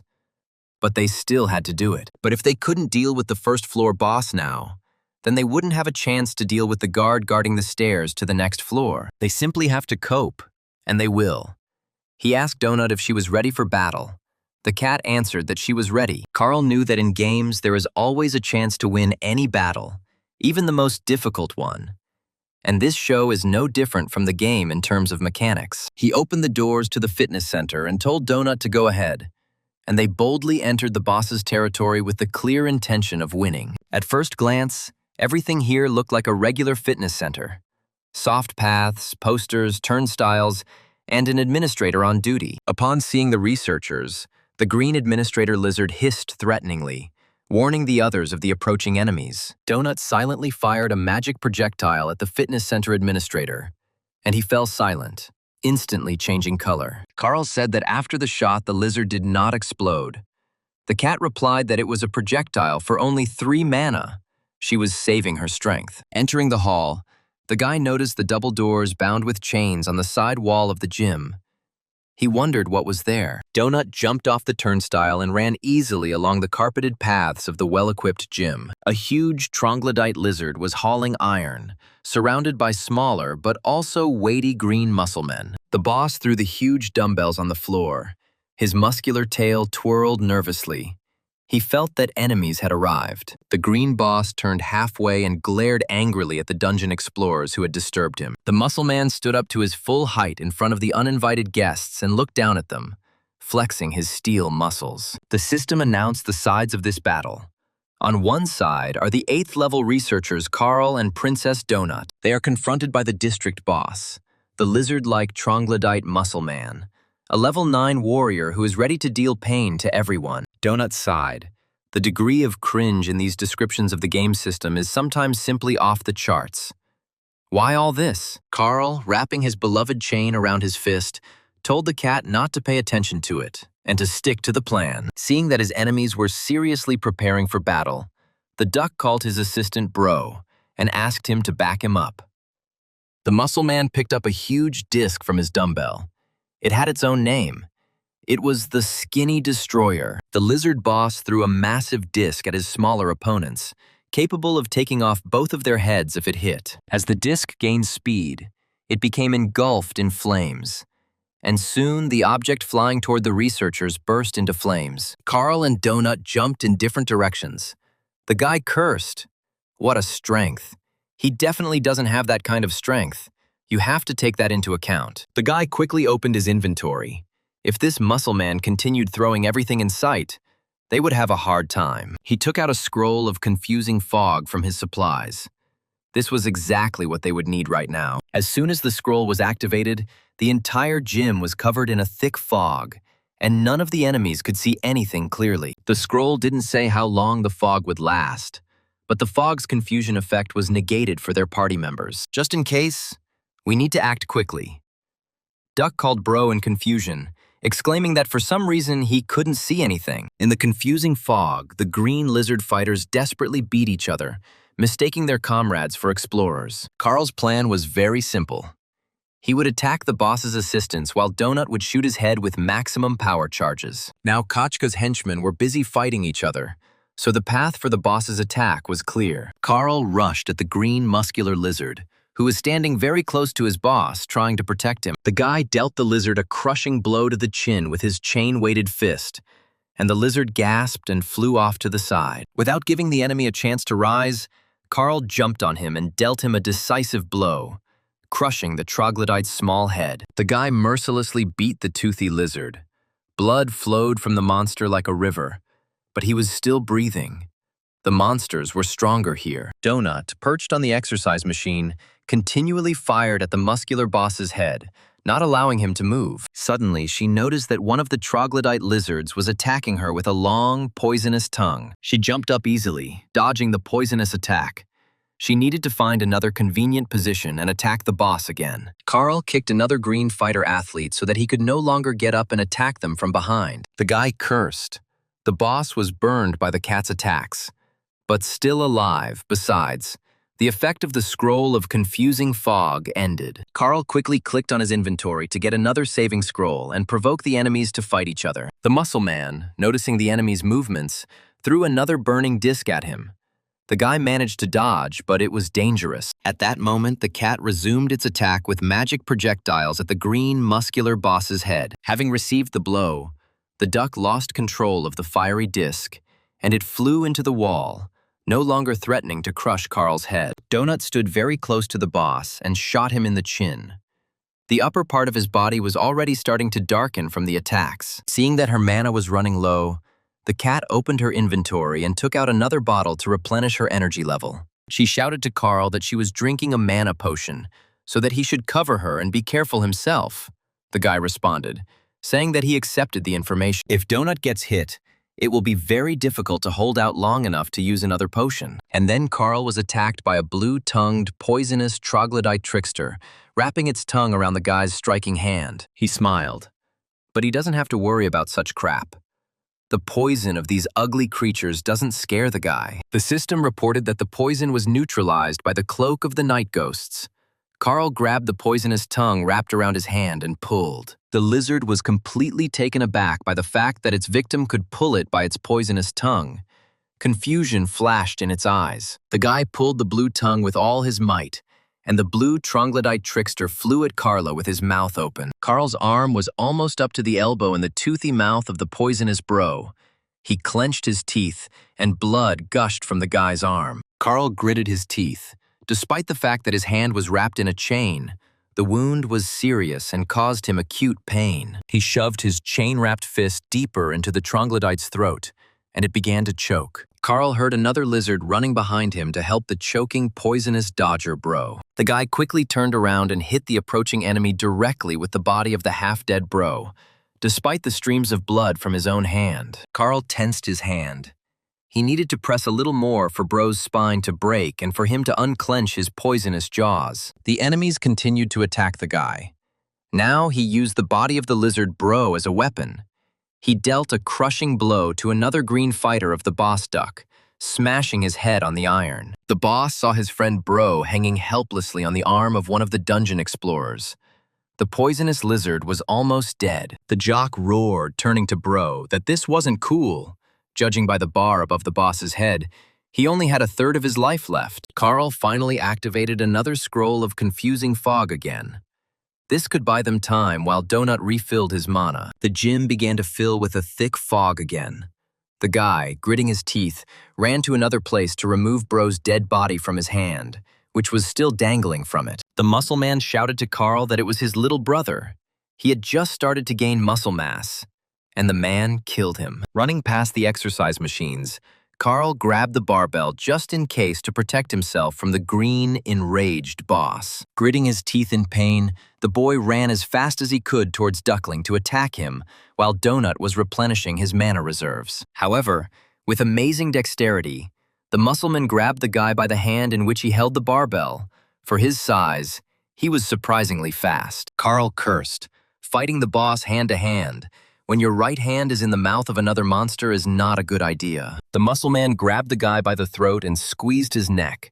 Despite his weakened health, There was a lot of strength in his muscular arms. The boss began to strangle Carl, his body began to shake, and his health began to rapidly decrease.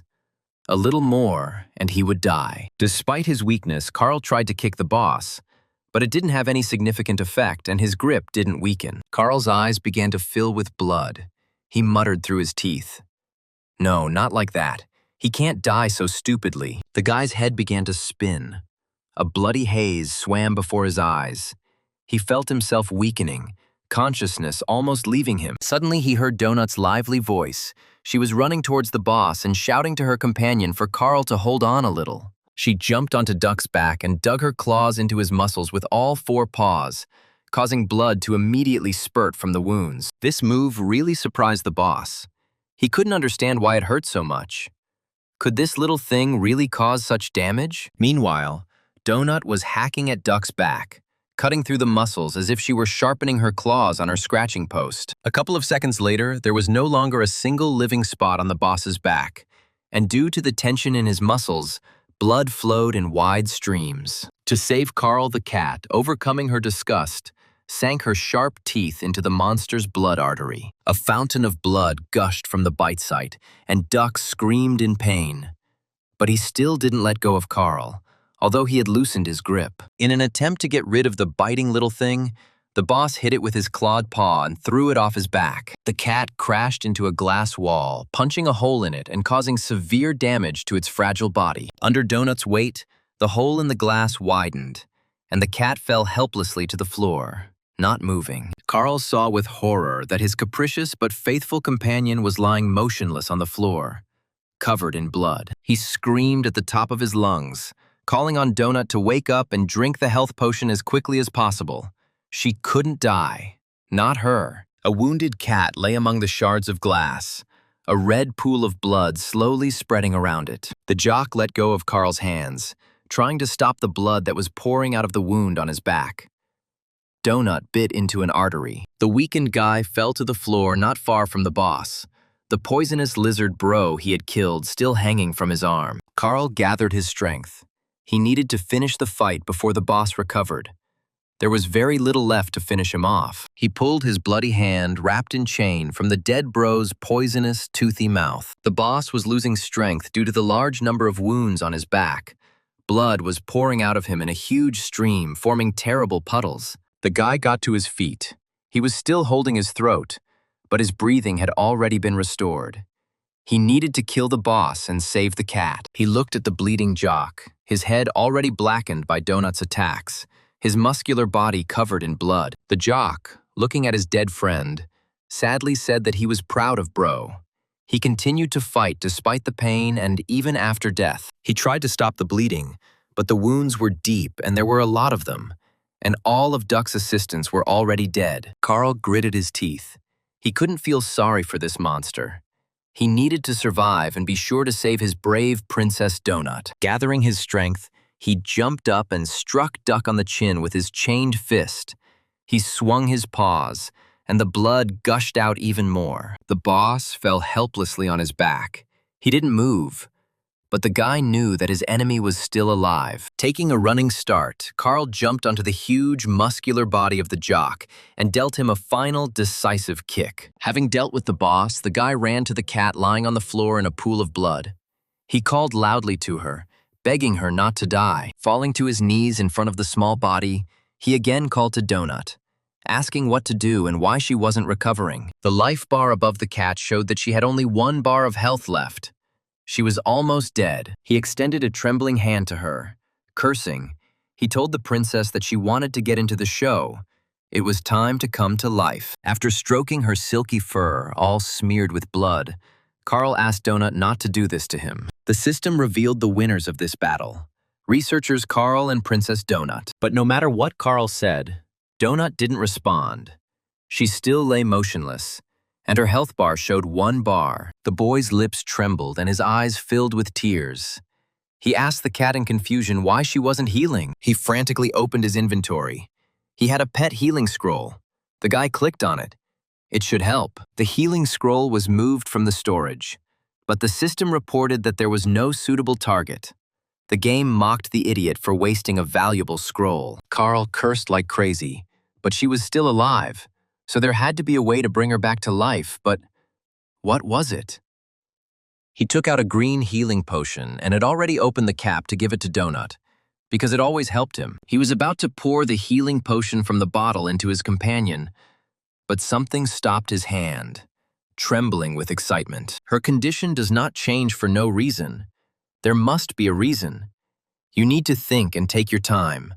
The main thing is not to harm. He remembered that before all this, she shouted to him that she had started taking the mana potion, but the recharge had to finish first. Carl understood that Donut was in a hurry, which meant she probably took the potion before starting her attack on the boss. He didn't know how long ago she took the mana potion.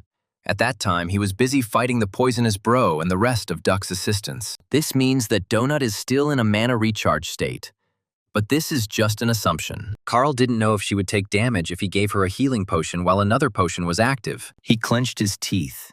He didn't know the answer to this question, because he still hadn't learned all the intricacies of this game system. The guy frowned, but what could he do? He couldn't just sit and watch her die after saving him. He looked at the only remaining health bar. Any damage, even the slightest, would kill her. That was for sure. But what should he do? Carl's strong, courageous face was distorted by a grimace of grief. He almost cried looking at Donut, so he needs to try it out for himself first. But he's not allowed to take another potion from the hot bar. But he could probably drink it right away. He summoned a health potion from his blue panel where he kept everything he needed. The system showed that the healing process would take 15 seconds, and a green light immediately began to flow around Carl. I wonder why his reload is faster than Donut's. Probably because he has a better constitution. He immediately drank another potion. The system reported that he was poisoned, but the poison was neutralized by the cloak of night ghosts. That's the answer. You can't take 2 potions. Carl swore. It turns out he almost killed Donut with his own hands. Now she can't be given anything. He can't do anything until the cooldown is over. But how do you know when it's over and you can heal? The guy sat next to Donut and quietly stroked her soft, motionless body. He was ready to do anything to make her wake up. He whispered to her not to leave him. How would he be here without her? Who would purr in his ear at night? Carl asked his furry companion with all his heart to stay with him, begged as much as he could, said that he really needed her. The guy continued to stroke the cat, swallowing back his tears, when suddenly he saw that one of the paws began to glow purple. He was overcome with joy. He realized that her paw had just recovered, which meant Donut was returning. The health bar started to turn green. It was healing. Carl was ready to jump for joy. Like a child, the cat would stay with him. Great. Donut's eyelids fluttered. She opened her eyes slightly and quietly called out to Carl. She still felt unwell due to her weak health. Everything was swimming before her eyes. She could only make out a smiling silhouette leaning over her. The cat asked in a weak voice if they had managed to win this difficult fight with the 9th-level boss, Jock. A satisfied Carl confirmed that everything was fine. It was Donut who had done it.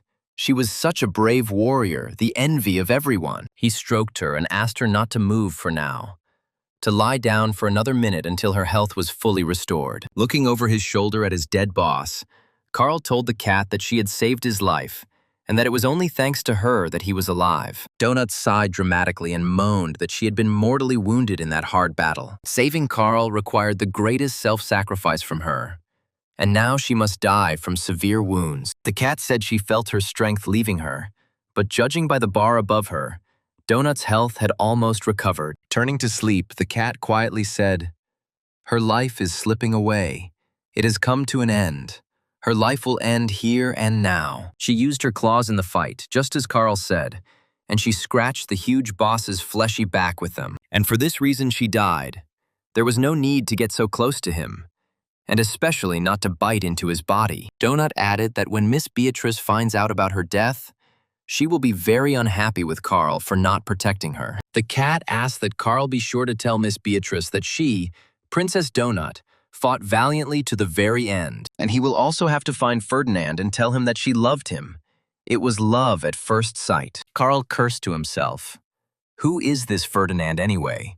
This is not the first time Donut has mentioned him. The cat's health bar became almost completely green, meaning that she could not only stand up, but also jump. The guy smiled. It seemed like the potion had recharged. That was good. Now Donut was just showing off. But he was still happy. Rolling from side to side, the cat whispered that she saw the light. It was immediately obvious that she had been watching a lot of television. Carl waited patiently for her to get tired of putting on an act and rise to her feet to receive her well-deserved prizes. But she continued to say that she was leaving this mortal world to go across the rainbow to the shining eternity to her ancestors. Having finished her fiery speech, Donut theatrically froze, her mouth slightly open and her tongue sticking out. The guy was tempted to clap his hands, but instead, he told the cat to get up already and help him get lost in the boss's lair. There was no point in wasting time. The bodies of the slain monsters disappeared from the gym, as did numerous exercise machines, leaving Carl and Donut alone. Upon entering the safe room, Carl and Donut left behind numerous bloody footprints on the floor and counter. Carl insisted that the cat go into the shower with him, and she declared that this was the most vile betrayal on his part. While soaping the cat, the guy explained that they didn't know what was in the monster's blood, and he didn't want her to lick herself and then get sick. The room's keeper hummed a song while happily combing the disgruntled cat's fur. The gnome Bobka Sebastian, level 21, worked here. He was kind, although his cooking wasn't as tasty as Tally's. As the new episode of the show began, the host noted that this season's researchers each had their own styles of playing the game. Solo explorer Lucia Marr stands out with her dogs. This girl loves animals, and they help her.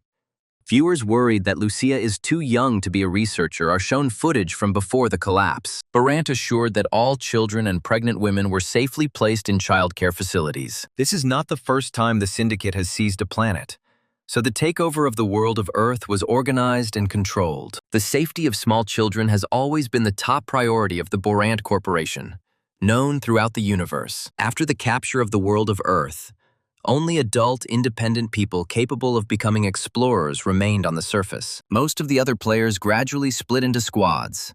Some went down into the dungeon together, and some met here. Someone saved someone, and the researchers decided to join forces for a further joint journey. However, not every alliance worked out as well as for the explorer Hekla, who was nearly killed by the monsters of the dungeon. Several promising teams fell due to poor coordination and lack of strategy, which is a shame. At the moment, the largest successful group is La Mouvement. They immediately show that they know how to work as a team. Now they are waiting for the stairs to the next floor to open so they can fight the boss guarding the descent down. The host reminded viewers that streams would begin on the second floor and asked them to write down who they would be following. The broadcast has been interrupted. Another news episode of the show World of Dungeon Explorers has come to an end. Donut was incredibly outraged. They killed the boss of the 9th level. She sacrificed herself for Carl, and they weren't even mentioned. There was such a passion there, such a heavy, bloody battle, and not a single word. It's unthinkable.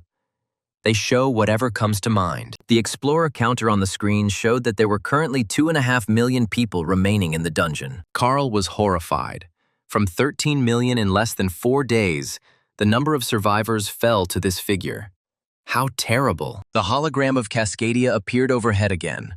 The producer greeted the researchers and exclaimed that the show was excellent. The producer knew for sure that thanks to the cross-translation, everyone would now understand him, and hoped that he would not have to repeat himself. Listening to Cascadia's story about the new patches, Carl and Donut headed to the newbie guild. The guy wanted to talk to the guildmaster. As soon as they entered the familiar room, the cat happily informed Mordecai that they were now both level 9. The guildmaster asked if the two of them had actually killed a level 9 boss. That was impressive.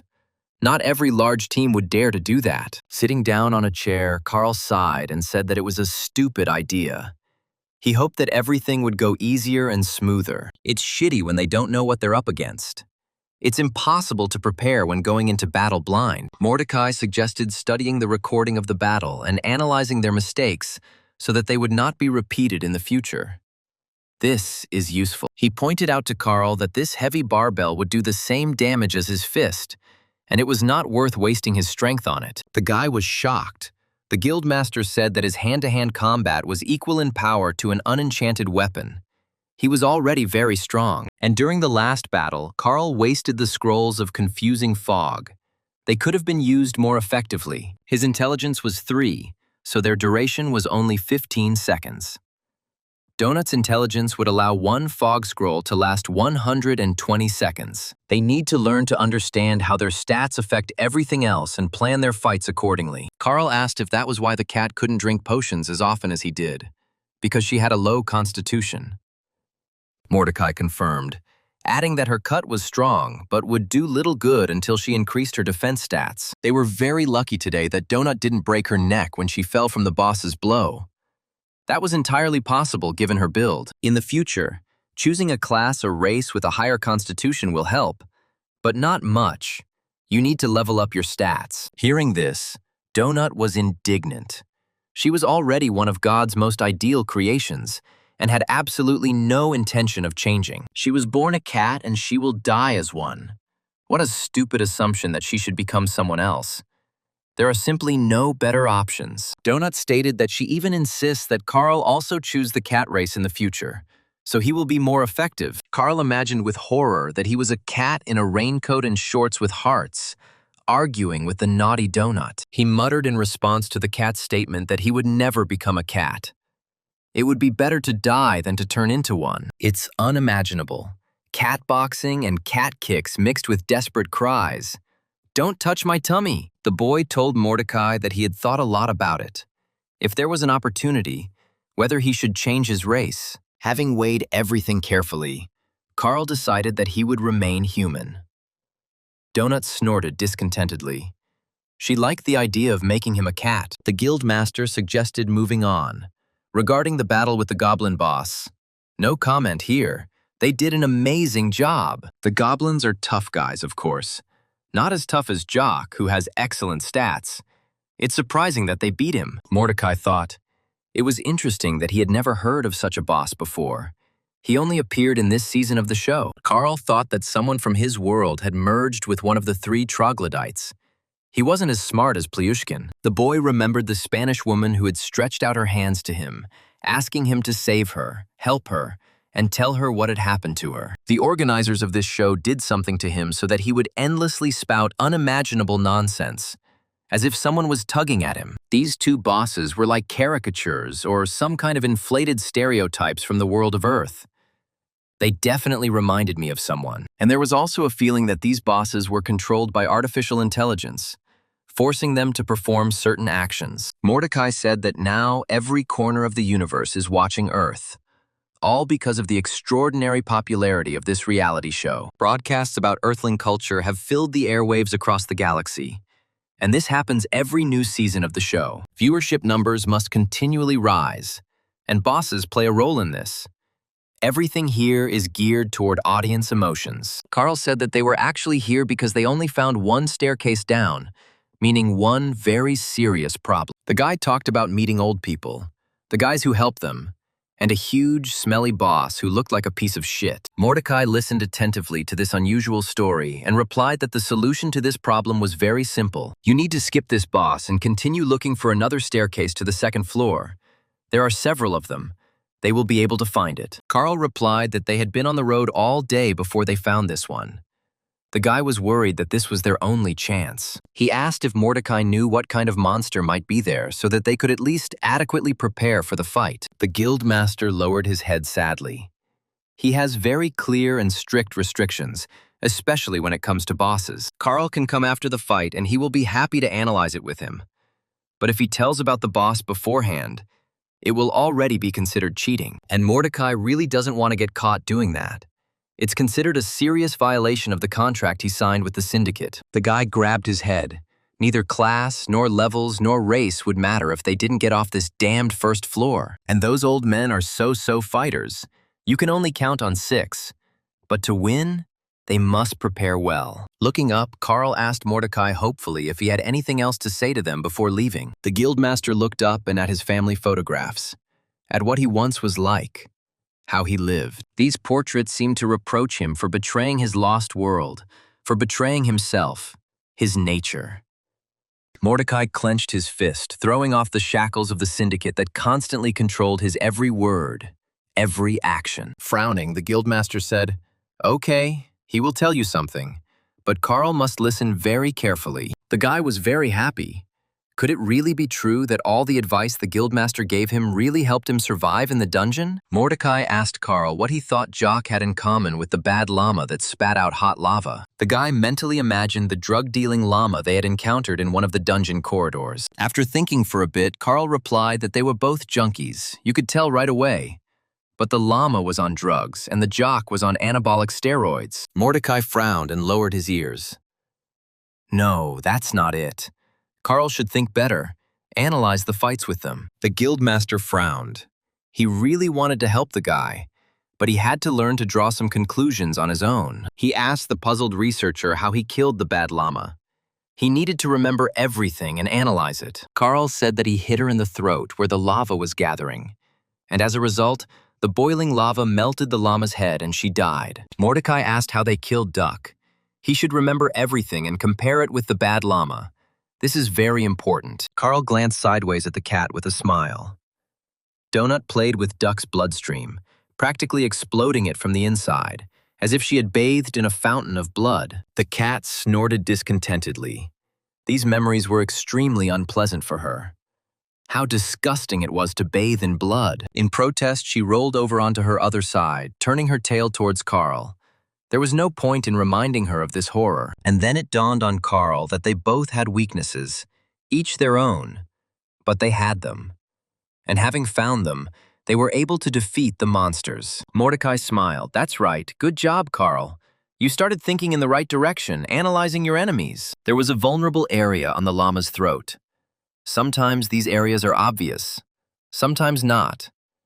Maybe you need to look more closely. Take the hoarder Plyushkina, for example. Now they know that her vulnerability was the cockroaches crawling out of her mouth. If Carl had been able to kill even one before hatching, the second would not have escaped from the throat, resulting in a jam. The guy added that in this case, she would have suffocated, and there would be no need to strangle her with that very long chain and finish her off later. Mordecai exclaimed, "That's right. You need to look for a vulnerability and try to exploit it. There are always clues, and there will be clues. You need to look for them." Carl wondered what they knew about this district boss and where to get these clues, while Donut decided to open the chest she had received. Looking at the contents of the chest, Donut grimaced in displeasure. She was once again presented with a whole mountain of torches. Turning to Mordecai, she said plaintively that her chests were broken, and they contained all sorts of junk that she didn't need at all. The cat looked at the 12 scrolls of healing with displeasure. Carl noticed that these were good. They didn't require an access code, and they would be able to heal each other. Donut also received a bronze chest for defeating the huge, scary green boss, Jock. The chest also had a tail. She was very happy. Such chests usually contain all sorts of cool magical things. Spell books, for example. It was the same this time. Donut was incredibly happy.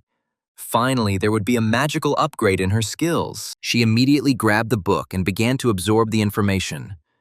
Carl said that she should have at least read the description first. Mordecai reassured him. This magical skill is good and very useful. It is often called blink in a puddle. Donut can teleport himself and up to 3 other people within his line of sight, which is very convenient and can save lives. There's a 10-second delay between cast and activation, so you can't spam it, but it's still a good skill. The cat rubbed itself against Carl's leg, and purring, asked what he had gotten, whether there was anything new and interesting. Carl's kicking skill has reached level 6. Now his kicks do even more damage, just like his fists. For killing 2 mobs by smashing their bodies against each other, the guy received a golden fighter's chest as a reward. He, like Donut, got a strongman's bronze chest, which contained a hat and a bunch of useful healing items, packages, potions, bandages, and other necessary little things. He also received 100 enchanted bloodlust shurikens. If you damage a monster with these things, the damage against similar monsters will increase by 8%. Carl wondered if these 8% of the initial damage were considered. Then it would be very little, or 8% of the total damage, in which case the arithmetic becomes more interesting. Mordecai looked at the description and explained that the calculation is based on the final damage, meaning that each subsequent hit will scale. It's a shame they're so fragile. The guy's face lengthened. His arms would fall off from throwing them. There are 100 of them, but they are fragile, It turns out he will only have one good moment for them. Carl opened the next box. He already knew that it would most likely contain some special potion. Opening the chest, he saw that he had again received a golden potion of determining the value, the same one that had already dropped last time. The guy sent it to the storage, noticing that there was nothing new. It seemed strange to him. Maybe he needed level 5 in this skill. Finally, a golden fighter's chest appeared in front of Carl. Opening the chest, the guy joyfully exclaimed, "Yes, this is what he had needed for a long time." He received an enchanted Gruel's gauntlet, which increased his strength and agility, and raised his iron fist and powerful strike by 2 levels. But if you use the item against the minions of the war god Gruel, you can turn the attack into Gruel, and this will be a disaster. Carl looked at the gauntlet in confusion. But how would he understand who was the follower of this very god of war, Gruel? Mordecai said that all ungulates revere Gruel. Horses, centaurs, or tikbalangs can also revere him. Bad llamas can also revere it, but only starting from the 3rd floor. Here and on the 2nd floor, there is no need to fear this. The guildmaster added that Carl should know that this Gruel was not a real god. Mordecai suddenly became very serious. He said with a frown that there were no gods in this game. Now the eyes of the newbie guildmaster looked at the guy in a special way. Carl, a little confused, asked if this was so important. He could not understand what was hidden behind Mordecai's words. The mouse lowered his smart and serious face. Unfortunately, he couldn't say anything more to the guy now. Carl wondered why Mordecai had suddenly become so serious, why he had specifically drawn the boy's attention to this. The guildmaster reminded him that Carl had said he was worried because some bosses and mobs were here, just like him, against their will. So he must remember that such people are in the minority here, especially at the lower levels, and he should not believe everything. Mordecai repeated that there were no gods here, only those who paid for the privilege, and that this must be remembered very clearly. Carl realized that the guildmaster was trying to tell him something that he couldn't say directly, and he wanted to know what it was. The guy said that he would definitely remember this and take it into account for the future, and he would also remember about the mobs. Donut asked what tikbalang was. It sounded like some kind of disease. Mordecai explained that it was like a horse, only much angrier. Carl decided to try out the combat item he had recently received. He clenched his fist to activate Gruel's gauntlet. Soon, an impressive-looking glove with spikes and fastenings for hand protection during combat appeared on his hand. He laughed. The benefit of this item was obvious. Now at least he wouldn't break his fingers during fights with a strong opponent. As soon as Carl unclenched his fist, the glove disappeared from his hand, as if it had never been there. The guy was sincerely delighted. This is so cool. Donut asked if Carl remembered. She had told him many times that he looked very funny. So here she was repeating it again. Kat asked Mordecai's sweetheart if there was an achievement for the most ridiculous outfit on the show, which would be perfect for Carl. The guildmaster replied that there is something similar. After the main episode of the show, there will be a section called Invited Guest. He usually talks about all sorts of weird things about the dungeon, like profiles of world dungeon explorers and the like. Sometimes he can pull a researcher out of the game for an interview. Donut's eyes sparkled. She liked the interview. She enthusiastically told Carl that this is what they need. The guy must definitely get there. Then everyone will definitely notice them. The guy chuckled. He wasn't the one to ask such questions. He wasn't Princess Donut's agent. The cat snorted. Of course not. Miss Beatrice is her agent. As soon as they find her, she will definitely quickly organize everything. But it's very far away. We'll have to wait until we get down to the 5th or 6th floor so that the dungeon shrinks enough for searching. Mordecai looked at Carl very expressively, silently, trying to understand if the guy understood what he was telling him. Carl understood this look, but what was hidden behind it had not yet dawned on him. Perhaps, with time, he would understand the guildmaster's words. Having thanked Mordecai, Carl called Donut. It was time for them to meet the Larks and prepare for battle. Clenching his fist on the hand that was wearing a combat gauntlet, the guy smiled. It was time to defeat the district boss. With only 30 minutes left before the first level collapsed, Carl asked the boys if they were ready to fight the boss. Brandon N. answered honestly that they were not ready, but they would have to do it. There was simply no other way out. If not them, Then who? The residents of the nursing home had already collected their things and were preparing to move to the next floor of the dungeon. Brandon honestly admitted that he was shocked that they had returned at all. And safe and sound, having increased their levels in just one day. Yolanda smiled. She had said that Carl would come back. Mrs. McGibbons had said that he had kind eyes. The guy was confused. He never expected that someone could say such a thing about him. He had been considered a hooligan all his life. Donut noticed that the kind eyes did not suit Carl's image at all.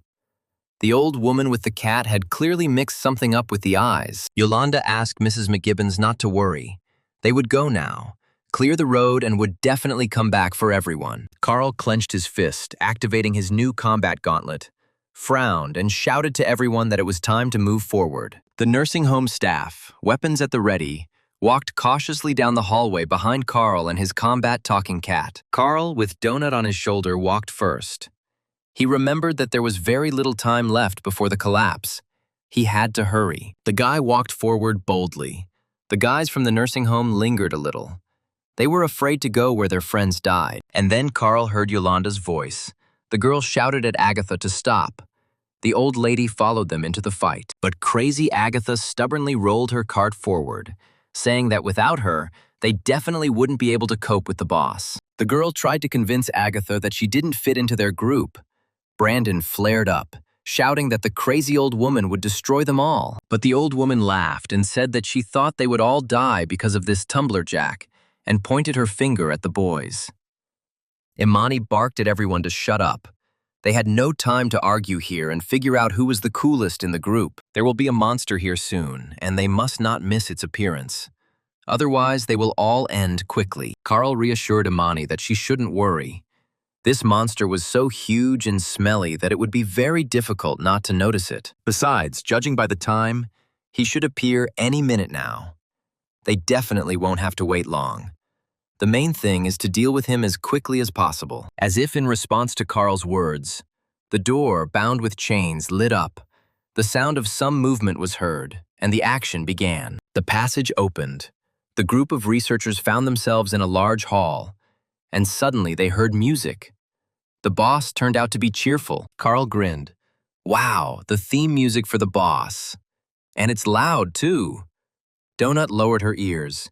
Could you ask them to turn the volume down? Following the music, a light show began to flash above the fighters' heads, filling the hall with dancing, bright beams like in a nightclub. Carl clenched his teeth. He understood that the music and bright flashes of light were supposed to distract their attention from the appearance of the real enemy. The game announced that explorers had found the lair of the district boss, and it was time for the main event for the ladies and gentlemen. Brandon N. gripped his massive hammer tightly, preparing to attack the unknown enemy to save the Elder's charges. The game was winding them up, asking if they were really ready for the fight, if they felt like the event was about to begin. Oddly enough, the calmest of the whole group was Agatha. The old woman looked around, creaking her cart. Imani prepared her sword. This show turned her into an old man-killer, and she hated the dungeon and monsters with all her soul. Carl waited for the enemy to appear. He remembered Mordecai's words about weak spots, and that there are always clues. You just need to see them. The system was pleased.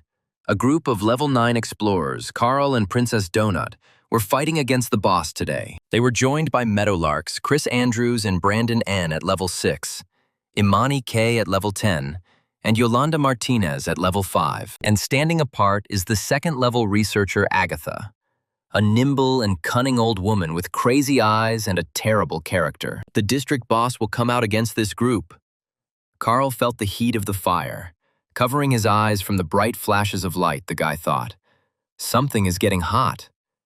Could this boss really be something fiery? And then the monster appeared. Carl cursed loudly. It was the same huge, stinking ball that he and Donut had already seen. Now everyone saw that a strange, round, enormous structure, made of someone or something, was rolling towards them. As the ball approached, the researchers saw sparkling eyes, protruding fangs, paws and tails, and elements of strange clothing. The game announced that this is a pig ball, a level 15 district boss, one of the rarest and most dangerous battle formations of the Tusks. Brandon asked what the hell this was and what they should do with it. This ball would just crush them all into a pancake. It was huge. This ball consists of at least 60 members of Orc High Society, gathered together for a special occasion. These creatures are very fond of orgies, alcohol, sex, and they also have a real passion for war, seasoned with ancient wild magic. Periodically, the tusks form a huge, inseparable ball and begin their deadly rides through the surrounding area. The pig ball will not end its night of terror until it has crushed under its mass all the poor, wretched, and disadvantaged citizens. And then this ball rolled out onto the group of researchers. Carl noticed that the entire floor in the hall was covered with some kind of stripes. In the center of this huge structure, it seems, was the treasured saving staircase leading to the second floor, and around it were movable walls. Carl looked around warily. They should see and understand something here right away. But here's what. They need to think about it. Loud music and powerful bass. Because of this, they may not hear the approach of a huge pig ball and die. He waved to the boys, saying that they needed to go forward. Brandon N. didn't understand where they were going, Carl replied. Away from here. Carl opened his inventory and took out the shurikens he had recently received. They came in very handy, and there was no need to throw them. The guy made some spike traps out of them for the tusks that make up this huge ball. Maybe that will help. Carl left shuriken spikes where their enemy was about to roll, hoping very much to injure him. The guy suggested that the slots in the floor were probably needed to raise and lower the walls, which meant he needed to stay away from them. And they didn't even think that the walls would move. He told the guys to look for flat and solid surfaces without gaps. Suddenly a pig ball rolled out from behind the wall. Everyone flinched. But Carl was waiting for it to appear to test his idea with the thorns. A scream and disgruntled grunting were heard, and traces of blood appeared on the floor. The ball had run into the thorns left by Carl. He smiled contentedly, and now the boss's health bar appeared. It looked like the thorns had still touched him in some places. This plan might work, but they need to know exactly where this stinking fanged ball will roll. And it's clear that it will roll towards them. Carl saw that in some areas the walls had begun to rise from the floor, dividing the space. They needed to get out of here quickly and not stay on opposite sides of the gaps. Otherwise, the game would separate them and kill them one by one. He shouted at the boys to move faster and watch the slits if they didn't want to end up on opposite sides of the wall. With astonishing speed, Carl stuck shurikens into the planks and laid them out in the path of their unusual opponent. Agatha happily helped him, taking out from her numerous supplies the items the boy needed. A pig's ball flew past the backs of the group of dungeon explorers and rolled on. The guys flinched. No one wanted to meet this head-on. Imani saw a flat, unpaved area at the intersection and pointed ahead, saying that was probably where they needed to go. After inspecting the area, Carl decided that it was just the perfect place. The whole group gathered together so that the walls could not separate them. The guy looked around. The ball had just rolled from there, so they most likely still had about 2 more flights of the labyrinth ahead of them. He smiled and said, "Let's do it. There are several dozen defenseless old people behind them. They must save them." Donut sat on her companion's shoulder and her eyes sparkled. Today, she was behaving surprisingly modestly and calmly. The boys' faces were tense. None of them had ever been a fighter before.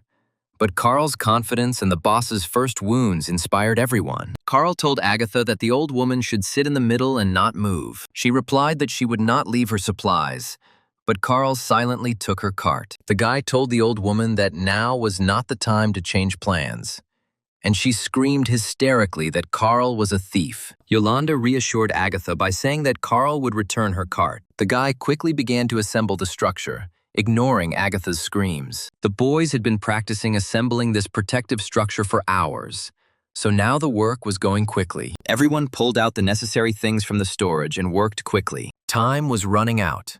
The first floor of the dungeon was about to collapse. Soon, various tools and elements of a protective structure appeared on the floor. As a result of the training, the boys learned to assemble the base in 20 seconds, and it will take another 20 seconds to complete the assembly. Everyone hoped they would have enough time to finish before the fanged boss appeared. Both boys and girls worked with tools equally. Time was precious. Donut exclaimed with delight that it was just like in the A-Team or Secret Agent MacGyver. The cat clarified, only from the real MacGyver, with the hair from Stargate, and not from that monstrous remake. Chris Andrews said he really enjoyed the show. Carl was surprised to think that these were his first words in a long time. Donut asked which show he liked, the A-Team or MacGyver, or maybe the remake, which is what Brendan had in mind. And Agatha continued to shout angrily that they had taken her cart. Carl cursed silently. It was cramped when there were 6 of them, and with Agatha there was no room left for the center beam. Donut observed the situation through a small hole. The cat exclaimed that the fanged boss ball was approaching, already very close. Carl shouted to everyone to get ready.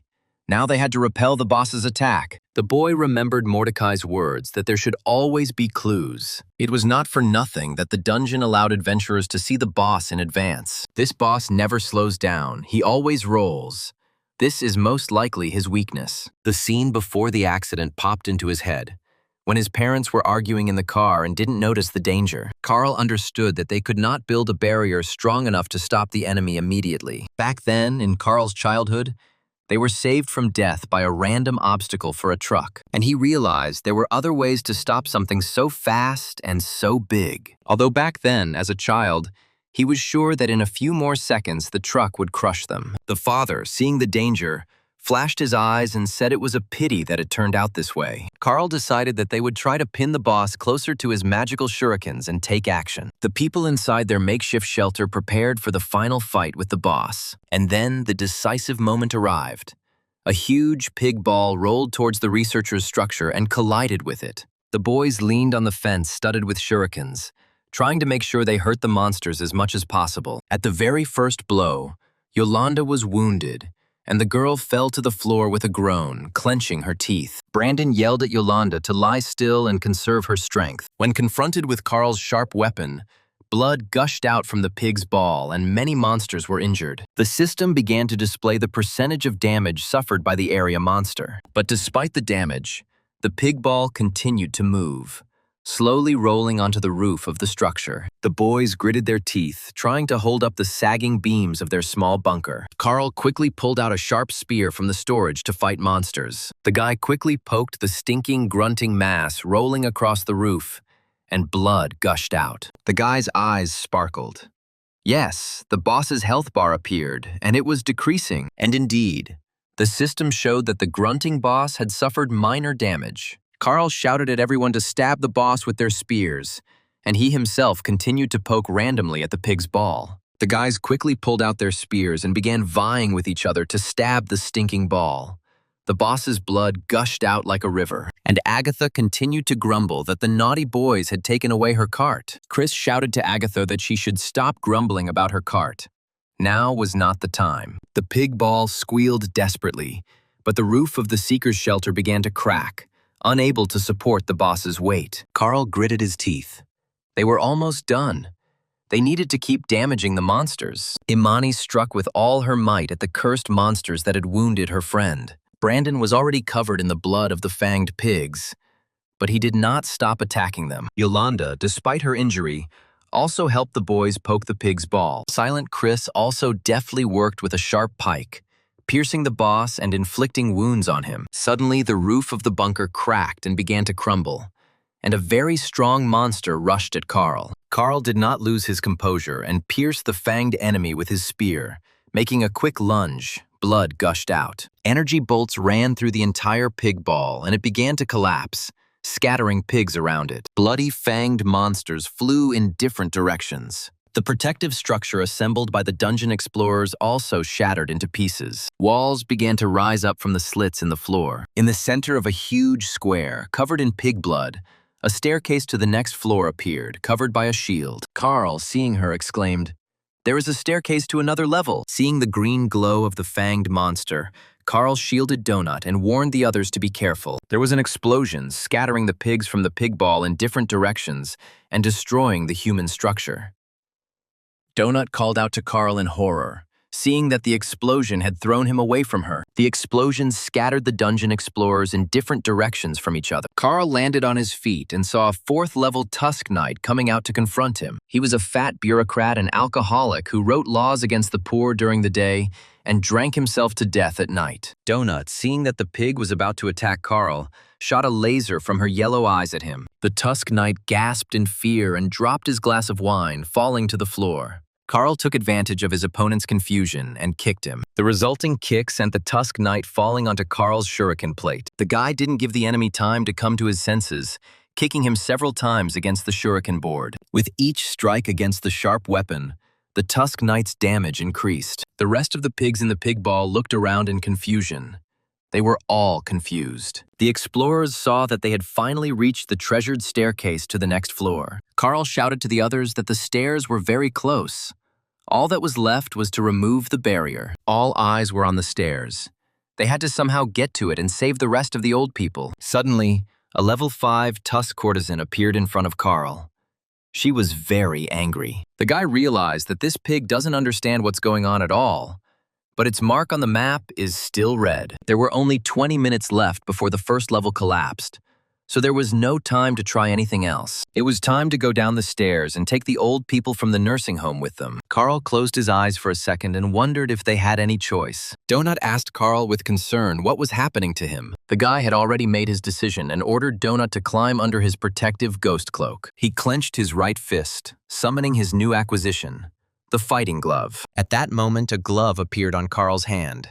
He was ready for battle. The cat quickly dived under the guy's cloak and shouted that she was ready to fight. Hearing this, Carl rushed with lightning speed at the Tusk courtesan who stood in his way to the stairs to the next level. One blow and the fanged monster fell to the floor, bleeding from the wounds it had inflicted. But Carl did not stop. He struck blow after blow until the monster stopped breathing. Finally, the guy struck with his foot, breaking the courtesan's sharp fangs. Imani wielded her sword, cutting down the monsters that dared to attack people. Yolanda's health was rapidly deteriorating and she needed urgent treatment. Imani, covered in monster blood, killed everyone who tried to finish off her friend. Brandon also wielded his sword incessantly, killing the monsters that were attacking him. A fire appeared in Brandon's eyes.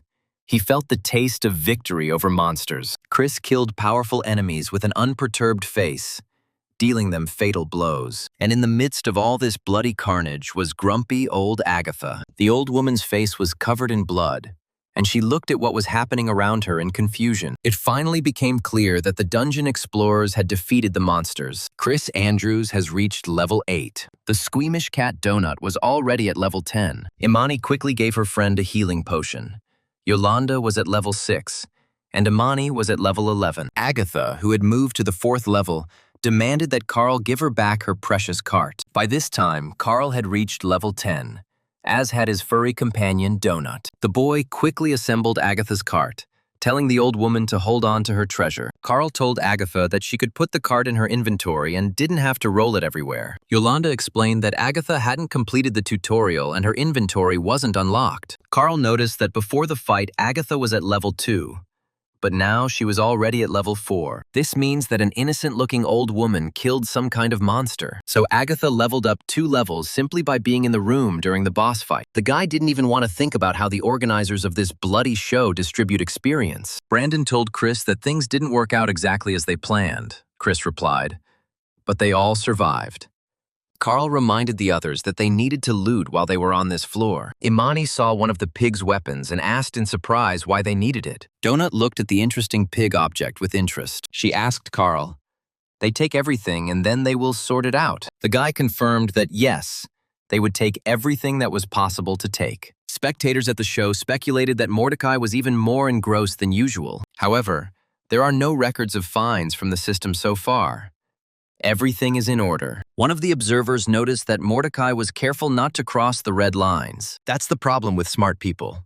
They're smart enough not to screw up on obvious things. This means that when they are caught, it will be very interesting. The observers looked at Mordecai's angry face. One of the interlocutors asked, looking at the screen, if he really thought that this was all because of those two. The second one remained silent, looking attentively at the incomprehensible faces of the earthly people. After a short silence, He suggested finding out what Mordecai's two charges were doing now. At this moment, Carl and Donut had just dealt with the pigs that had attacked them. Carl took a piece of paper from the dead hand of the tusk courtesan. It turned out to be a map of the area's monsters. There were a lot of red dots moving around the map. These were Beakruba mobs from levels 2 to 5. At this time, one of the old men appeared at the site of the battle and asked the children how they were doing there. They heard a loud noise, and then the gate disappeared, and they decided to go here. The old man wrinkled his nose and grumbled, "Wow, there's quite a smell in here."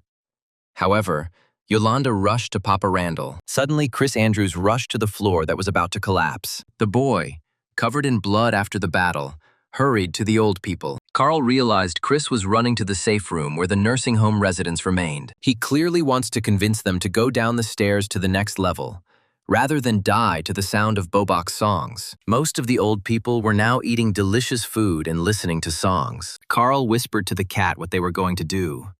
Donut didn't understand what he was talking about. The guy glanced sideways at the shuffling old men and told Ponchik that he was talking about a new floor. They can stay with the elderly or go their own way. The cat's big yellow eyes sparkled and she smiled. She sighed. "Oh, Carl, how is it that she, the cat, understood what he would choose even before he himself understood it?" The guy shuddered slightly. He didn't want to admit it even to himself. Donut looked at the old men walking towards the stairs. Carl glanced sideways at the residents of the nursing home and cursed silently. He muttered quietly, "Damn you, Donut, you're right." He gently stroked the cat's silky fur, and she began to purr musically. Carl thought, "Really? How can you go on living if you are disgusted with yourself?" Carl added contact information for Brandon N. and the other guys to his system messenger. This data was automatically added to Brandon's messenger. Ponchik decided to tidy up her avatar. Yolanda was delighted. Now they could stay in touch. Donut suggested that everyone change the icons. Soon all the boys had photos of themselves.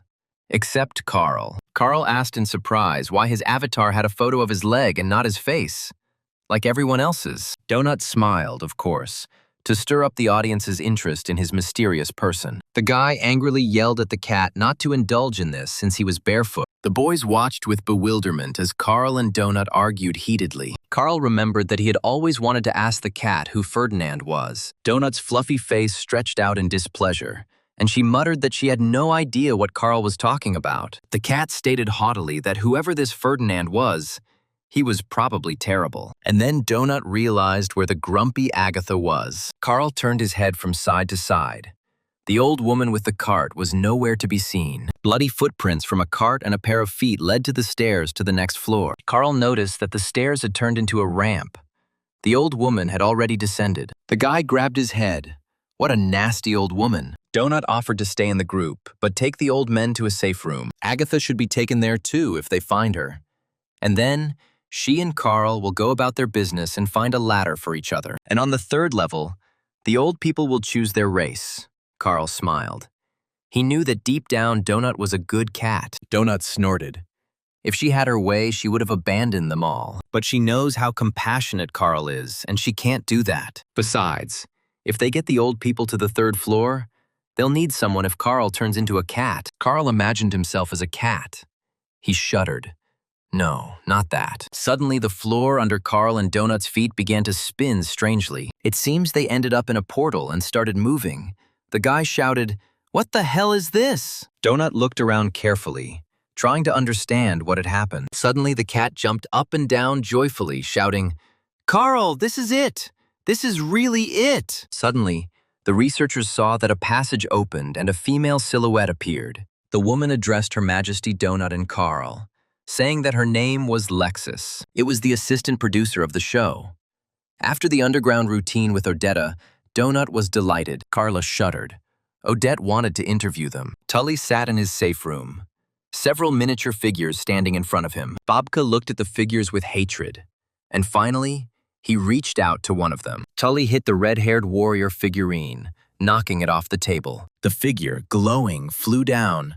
There were only 5 minutes left before the collapse of the first level. The grandfather asked his friend if she was ready, and she replied that she had wanted to do something like this since her school years. The old men burst into the hall with the llamas, threw grenades at them, and fired at them with a machine gun. There was a deafening explosion.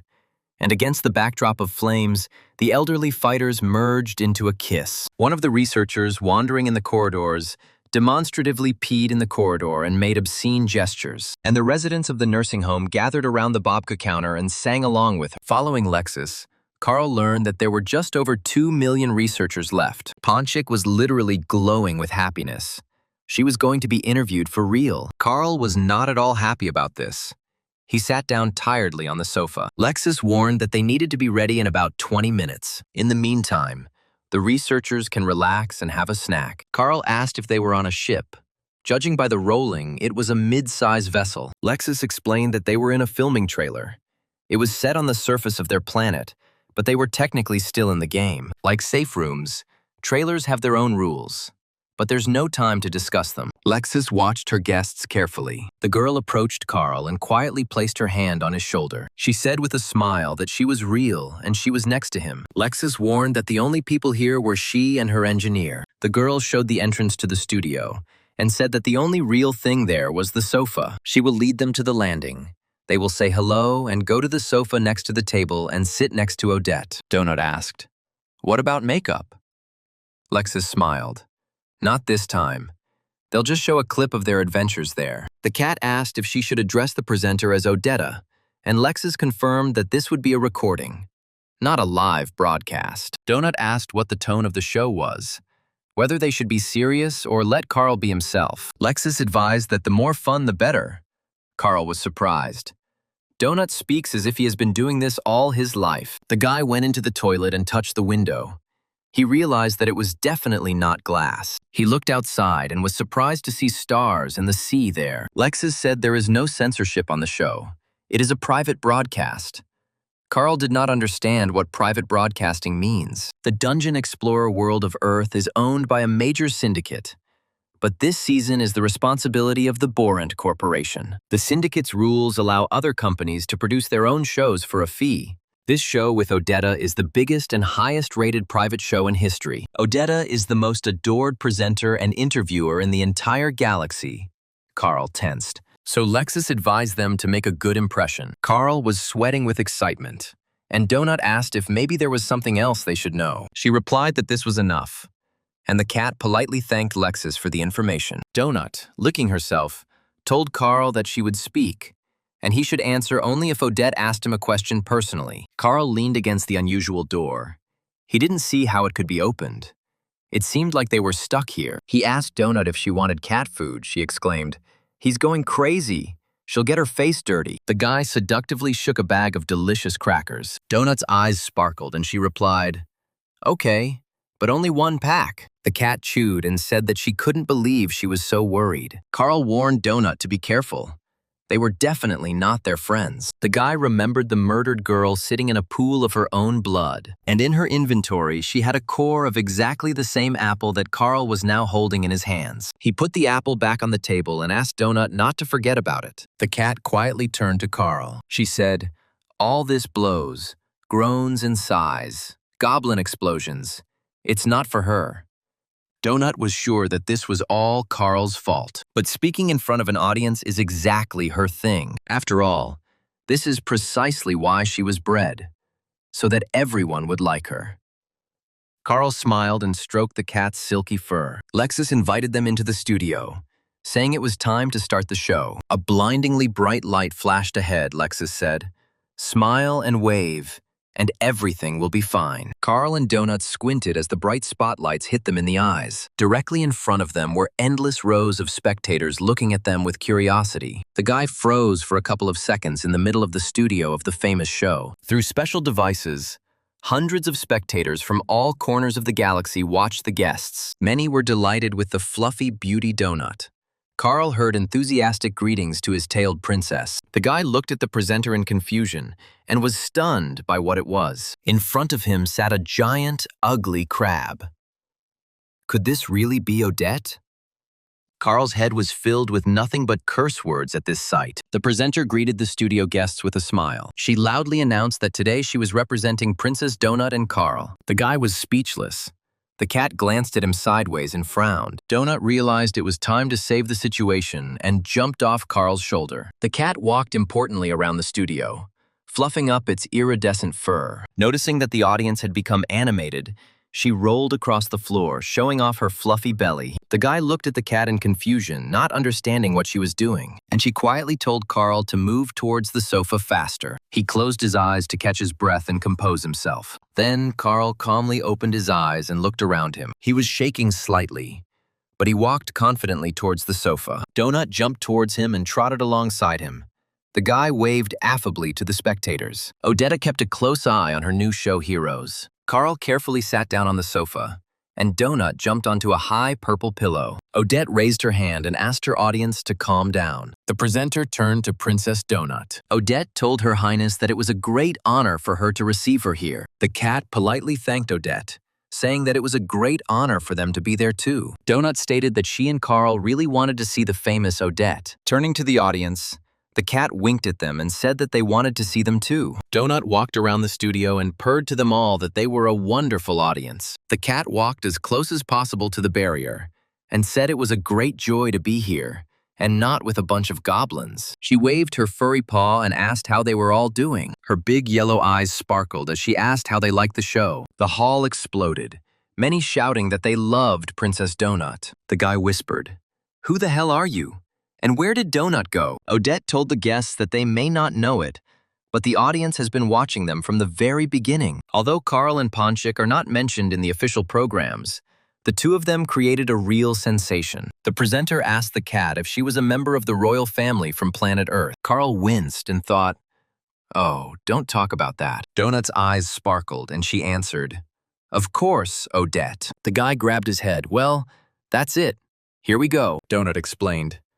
"Understand correctly, the Earth is ruled by one species, and that is humans. But among cats, there is an elective monarchy. It is carried out in the format of a beauty contest among cats." The cat announced that her full name was Princess Donut Queen Anna Pushinovna. Carl listened to the cat with horror, and she said that she did not want to tire Odette with all the regalia, but among them there were important ones. Odette asked the cat, "And what?" She won this competition. Donut winked and cheerfully asked what they thought. In response, the audience thunderously applauded the fluffy beauty. Odette also clapped, saying that they were both simply beautiful. Carl looked at the enthusiastic audience and understood that the audience had swallowed his cat's boast. Now the presenter turned to Carl, who was sitting silently. She turned to him, and the guy cursed silently. Odetta said that before they arrived, she promised the audience that the guy would say this. Carl asked in surprise what exactly he was supposed to say. The presenter pointed to the footage and explained that everyone was waiting for his signature phrase. The guy was confused.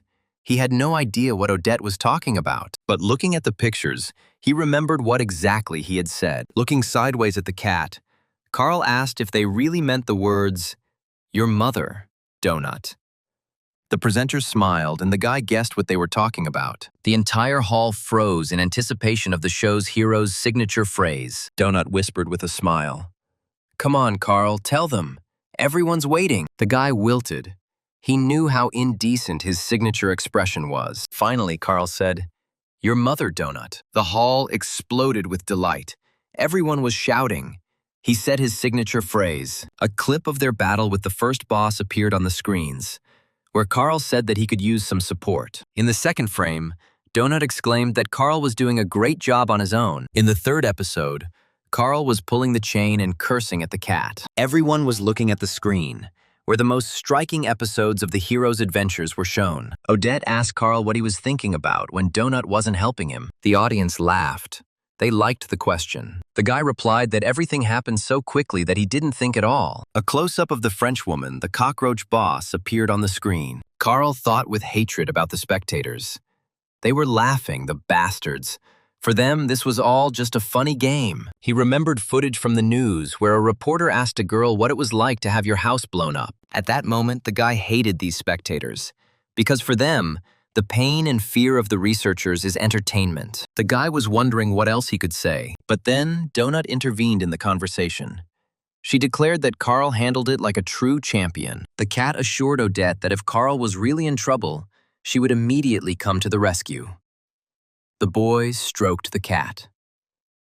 The princess reminded me of what happened with that muscle guy at the gym. The screen immediately showed footage of a cat biting into the boss's vein. The cat princess pretended to have forgotten what his name was. Muscle Man. Muscle Man. Donut added dreamily. That was a glorious fight. The whole gym was covered in the blood of monsters. The charming cat smiled and decided to tell the audience one last thing. She waved her paw and urged everyone to follow her and Carl and vote.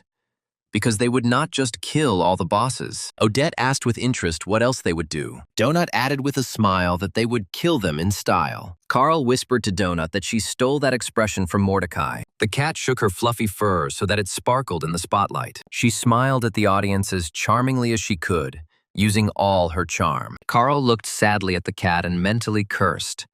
Your mother, Donut. Odetta waved her hand, indicating that the recording of the program was finished. She said, Great show, thank you all.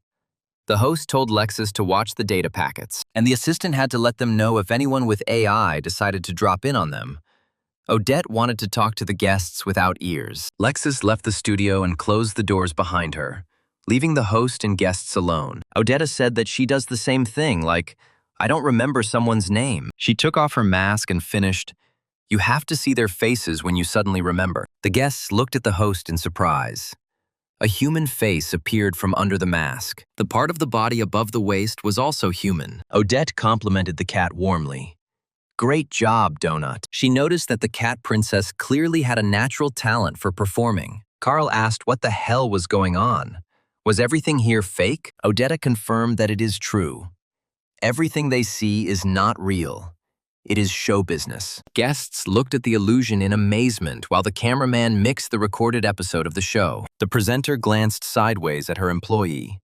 She was waiting for him to leave the studio. She suddenly pushed off from the huge crab, flying out of it. The monster's green blood gushed out and he fell dead right in the middle of the studio. The woman stretched. That's better. The audience thinks it's the same crab, but no. Carl and Donut looked at the dying giant crab in confusion. Odette explained that they had a whole bunch of these giant crabs on their ranch. We have to kill a new one for every issue, Carl asked. But why do that? The woman explained that she was like this when she reached the stairs to the 13th floor. Carl was surprised. She was on the 13th floor. She lowered her head. No, she never got there. She made a contract. The boy remembered Mordecai's words when he warned the boy not to do this. The guildmaster whispered that whatever they said, it wasn't worth it, at least until Carl reaches the 12th floor. Part of the deal was that Odette would be the coach, Donut asked. Is that like Mordecai? The woman confirmed that yes, like Mordecai, she had once been his curator. By the way, this is how Odette found Carl and Donut. She is following him. After seeing the couple's adventures, the presenter decided to find out more about these explorers. It all started when Carl knocked on Mordecai's room door and asked to let them in. Carl was surprised. Odette trained Mordecai. It must have been a very long time ago. Odetta confirmed that yes, a lot of time had indeed passed since then. She knew that this was his last case. Then his contract would end. The presenter asked Carl to tell Mordecai to find her when this was all over. The woman flew up to the stunned guy and asked if she could rely on him. Carl looked at the assertive host of the popular show with confusion. He muttered that he would, of course, convey her request to Mordecai when the opportunity arose. Odette thanked him. For some reason, she could not do it herself. And now Odette decided to give the kids some advice. But they shouldn't tell anyone about this conversation. The mudmen won't like it. Carl didn't understand what kind of mud dwellers they were. Who they were, anyway. She explained. Kuatin. Barant. But they won't hear them here. But you can't say that in the dungeon. So the first piece of advice is that when they go down to the 3rd floor, the princess should remain a cutie. People really love the cat Ponchik, and they won't love the saber-toothed tigress Donut. And let her not even think about changing her race. Odette has seen this 1,000 times. As soon as you change your race, your ratings drop through the floor. Donut replied that she wouldn't have thought of it. Odette praised her. What a clever girl. Carl asked how it was with him. The show's host noted that viewers are fed up with people. So if Carl changes his race, nothing critical will happen. Mordecai will help them choose a race in class. Although she doesn't know what they will choose from, they come up with something new every season. Mordecai won't tell them outright, so they have to take hints. but he knows a lot and will do everything to help them. But it is important to remember that dungeon exploration is first and foremost a game. She knew better than anyone that the coach couldn't always help, just as she had once been unable to help Mordecai. There are certain rules or something like that, but it's all for the company's profit. For example, if it is profitable for the organizers to keep them, then they will come across more useful loot. Let them take a look at it. She, being a researcher, lost her legs on the 11th floor due to a blow from a demon's scythe. After such a horrific injury, Odette almost died.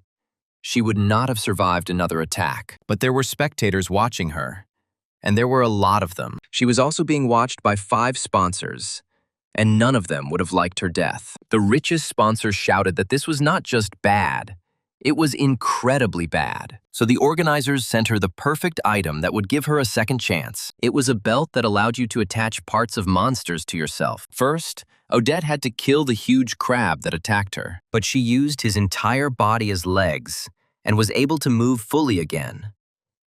The woman entered the body of a crab, but the sponsors and organizers didn't really care about her life. But she was sure that if she had to die, it would be better to do it in the rays of glory. And they must remember one more thing. There is a game, AI. It determines the further course of the game. And if the AI decides that their deaths will boost the show's ratings, it will try to kill them at all costs. AI will choose the most opportune moment for them to have the most memorable and striking ending. Carl called out to the cat and asked Donut what was wrong with her. Why was she hitting the wall? The cat told Carl that something was wrong with this room. He reminded her what Lexus had said. They weren't actually in the studio. Odetta noticed that Donut was still a child, and that was one of the reasons why viewers loved her so much. The dungeon lacks this, but such heroes need to be motivated to give interviews. The guy angrily asked Odette what she did with the cat.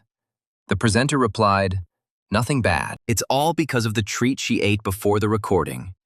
The effect is temporary, like a slight intoxication." The confused cat jumped back onto the sofa and muttered that the room was so small. And finally, Odette advised Carl not to trust anyone until he understood what he would gain from using the guy. Carl asked, what about Odette? What was her benefit? The presenter explained that her audience loves them, and the longer they stay alive, the more money she makes. And in the universe, Odette cannot love anything more than money. The woman turned to Carl and said, "Now go, and try not to die." Ponchik opened her account and was horrified to see that she had no subscribers or views. She told Carl plaintively that she had no subscribers. How awful!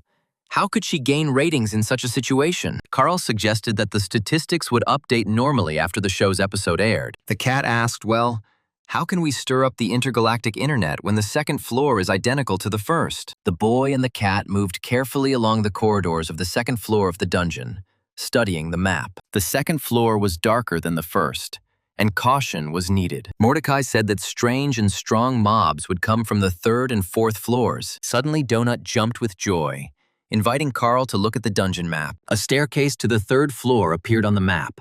It was very close to them. Noticing that Carl had come online, Brandon said that they had also gone down and asked the guy where he and Donut had disappeared to. He informed the others that Carl and the cat were alive, and explained that they were in the nearest safe room east of the stairs. Yolanda was worried that Agatha's signal was nowhere to be seen.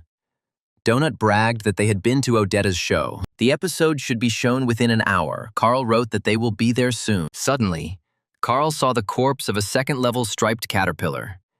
He was surprised what the hell it was. In front of them lay a vial of striped caterpillar hemolymph, an alchemical ingredient. It was a corpse with prey. The caterpillar was killed by Agatha. It looks like the old woman ran over the monster with a cart. Carl glanced at the map. There were still mobs ahead, both living and already dead. The guy carefully peered out from around the corner.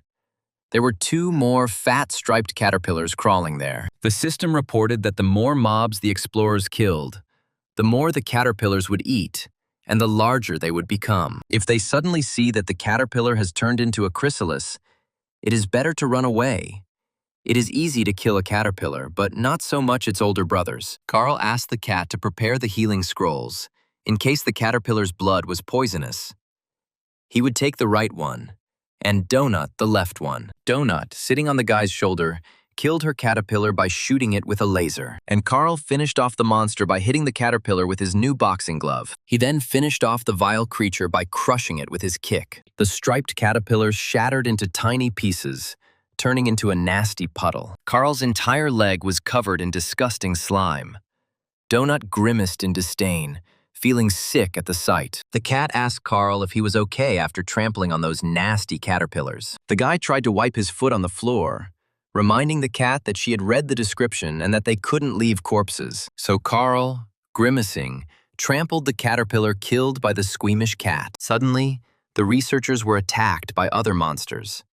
These were flying brains that looked like jellyfish. These enemies attacked with ultrasonic waves.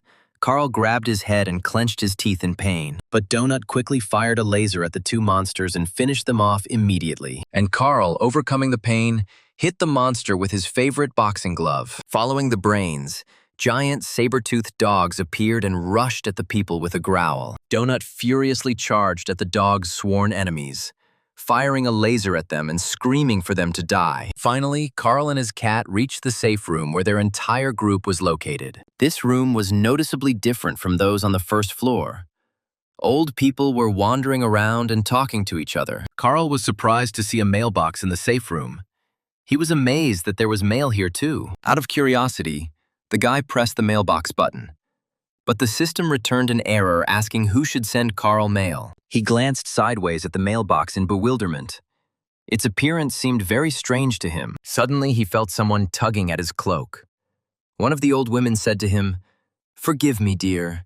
Grandma asked Carl to put Court Hour on her TV. Her Barry loved this show. She would just remember him. At that moment, the official broadcast of the Dungeon Explorer's world, Earth, was just beginning. Carl replied to Mrs. McGibbons that it was unlikely that the program was still being shown here in the dungeon. The old woman replied, "Well, okay. Then let's see what these local freaks will show." Carl realized that Chris had only managed to persuade 6 old men to go down to the second level with them. So, 24 people remained on the first floor and died when the level collapsed. Chris was still in shock. Brandon quietly told Carl that he could use his help here. The guy was very surprised. Brandon was about to send everyone to the 3rd floor. He looked down. They can't train, so there's no point. Following internal strife, Le Mouvement's numbers were reduced from 150 to 80 men. But Hecla's squad is just gaining momentum, crushing high-level monsters. Carl asked the other guys how they were. They all needed to level up. Everyone wanted to go with Carl, without risking getting separated. The presenter announced that the notorious Lucia Marr continues to play solo, and that one of her dogs bit the producer of the show with Odetta. Carl suggested developing a route for the old men and clearing it out, and suddenly Donut exclaimed joyfully, seeing herself on the screen. The cat held her breath. She remembered how she, Carl, the other guys, and Agatha entered that very location with the music. But for some reason, the old woman wasn't in the news broadcast. There were only Carl, Donut, and the guys. The next scene was Carl prudently taking the boys behind the wall, and the pig ball rolled down a different road. But Agatha and her cart weren't on the news screen either, even though she was always in the way. Here, Agatha, grimacing, shouts at Carl that he, a vile thief, took her super valuable cart. And in the news broadcast, only Donut was sitting behind Carl, and it was as if the old woman had never been there. When the protective structure collapsed, Agatha stood up in the midst of the bloody pigs, clutching her head. But in the news broadcast, it was as if she had been erased, and in her place there was simply an empty space. When preparing shuriken traps, Agatha actively helped Carl by giving him planks. But for some reason, no one saw this in the news. The organizers erased Agatha and her cart, and after defeating the boss, Agatha angrily demanded that Carl return her precious cart. On the screen, the guy stood alone, and for some reason, no one demanded anything from him. Yolanda was stunned. They didn't put Agatha in the shots. Did their nasty old woman really die? And that's not all. Agatha is not only missing from those shots, but also from the squad that fought the district boss. Chris Andrews frowned. Agatha hadn't been given any material at all, and that was odd. Everyone remembered perfectly well that before the battle, the system reflected it as part of the Meadowlark squad. Chris concluded that there was no trace of Agatha, as if she had been deliberately erased from this system. It all seemed very strange. Yolanda asked what it all meant. Carl shrugged. How could they know? And only Donut was happy with everything. She jumped up and down joyfully and exclaimed, "2 releases in 1 day, Carl." Her eyes sparkling, she asked the guy if there might be more, and if he thought they would be invited somewhere else or not. Carl pulled her up. There's no point in dwelling on it. The main thing now is to survive. The cat snorted. She doesn't dwell on anything. And then Cascadia appeared above the explorers' heads, greeting the explorers on the 2nd floor of the dungeon. He reported that there were 1,300,000 researchers left in the game, which is less than they expected. So they're reducing the time it takes to get through the 2nd floor.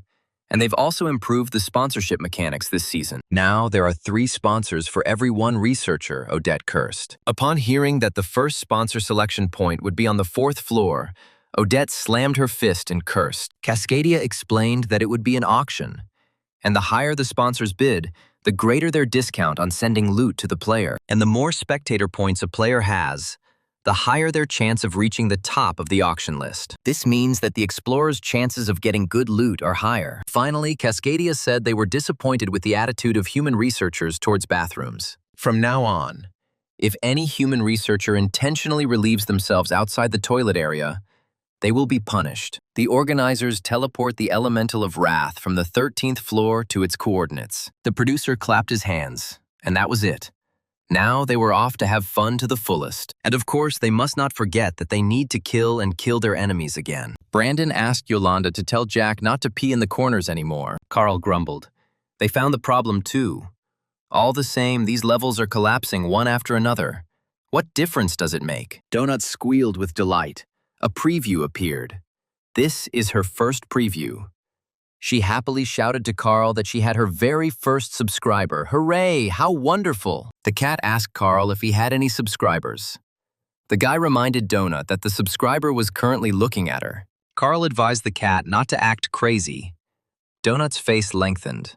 The guy was right. Princess Donut made a very cute face and began to gracefully lick her fluffy paws. Carl's face lengthened.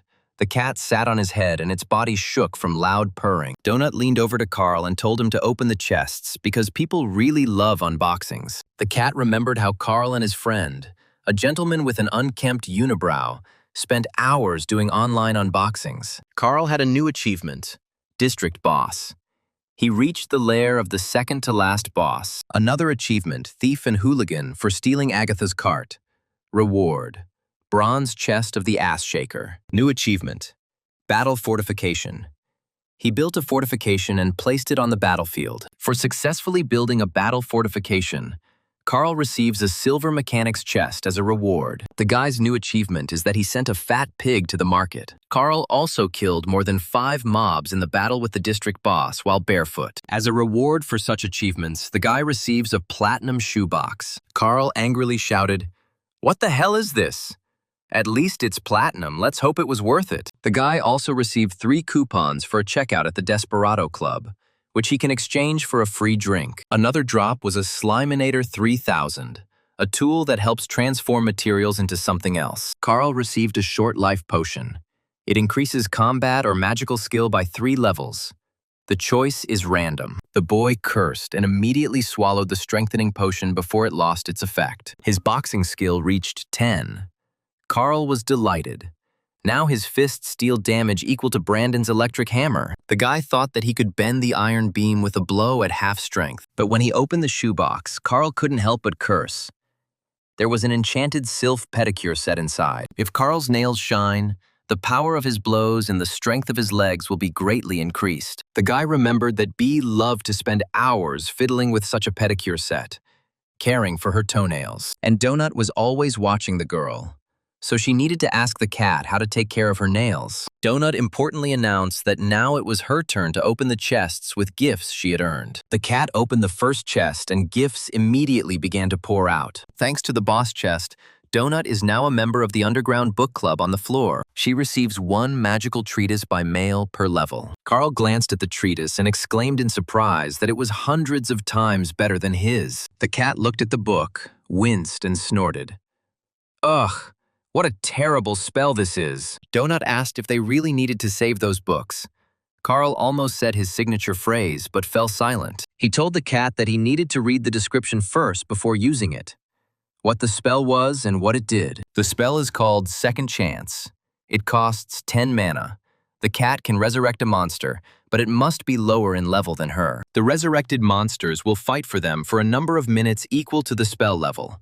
That's cool. A necromancy spell. The guy asked the cat if she remembered those fanged dingoes they had recently encountered in the corridors of the floor. These vicious creatures are capable of devouring any careless dungeon explorer. Yes. Donut remembered very well how she had happily finished off those despicable barking dogs. The cat didn't even ask Carl for help. She quickly dealt with those dogs herself. These were level 5 monsters. Donut got their skins and 2 gold coins from each corpse. Carl then sarcastically reminded the cat that she was against the desecration of corpses, but she only snorted. Throwing the dog's head aside with her paw, she replied that if anyone was to be defiled, it would be Cocker Spaniels. The guy was surprised. She knows it's not a Cocker Spaniel. Then he realized the cat was playing for the camera. Carl explained to the donut that she could resurrect one of these dingoes to kill other dingoes. Then Donut would be like Lucia Marr. Only the cat would have zombie dingoes to obey. In this case, the famous Lucia Marr probably wouldn't have risked getting involved with Princess Donut. The cat's eyes sparkled and she exclaimed that this was the best spell in the world. There were 5 days and 10 hours left before the second floor collapsed. Imani chained all the old people's carts with a special yoga chain. Carl decided that they had already rested. Now they could clear out the mobs in this sector. If he and Donut do this successfully, then the rest of the team will be free and safe from the mud to the stairs. The first thing Carl and Donut came across were the infected Cluricons, 3rd-level engine consultants. The system warned the guy that these were fairy-class monsters and that they would deal more damage to him due to his goblin pass. He texted the cat that enemies had a debuff similar to her sepsis, so it was best to keep her distance. If only their status could be changed to white dots, then a charm could be cast. Donut asked if they had wings. Carl answered no and ordered to cast 3 magic missiles, but quickly. He determined the severity of the shells to be 4. If they don't die, it will be necessary to repeat. The cat replied that she was ready for a magical attack, and the boy appeared in the doorway. Donut instantly fired 3 magic projectiles at the enemies, killing them instantly. The Cluricons, their heads shot through, fell onto the table they were sitting at. Carl asked the cat how much mana she had left, and she answered, 14. The guy smiled and offered Donut to try out his new spell, a second chance since it was worth 10. She decided to give it a try, casting a spell and directing her huge yellow eyes at one of the monsters. The just-killed Cluricon rose from the table and took a few steps. The cat frowned. She didn't particularly like controlling this dead monster. The system reported that the first level of death is under the control of Princess Donut. The duration is 1 minute. Donut grimaced, telling Carl that he was moaning. The cat reminded the guy that he knew perfectly well that she hated moans. Carl smiled, yes. He knew this very well from his previous peaceful life. When he and Bee were enjoying intimacy in bed, the cat was always in the bedroom. And when the girl received pleasure, Donut always cringed from the sounds made by his mistress. Oohs and ahs, blissful moans, and all that made the cat hiss contemptuously at the noisy people. One day, when Carl and Bee were in bed, Donut decided to put an end to this mess. She quietly jumped onto the bed and bit Carl on the leg. The guy clenched his teeth in pain. As a result, the outraged cat was simply thrown out of the bedroom, and the door was closed in front of her. In revenge, Donut sat by the door all night and howled loudly, preventing anyone from sleeping peacefully. The cat told Carl that she was very upset and that she didn't like all of this. She ordered the undead to disembowel the bodies of her dead friends. The controlled Cluricon enthusiastically cut open the bellies of his friends and began to scatter their entrails. Donut and Carl grimaced, the guy noticed. But this is really disgusting. A minute flew by unnoticed. The eyes of the dead man went out. He again turned into just a corpse. As soon as the last second had passed, the controlled Cluricon buried its face in the freshly torn corpse. Donut jumped off Carl's head to search the enemies she had just killed. The haul was small. A slingshot, some vile moonshine, 3 ammunition pouches, some slingshot shells, and a brochure about engines. Carl took the moonshine to look at it. It was a flammable liquid that ignited on contact with fire. At 90 degrees, this moonshine can kill, but it can also resurrect. It is distilled from the liquid of a striped caterpillar. This drink is loved on all floors of the dungeon because it can produce a wide variety of effects with just one sip. But Carl decided to use it in his own way, and the system immediately called this invention Carl's Cocktail, an incendiary projectile type, activated when set on fire, created by a psychopath who walks around without pants and talks to a cat. Donut noticed that the thing was named after Carl, and the guy said he noticed it too. Carl lit the fuse stuck in the bottle and threw the cocktail straight at the recently killed mobs. There was an explosion, and the bloody bodies of the infected cluricons burst into flames. Donut was delighted, she shouted. Just look how everything is on fire! But Carl swore. It seemed he had overdone it with the firepower. Now the whole room would be on fire. But soon the fire died out, leaving behind the charred remains of the monsters, which had almost turned to ash. The guy smiled. Well, it looks really cool. So you can use moonshine as a means for ignition. Carl picked up a monster brochure called Acceleration. The cat asked what was written there. Did Carl really think about becoming a consultant like the monsters? The guy replied, yes, this is complete nonsense. They're supposedly making fun of the principle of a financial pyramid. Carl told Donut, they are our enemies, so there is no point in even trying to work for them. These brochures are for other mobs. The guy said it would be easier to kill them and take everything for himself, the cat agreed, and she wouldn't have to pay any commissions. They went further and saw 3 more cluricons, but stronger than the first 3. Donut immediately fired her magic projectiles at them. One of the shells pierced the monster's head, and he screamed and fell dead. The cat's second shot also hit its target instantly, killing the infectious monster. But the third cluricon dodged the blow, and Donut's projectile only pierced the hat on his head. The infectious cluricon jumped up and rushed at Carl with a menacing growl. The guy cursed. The monster stretched its clawed paws towards the man, trying to scratch the enemy and infect him. Carl felt blood trickling down his cheek, meaning the claws of the cluricon had finally reached him. The guy quickly activated his boxing glove and dealt a crushing blow to the monster. Given the recent updates and buffs, the cluricon couldn't withstand such a blow. The monster's head shattered into pieces after being hit by Carl's glove. The guy swore. His whole hand was covered in blood and mucus.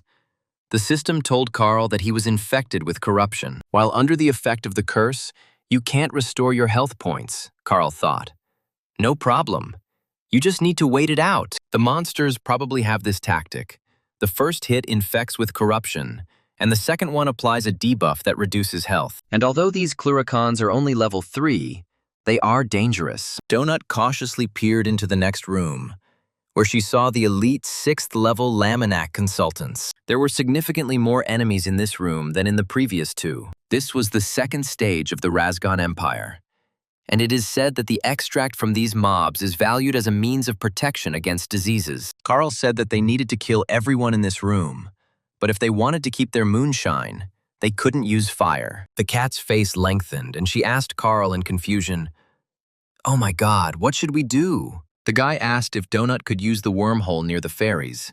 She confirmed, of course. Carl smiled. Great, then that's the plan. And he told them his idea. The main thing is that the fairies succumb to the cat's charm. The guy assured Donut that if things got really tough, he would throw a smoke bomb into the room so she could hide. If smoke appears, she should simply jump and run from the room into the hallway. Carl was worried. It was his idea, but it was Donut who was taking all the risk, the cat said. Okay, let's start. The boy was worried that this trick would use up all her remaining mana. If all goes wrong, Donut won't be able to teleport for another 5 hours. Behind the cat, water sparkled, serving as a portal for teleportation. She bravely jumped into the water, her fluffy tail barely flashing above the blue surface. The next second, she was already on the table in the very center of the room filled with enemies, next to the fairies. The fairies, seeing the unfamiliar creature, prepared to attack Donut. But the cat's talisman in the form of a butterfly worked flawlessly on the fluttering fairies. The Laminac's eyes reflected delight. They looked adoringly at the fluffy beauty. The evil fairies suddenly smiled. A blush appeared on their cheeks. They were ready to obey the fluffy princess. One of the fairies commanded the cluricons to continue working. This is a client, not an enemy. Donut wrote to Carl that only the fairies turned into white dots. The rest looked at him with suspicion and anger. The guy told her that they had thought of this, so she needed to immediately move on to Plan B. She quipped, "It sounds more like Plan P to get involved."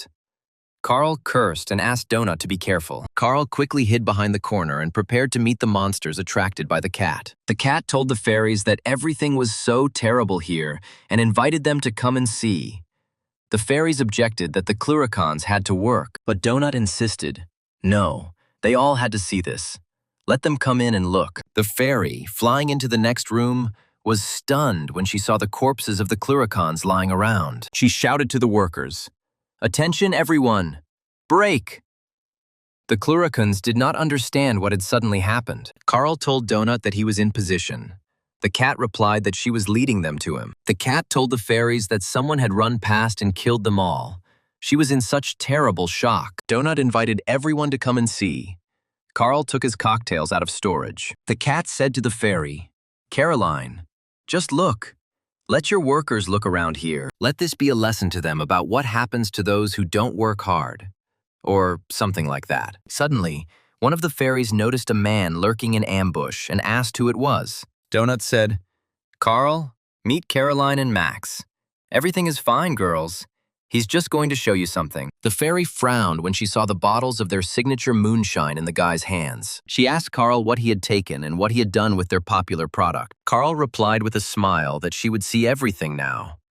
It wouldn't be long now. With these words, the guy quickly set fire to the bottles of moonshine and threw them into the room full of Cluricons. 2 bottles of incendiary mixture, flaming, flew at the unsuspecting monsters. The workers looked in confusion at their dead colleagues, who were simply on duty in the next room. But after a couple of seconds, everything changed. The bottles thrown by Carl turned the room into a blazing inferno. The terrified Cluricons burned alive, and the room filled with heart-rending cries of pain. Enraged by this turn of events, the fairy prepared to attack the killer of the Cluricons. Donut, noticing her movement, darted towards her like a little lightning bolt. Before the fairy could fire, the cat sank its razor-sharp teeth into her throat. The fairy fell to the floor along with the cat. Donut did not let her out of her teeth. Everything around was covered in the fairy's blood. A little more and the first fairy would be dead. Her health was approaching 0. The second fairy desperately screamed at the boss, "Damien, help us!" Carl cursed and tried to shoot down the winged warrior, and the fairy angrily screamed that it was not fair. They were going to go down to the 3rd floor. With tears in her eyes, the fairy hit Carl, who had killed her friends, with a laser. The guy screamed and flew into the next room. The fairy's blow was really very strong. Upon landing, Carl felt very weak. The system showed that the guy had received serious damage. The damage dealt to him had increased, and he had very low health. Gritting his teeth, Carl quickly pulled out a health potion from his inventory. Despite the potion, Carl still felt weak. He called Donut. The fairy, rising higher, continued to attack the cat, and the enchantment wore off. Donut maneuvered quickly around the room to get to her wounded companion, and suddenly, the shots stopped. The fairy waved her little hand in vain. Carl exclaimed that the fairy had run out of mana and could now be dealt with. The angry cat prepared to pounce. She was angry that this winged little thing was attacking her. Donut pushed off the floor and rushed up to the ceiling where the fairy was hovering. Without further warning, the furry princess bit the enemy's throat, and blood gushed out. The fairy began to rapidly lose altitude along with her falling health. Having made sure that the fairy was dead, the cat released her throat. Although her silky fur was covered in blood, Carl sank to the floor helplessly, still unable to recover from his injury. The system showed that a gold coin could be obtained from the corpse of an elite Laminac consultant. Moreover, the corpse itself was an alchemical ingredient. Carl cursed. He hoped that they would immediately drop a potion against corruption. The cat proudly said that this was her first solo mission. She was sure that she could have completed the entire dungeon on her own. Carl confirmed that, of course, she could have done it all on her own. The guy thought how ugly he was. It wasn't as harsh as it had been with the goblin children, but using her charm like that was vile. He remembered the fairy shooting at him and crying at the same time. The guy thought, we mustn't forget who the real enemies are. The Borant Syndicate. Kuatin. Carl didn't like killing monsters because they were just pawns in this game. But they needed to become as strong as possible. Carl quietly told his true enemies that they could not break him. Donut asked what Carl was muttering. He replied, Nothing special. He suggested leaving the boss. If their distillation apparatus was there, it would explode like a goblin engine. They only have one goblin detonator left, so they can use dynamite or a cocktail, but that way they won't have time to escape. Carl thought, there might be children there too. He knew that if he said it out loud, they would deliberately put even more children in the boss's rooms. The guy exclaimed, "Wow, it's good that they discontinued this. It's just disgusting." The cat asked what he was talking about. Carl had a recipe in his hands. He said it was a setup. They had to find this recipe. By making this smoothie, they gain immunity to corruption and something called nuclear measles, giving them protection for the boss fight. Carl said that all this is really disgusting. It's better to take it all and leave. But at that moment, the doors swung open and a disgusting pink creature with tentacles appeared in the room. Donut looked sideways in surprise at the pink tentacles with many mouths. Carl frowned when he saw this. It looked like he couldn't avoid the boss battle. The pink tentacles were dotted with sharp-toothed mouths with painted lips and protruding tongues. The door leading to the corridor was instantly blocked by strong, magical chains. Carl cursed. They weren't in the boss's room, the system responded. Bosses on the second floor can leave their rooms. The system showed the characters of the upcoming battle. Carl, level 11, and Princess Donut, level 11. They are opposed by the district boss Kraken, level 10, although it is not the Kraken, but its clone. Along with the Kraken's tentacles, several more Cluricons emerged from the boss room. Carl cursed and asked the cat to hold them back. He still needed to make that damn cocktail. The guy took a container from the apparatus for preparing various mixtures. He quickly took a bottle of improved moonshine Razgon from the storage room. The cat fired lasers at the Cluricons as soon as they entered the room. Blood began to ooze from the boss's many mouths. 2 Cluricons fell dead, struck by Donut's magical projectiles. One of the boss's servants peered cautiously around the corner, but Donut noticed him and immediately shot him in the chest, killing the enemy. The cat asked Carl what to do with these nasty tentacles. The guy advised not to attack the boss yet. He probably can't see anything. That's what he needs the Cluricons for. Suddenly, the ceiling of the room cracked, and another fat pink tentacle appeared from there. Carl took the bloody body of the fairy killed by Donut out of the storage room. The guy looked at the small, fragile body of the magical creature. Carl shuddered.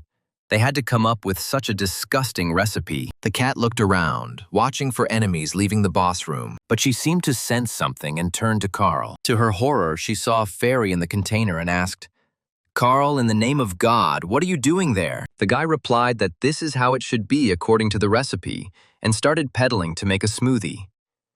He pressed down on the pedals, and the contents of the container began to quickly grind and mix. Donut snorted, declaring that she definitely wouldn't drink that. As Carl pedaled furiously, a huge Kraken tentacle hovered above him. The district boss's infectious green mucus flowed from numerous mouths. The system informed Carl that he was infected with corruption. The guy swore loudly and pressed on the pedals, and so the motor-immune smoothie was ready. A sip of this remedy gives immunity to debuffs, but also gives debuffs itself. Carl saw the Kraken bursting out of its room, breaking down the doorway. The guy grabbed the finished smoothie and jumped off the bike mixer. He immediately swallowed the horrific mixture to gain immunity. Carl winced. Oh God, it tasted like a sick skunk's ass. He handed the jar to Donut, telling her to put it in the quick access slot and use it. The curse is still active, which means Carl won't be able to be cured. Or at least he won't catch the deadly measles or whatever it's called. The guy suddenly laughed idiotically. Some kind of deadly measles that made him laugh. He thought, this isn't funny. What the hell is going on with him? Suddenly he felt something hit him on the head. The guy yelped. The system warned that the damage received had increased. He understood that it was a buzzing sound. But if it made him buzz, then how shitty he would be. Carl asked Donut what was wrong with her mana, if there was still enough power left for shooting. The cat, who had also taken a sip of her smoothie, answered with a slurred voice. 16. She immediately fired with a scream. Die, freak! And recovered. Now 12. Cluricon, his head shot through, immediately fell dead to the floor. Carl built a metal shield near the exit and hid there with the cat. He looked in horror at the approaching infectious tentacle of the Kraken. The boss spat out a green, disgusting liquid. The system reported that they were infected with nuclear measles. but the effect did not work due to immunity. Carl warned the cat not to shoot any more projectiles. The boss was pressing on the shield, the guy thought. Damn, how to kill this thing? Donut peeked out cautiously from behind the metal shield. The boss was huge, and he pounded the small, thin shield with incredible force. The cat saw that Carl was holding the shield with all his might and didn't know what to do next. Donut rubbed herself against the guy's leg and quietly purred to him. The district boss continued to smash their small shield. A little more, and it would not hold up. The cat told Carl that if they died, he should know that she loved him very much. Then she added, though not as strongly as Miss Beatrice. The fluffy princess sheepishly justified herself. After all, she was its owner. After a pause, Donut said, and she loves Ferdinand more. The cat pressed herself against the boy's strong leg, trying to express her affection to him. She lay down near his leg and purred that she still loved him. Carl looked at the cat in confusion. What a strange confession she had. He lifted the cat from the floor and told Donut to get ready. They had to endure the fight. The boss's pink tentacles continued to persistently pound the shield. The guy, clenching his teeth, thought in surprise, who the hell is this fucking Ferdinand of yours? The metal sheet began to crack from the strong blows. A little more and it would fall apart. Carl looked at the cat and thought, B, her owner, whom Donut loves so much, is also a bitch. Meanwhile, the cat jumped out from behind the shield and slashed the slingshot-wielding Cluricon with its claws. The guy knew that B wanted to give up Donut and exchange her for a younger cat. The girl even showed Carl a photo of her future new cat. She asked in surprise, "You don't even like Donut, Carl.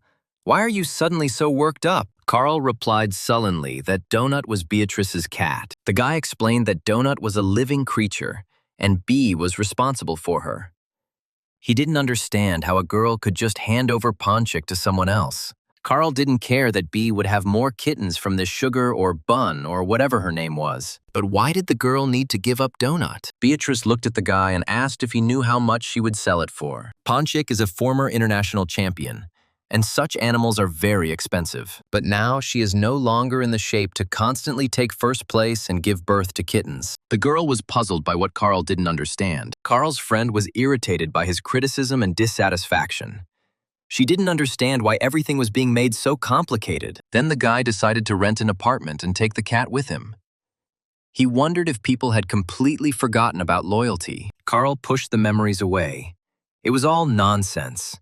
And now was not the time to think about it. He glanced sideways at Donut and realized that there was never a good time for such conversations, especially considering that B is probably already dead, and he could die now too. Carl shouted at the cat to resurrect the recently killed Cluricon. The dead monster obediently rose and headed towards its living brethren. The Cluricons were horrified to see the undead creature, who mercilessly grabbed one of his brethren by the throat. The second one didn't have time to gasp before he too was grabbed by the throat by the living dead man. The cat-controlled Cluricon slammed two of the boss's servants against each other, crushing their heads. Carl jumped out from behind the shield, ordering Donut to stay in cover. The boss's fat tentacle hit the guy. He cursed but couldn't dodge. From the blow he received, Carl fell to the floor, continuing to swear.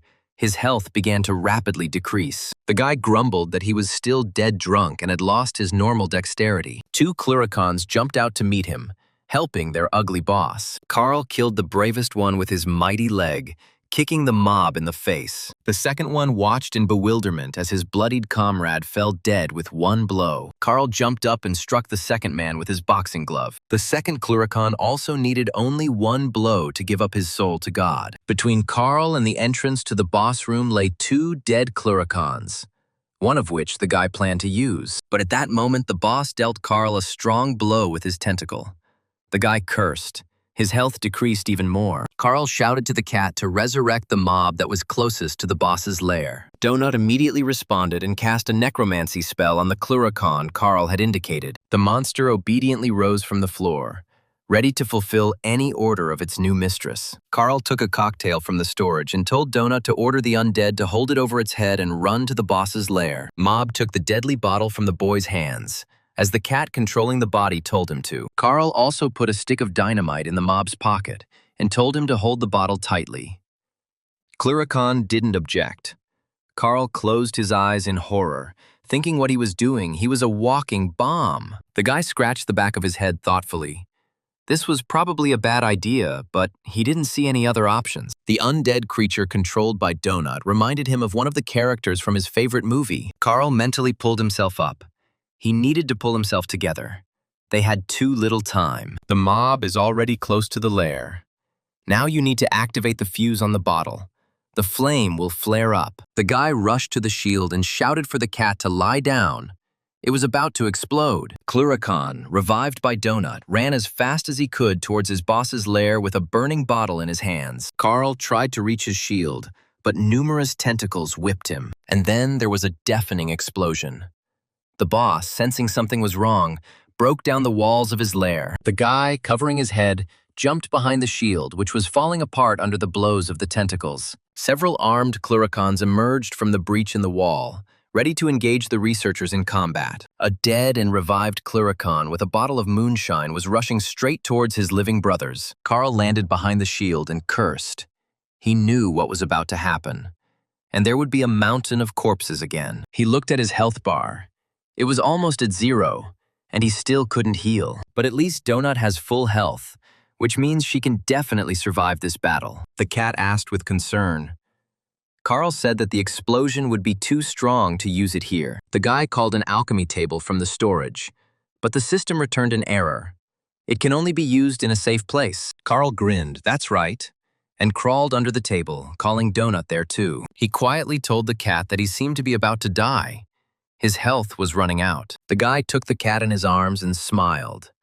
But at least she would be okay. Donut's already huge eyes widened and she exclaimed in fear, "Carl, no!" He hugged the crying cat and calmed her down.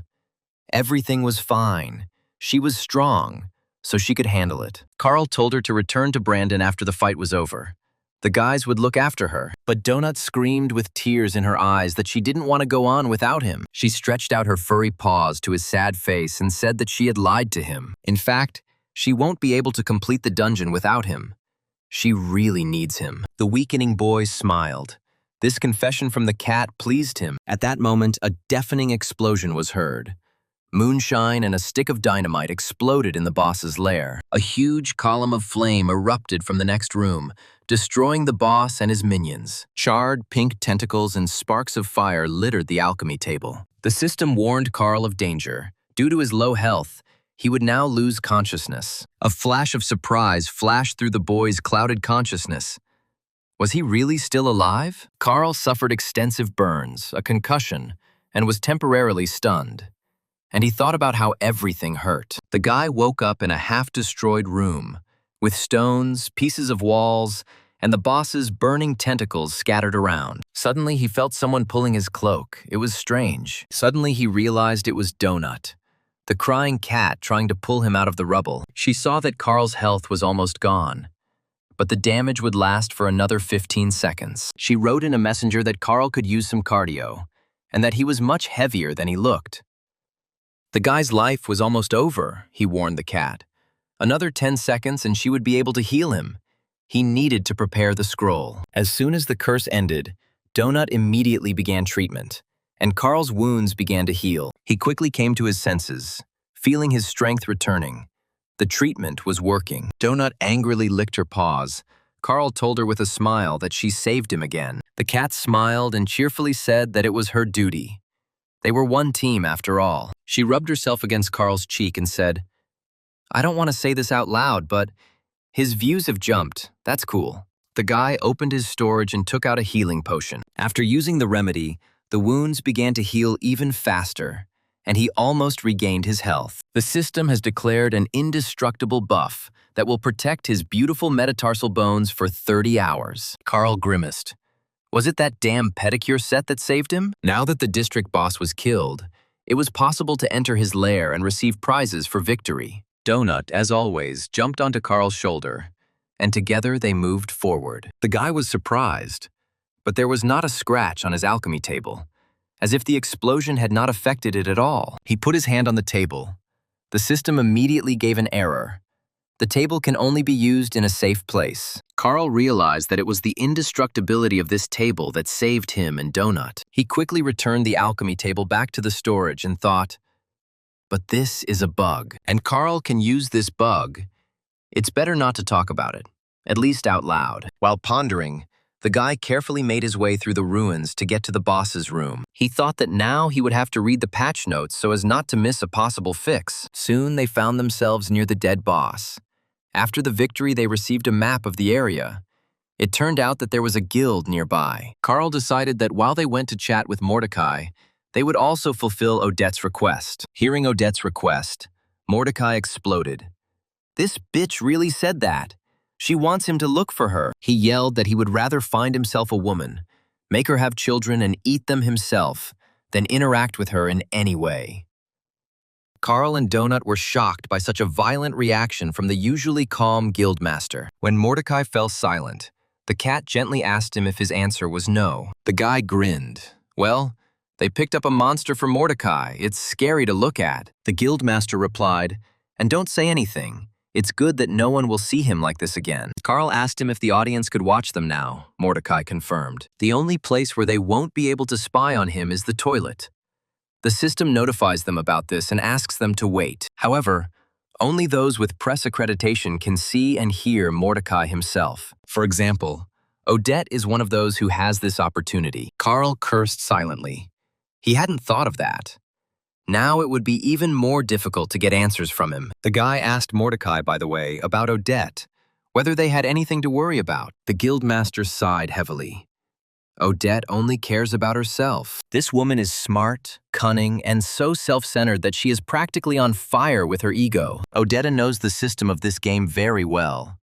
What influences what and how? Mordecai believed that she could be extremely useful to the boys as long as she needed them. Carl remembered that she had said the same thing about the game AI. The guy asked the guildmaster if Odette invited them to the show again. Should they go? Mordecai replied that her program was one of those he could recommend to them, although they didn't have much of a choice. Speaking of the show, someone really wants to talk to Carl and Donut. Mordecai was asked to ping her as soon as they were in his room. Donut's yellow eyes sparkled, and she asked admiringly if they would really be invited to the next show. The guildmaster cautiously said that she would explain everything to them herself as soon as she arrived here. He whispered to Carl, "Just don't disappoint this lady. She has a huge influence on their fate." The guy frowned.